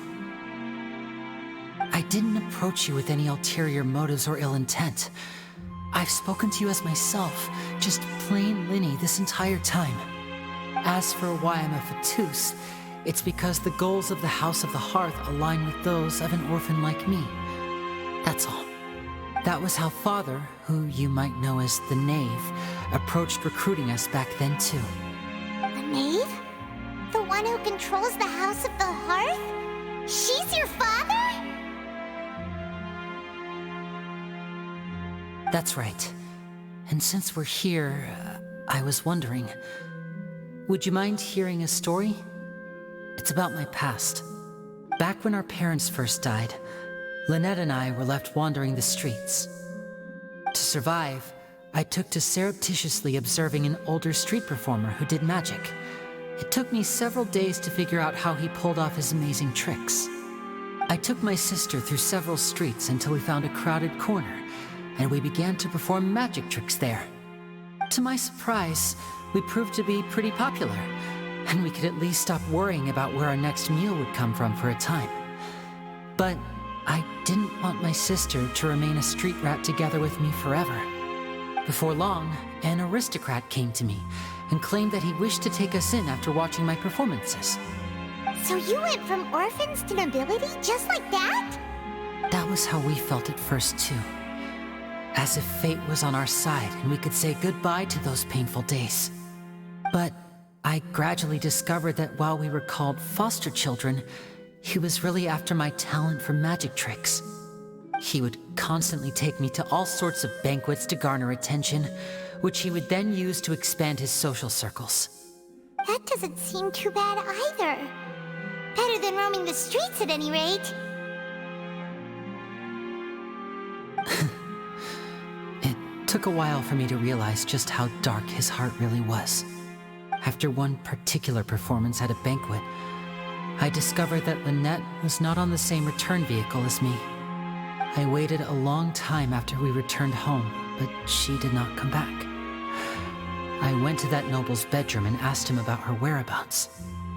The answer he gave me was, she caught the eye of the most eminent person at the banquet, so I sent her over as a gift. I mean, you'll be able to perform your magic regardless of who your assistant is, yes? Oh no. So he was gonna... But wouldn't Fontaine's laws deal with such people? As far as outsiders are concerned, this is a relationship akin to adoption or foster care, and they have their ways of escaping the eye of the law.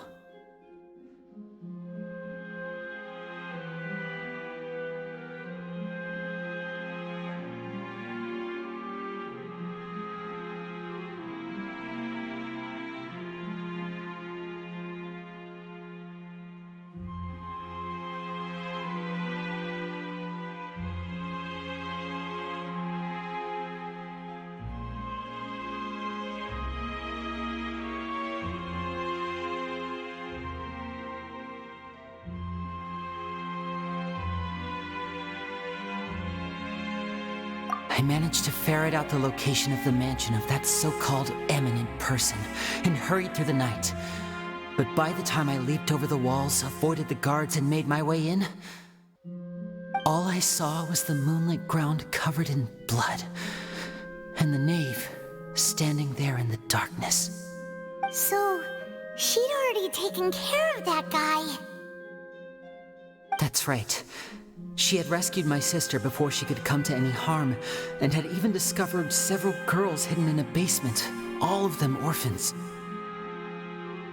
Father, I mean, the knave, might have seen something in me, and so she made me an offer.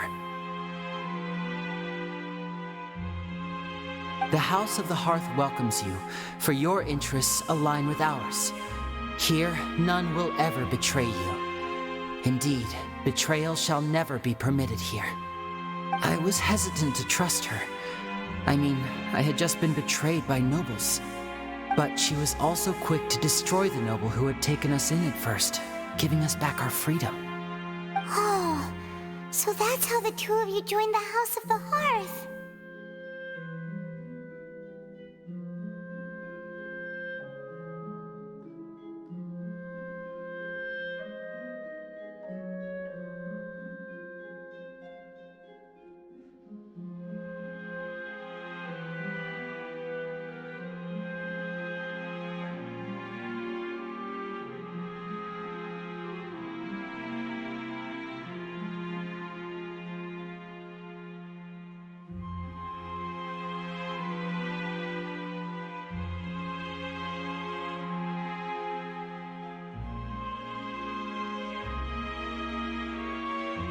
She has her own plans. She has gained permission from the Tsaritsa to first use the Gnosis' power when she obtains it. She plans to use it to find a way to break the prophecy and save Fontaine. So, she believes in that prophecy too? That's right. The whole House of the Hearth is currently working to combat that crisis. Today's case has also proven that people from Fontaine can indeed dissolve into some sort of water, thus further supporting the prophecy. All of us house members here, Lady Arlecchino herself included, are from Fontaine. We won't give up on defending our homeland. To us orphans, the only connection we have left to this world, apart from our family, is our homeland. So, from small deeds like distributing magic pockets to huge schemes like stealing a Gnosis, everything is aimed at dealing with that prophecy.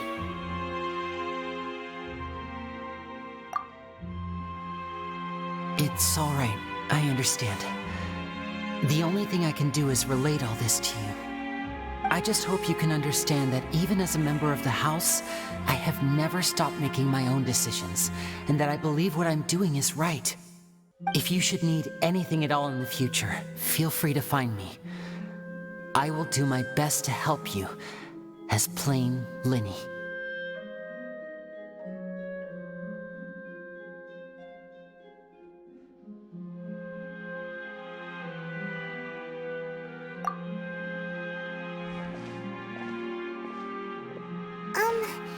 Bye, Linny!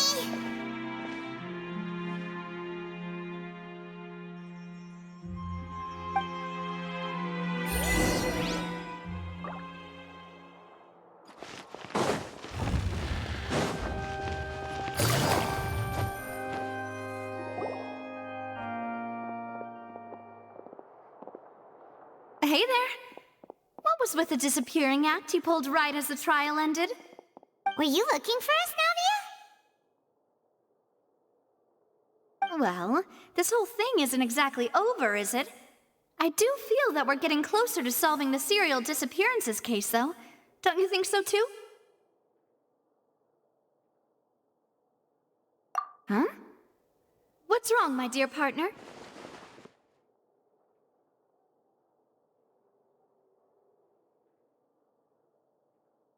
Besides, are you sure we're the ones who can crack a case that's been cold for decades now?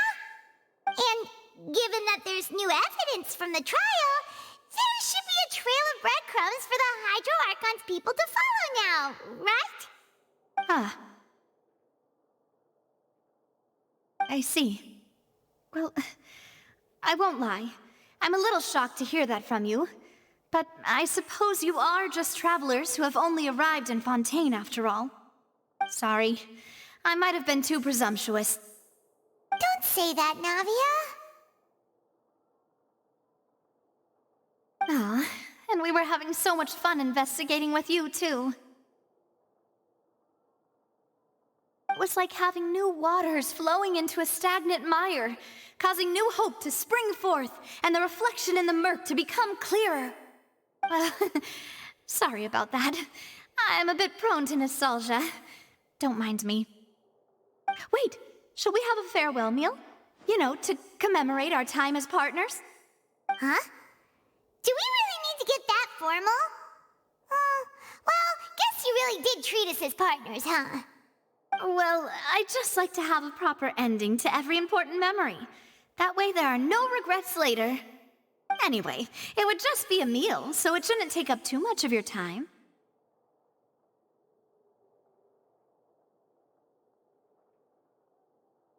You don't have to twist Paimon's arm. If Boss Navia's treating, count Paimon in! Oh, wonderful. In that case, why don't we return to the Court of Fontaine and head to the Hotel de Boer? I believe we'll make it just in time for dinner.